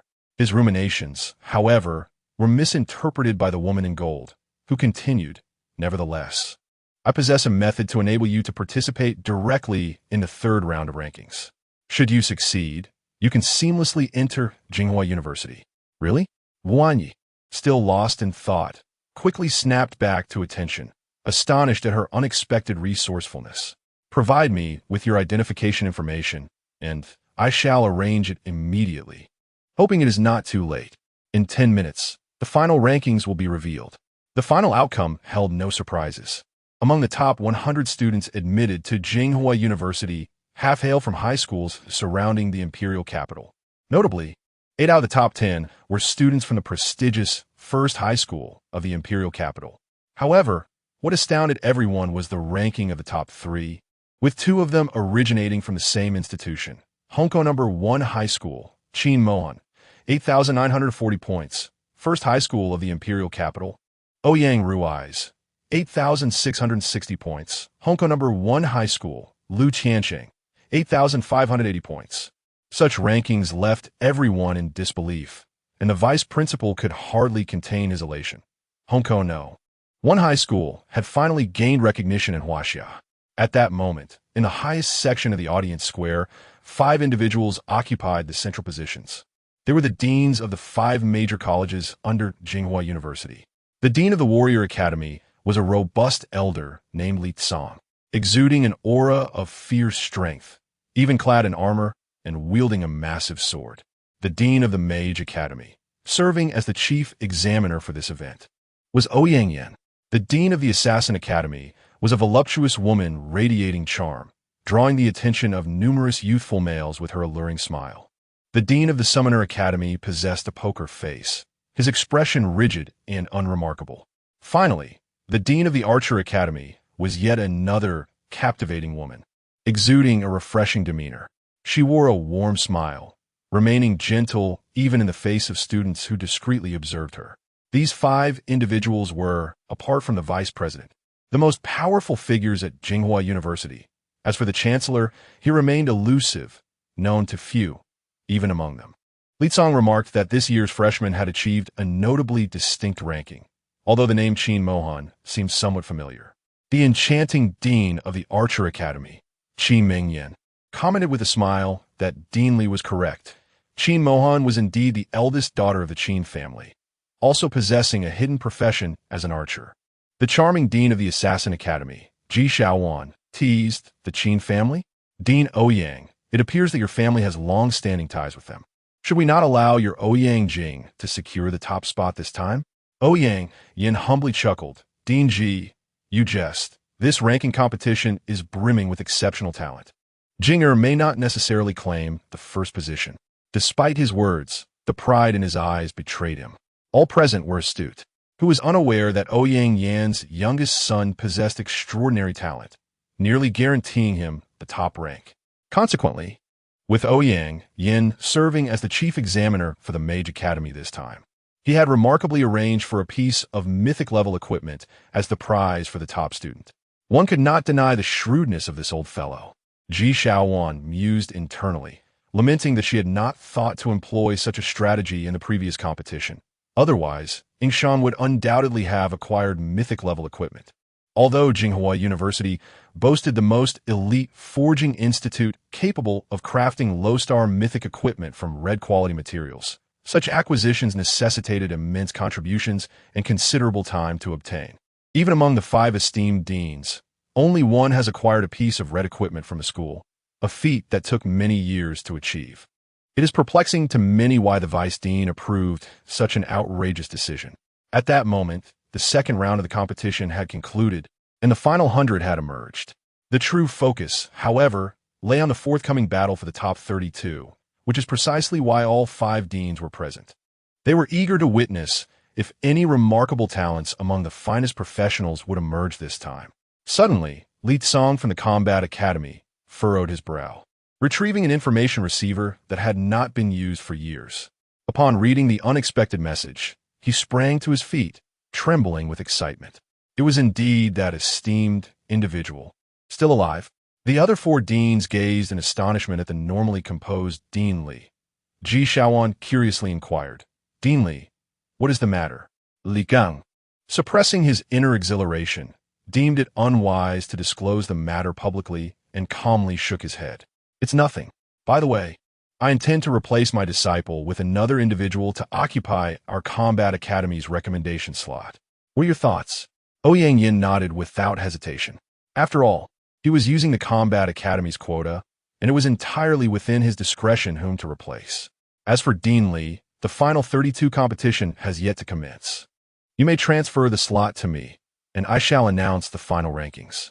At that moment, Li Cong regained his composure from the unexpected communication with that esteemed individual. However, when he discerned the talent recommended by that individual, he was left utterly stunned. Chapter 48. The 32 strong, what a jest. Could it be that this lord has miscommunicated?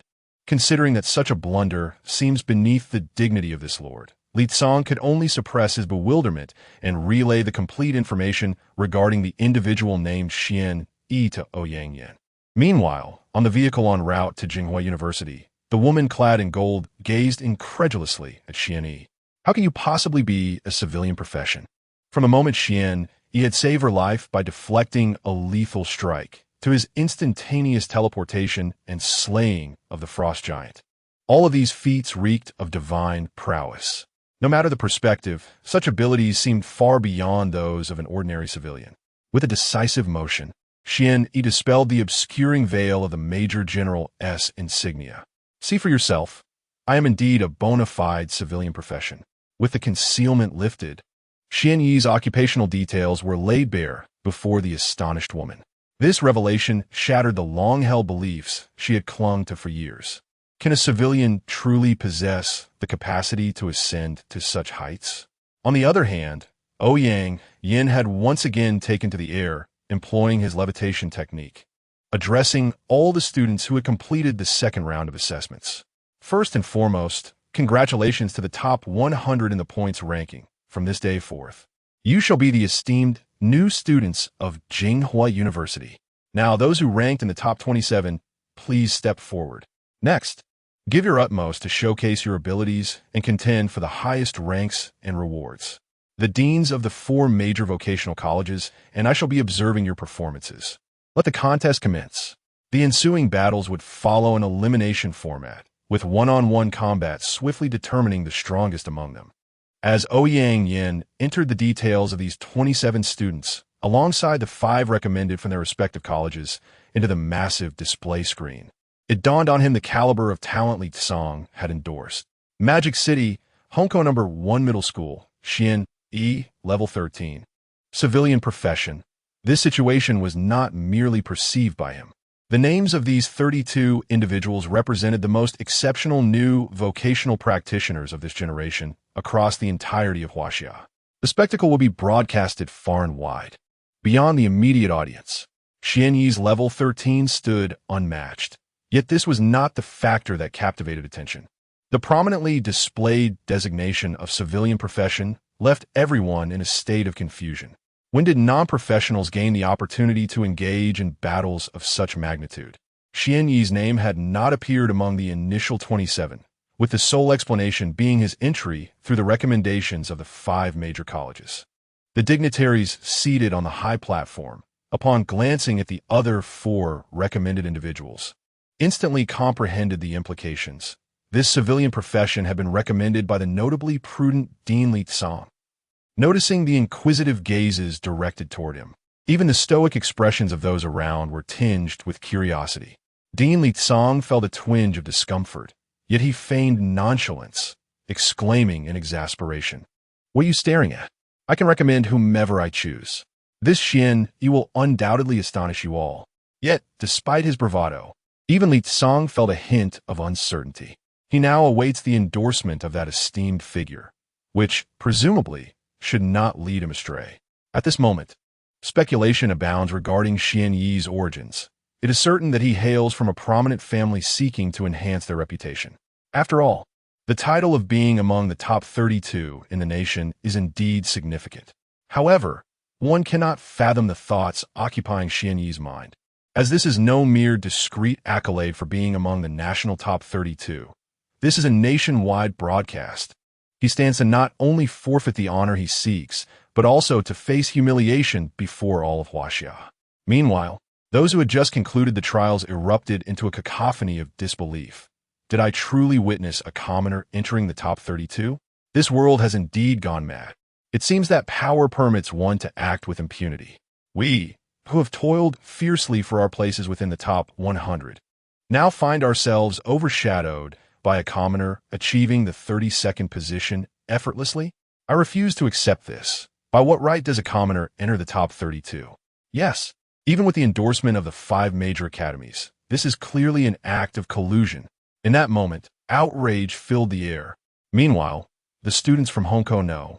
1 high school stared blankly at the screen displaying the top 32, with Qin Mohan and Liu Tianqing present, eliciting no surprise from them. Yet why was Xian Yi, who had not participated in the competition at all, also listed among them? As the vice principal grasped the situation, a terrifying realization dawned upon him.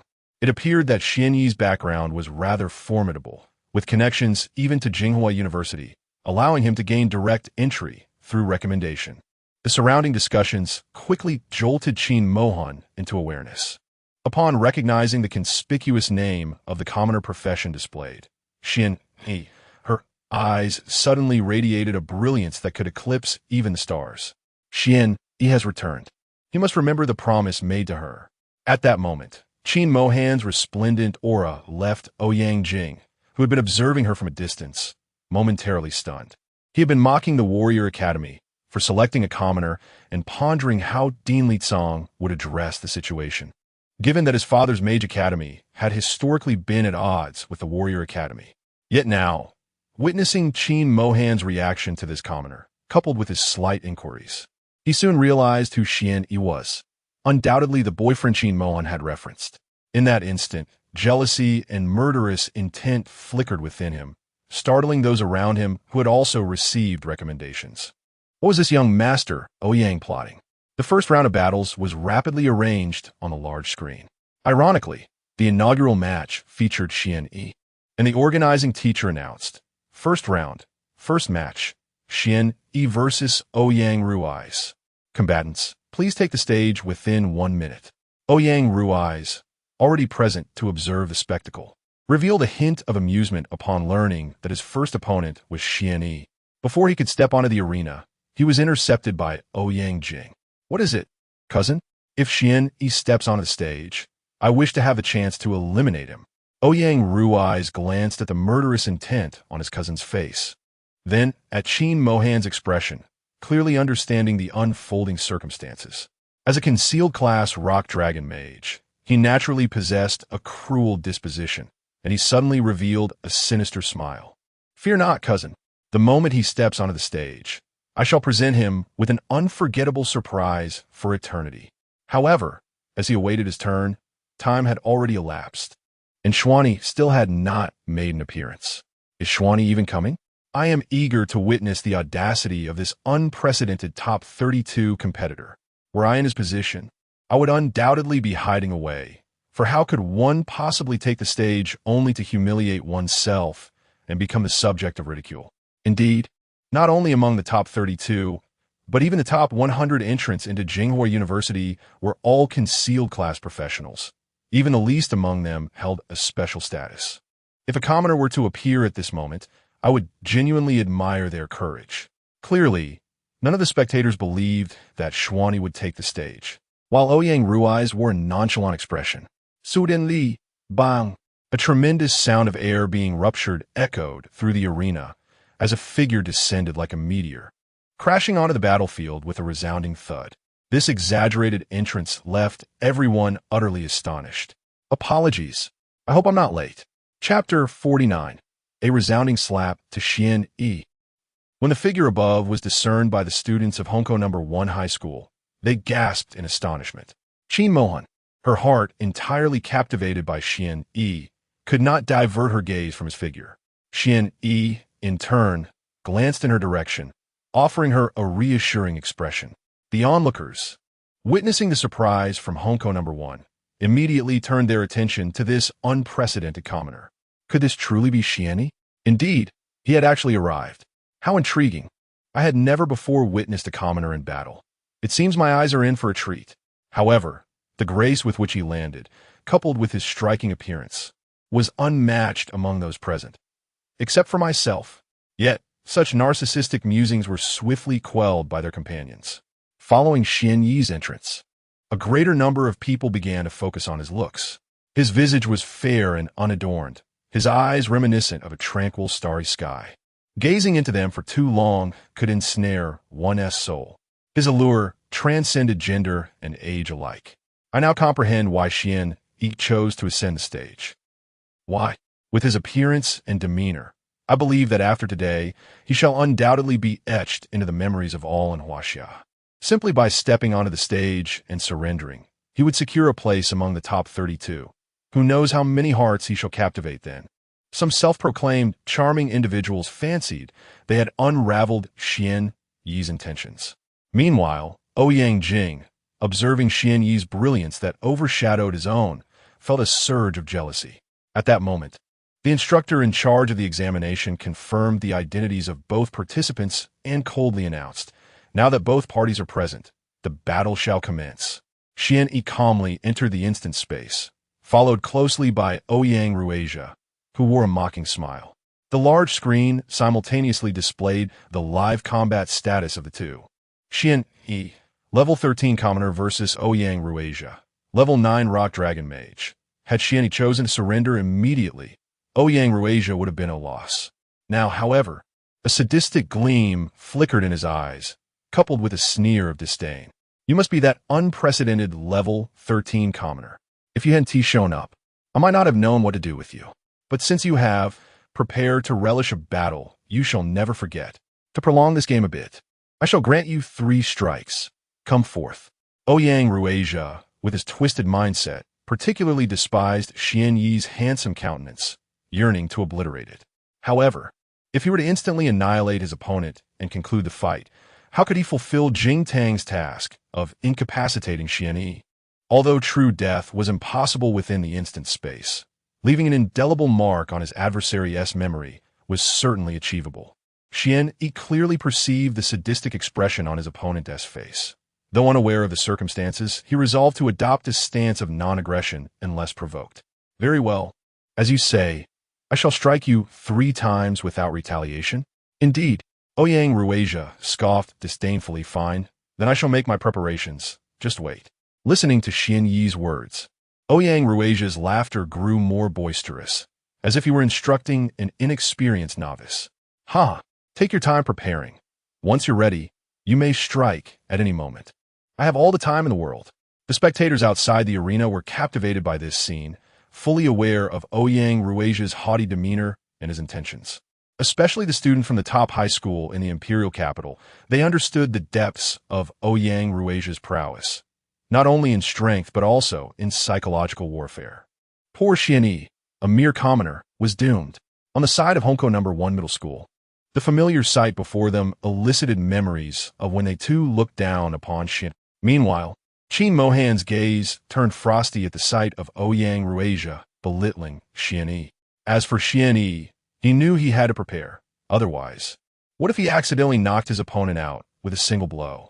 If his opponent sought to play, yearning for an unforgettable experience, how could he deny them the true meaning of everlasting memory? Xian Yi first disabled the effects of his exquisite gear. Noticing that his opponent seemed to have activated a shield, he pondered for a moment and decided to disable the final whisper effect.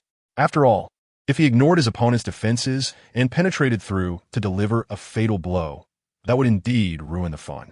Finding nothing else to disable, Xian Yi hesitantly spoke. I am ready. Prepare to receive my first punch.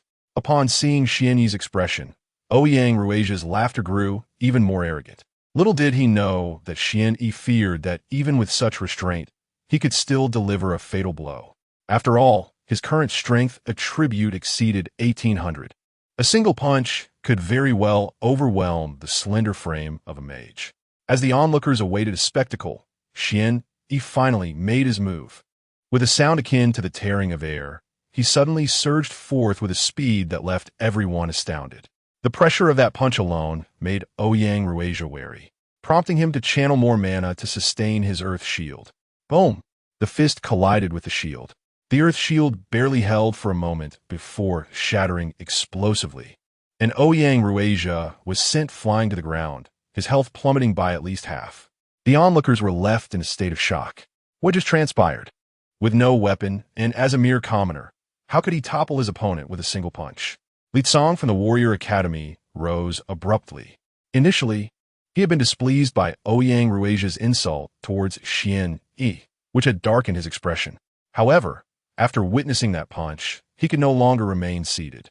Being sensitive to power, he recognized that this strength was astonishing. Even a first-tier profession should not possess such formidable might. Ouyang Rueja, now awkwardly sprawled on the ground, underwent a drastic change in expression.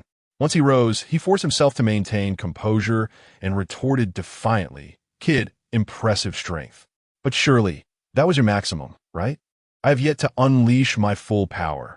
Do you believe that I can conjure a shield twice as strong as the previous one? I do believe. Wan Yi canted it. But do you believe that the punch you just received was executed without me exerting my full strength?" Despite the disheveled appearance of Ouyang Rueja, he maintained a disdainful smile, exclaiming, "Ah, this is undoubtedly the greatest joke I have ever heard."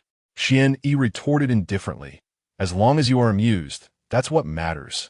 Now, prepare to receive my second punch."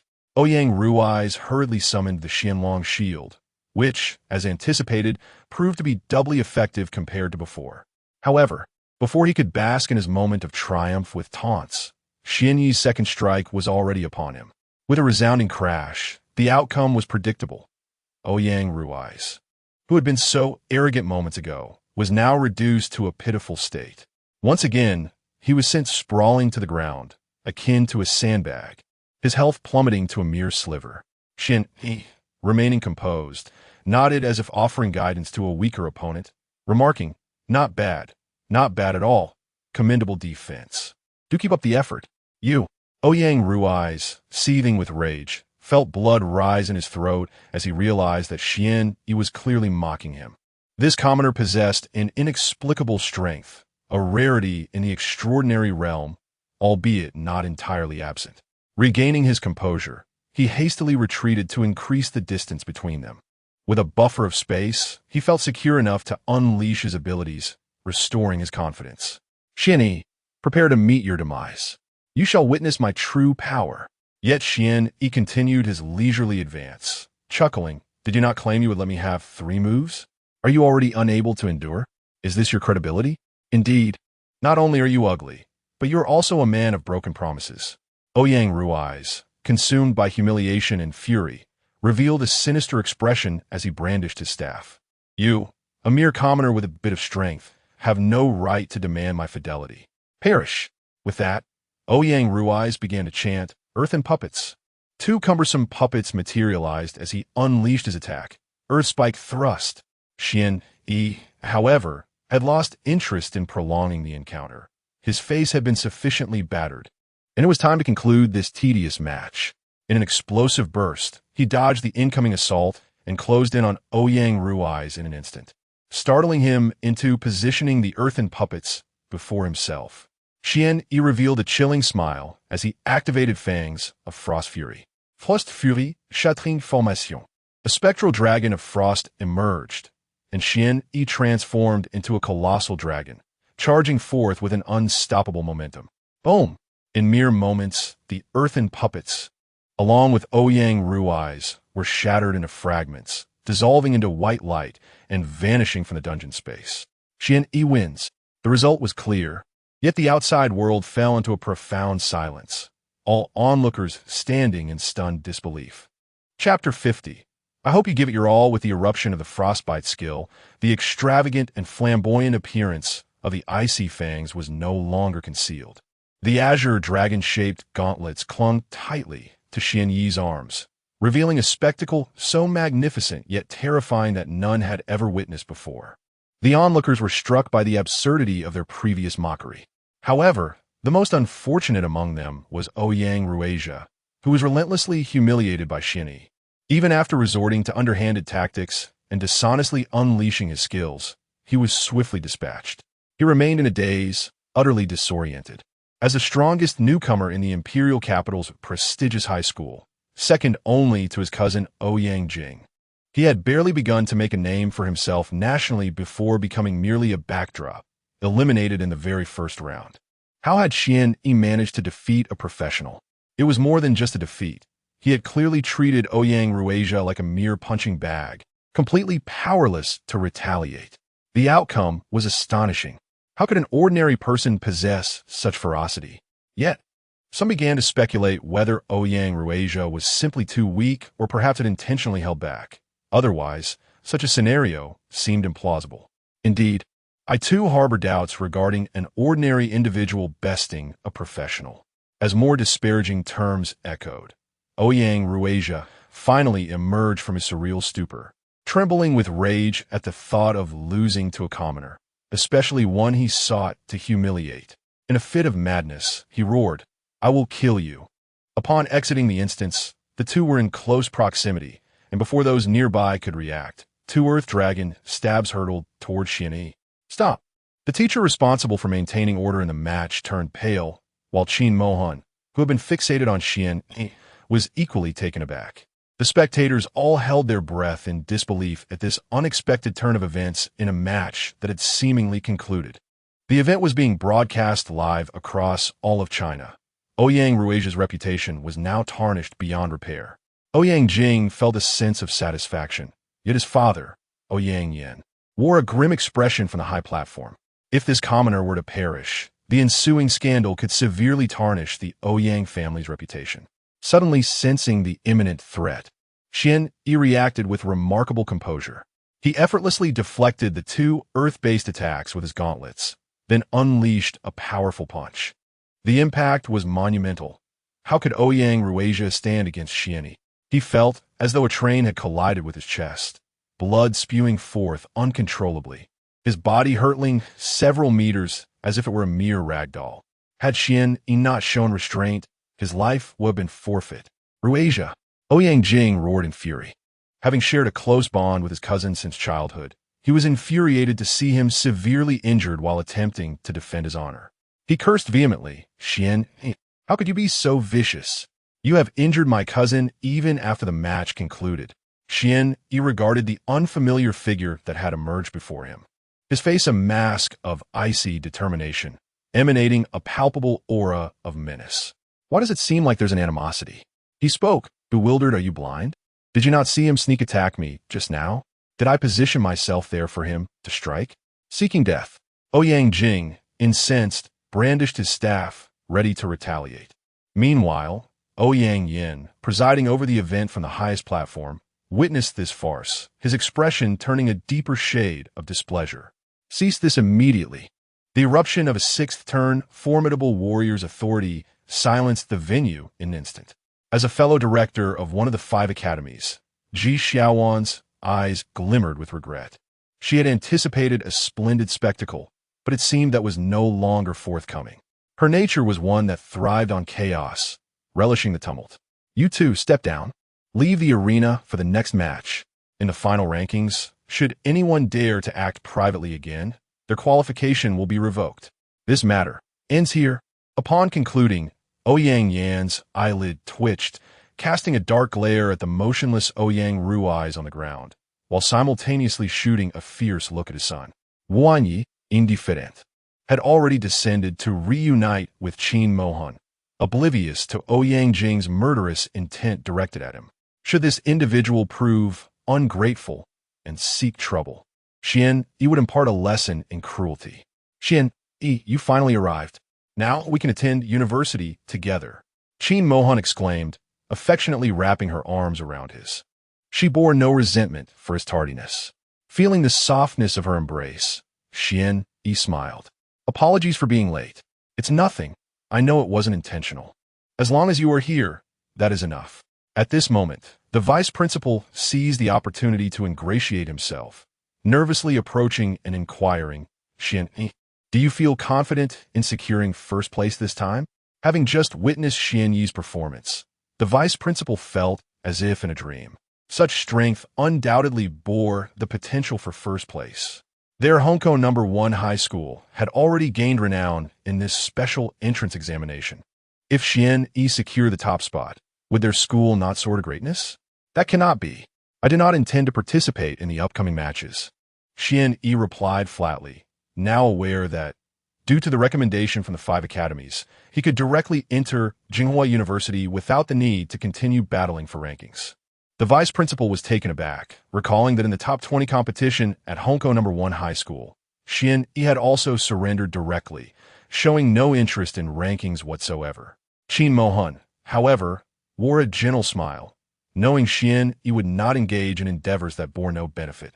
Guanyi, the first prize for this ranking competition is a mythical grade equipment. Are you truly not going to compete? Really? Is that true? Guanyi posit astonishit.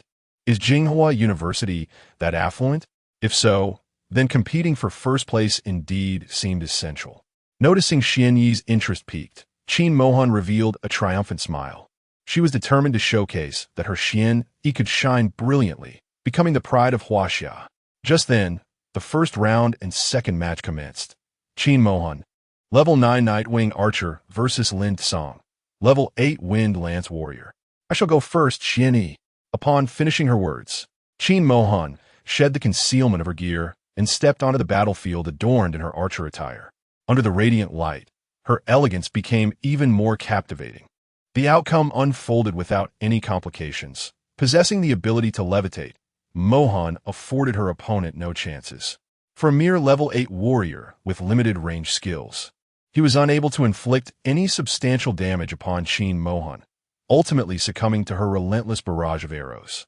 The first round comprised a total of 16 matches, which concluded swiftly in succession. The professionals recommended by the 5 academies did not disappoint, swiftly prevailing in their battles. Notably, Ouyang Jing's performance was particularly remarkable. It was only at this moment that many realized he had reached level 10 and completed his first class transition. He stood as the sole participant to have undergone this transformation, encased in a protective ice crystal, securing victory with merely a few straightforward single-target skills. Clearly, both his attributes and equipment surpassed those of his competitors. It was no wonder he was deemed the frontrunner for this championship title. As the first round concluded, only 16 individuals remained in the arena. Given that the battles took place within a dungeon space, no rest was required. The second round of the quarterfinals commenced anew. Xian, Yi, and Mohan exchanged a brief moment of camaraderie, but their conversation was short-lived as his name was called once more. Second round, third match. Wan Yi, level 13 commoner versus Lu Tianqing, level 9 dragon slayer. Upon witnessing Xian Yi's return to the arena, everyone perked up, eager to see how this commoner would perform again. The deans of the 5 academies displayed expressions of keen interest, particularly Dean Li Tsong of the Warrior Academy, who was intrigued by Lu Tianqing's Dragon Slayer class. Recognizing the familiar surname, he recalled Lu Tianqing's esteemed background as a member of the formidable Lu Dao alliance from the northern regions of Huaxia, a clan that had not permitted its kin to pursue education for many years. The Dragon Slayer class, renowned for its unparalleled strength, promised an intense clash ahead. Xian Yi and Lu Tianqing, having a nodding acquaintance, stepped onto the stage. Just as Xian Yi was about to enter the dungeon, Lu Tianqing gazed at him with a serious expression. He was one of the few who understood Xian Yi's true prowess.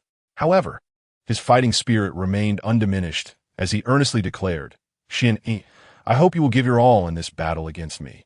Xian Yi responded with a puzzled expression. Chapter 51.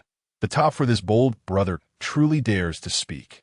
Xian Yi, who was already prepared to enter the dungeon space, paused momentarily, while Lu Tianqing insisted, "I wish to ascertain the extent of our disparity."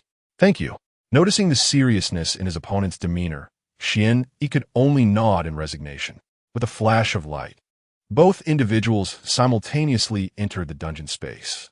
This time, apart from his eternal destiny scythe, Xian Yi activated all his passive abilities, and the azure dragon-shaped gauntlets were no longer concealed.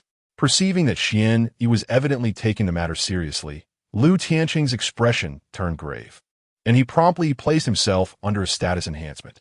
Blood Fury, accompanied by his mighty roar, a crimson aura enveloped Lu Tianqing's entire being.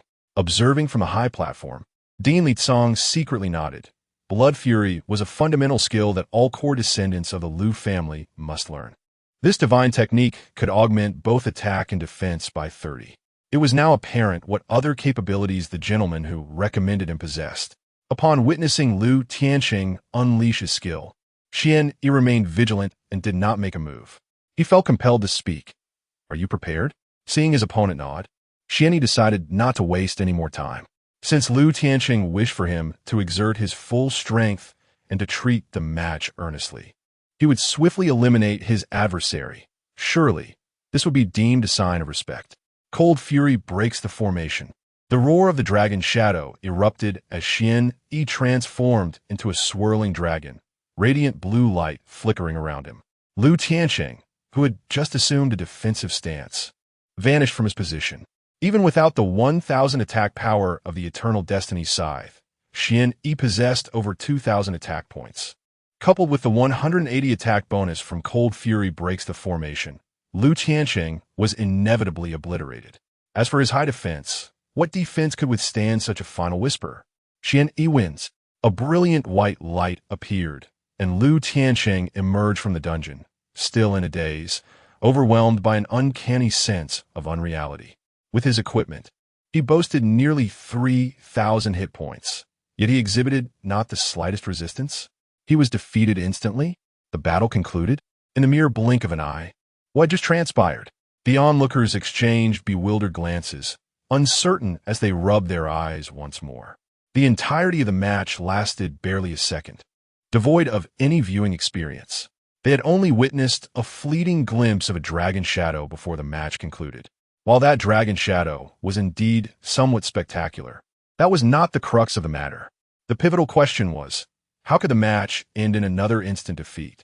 The deans of the 5 academies rose to their feet, unable to maintain their composure this time. Previously, when Xian Yi had triumphed over Ouyang Rui's, they believed he had employed 3 strikes in total. Moreover, given the frail nature of a mage, it was understandable. Now, however, he had dispatched a high defense hidden class warrior with a single punch. How could this be rationalized? Dean Li Tsong could not help but exclaim, among non-combat professions, this young man's strength attribute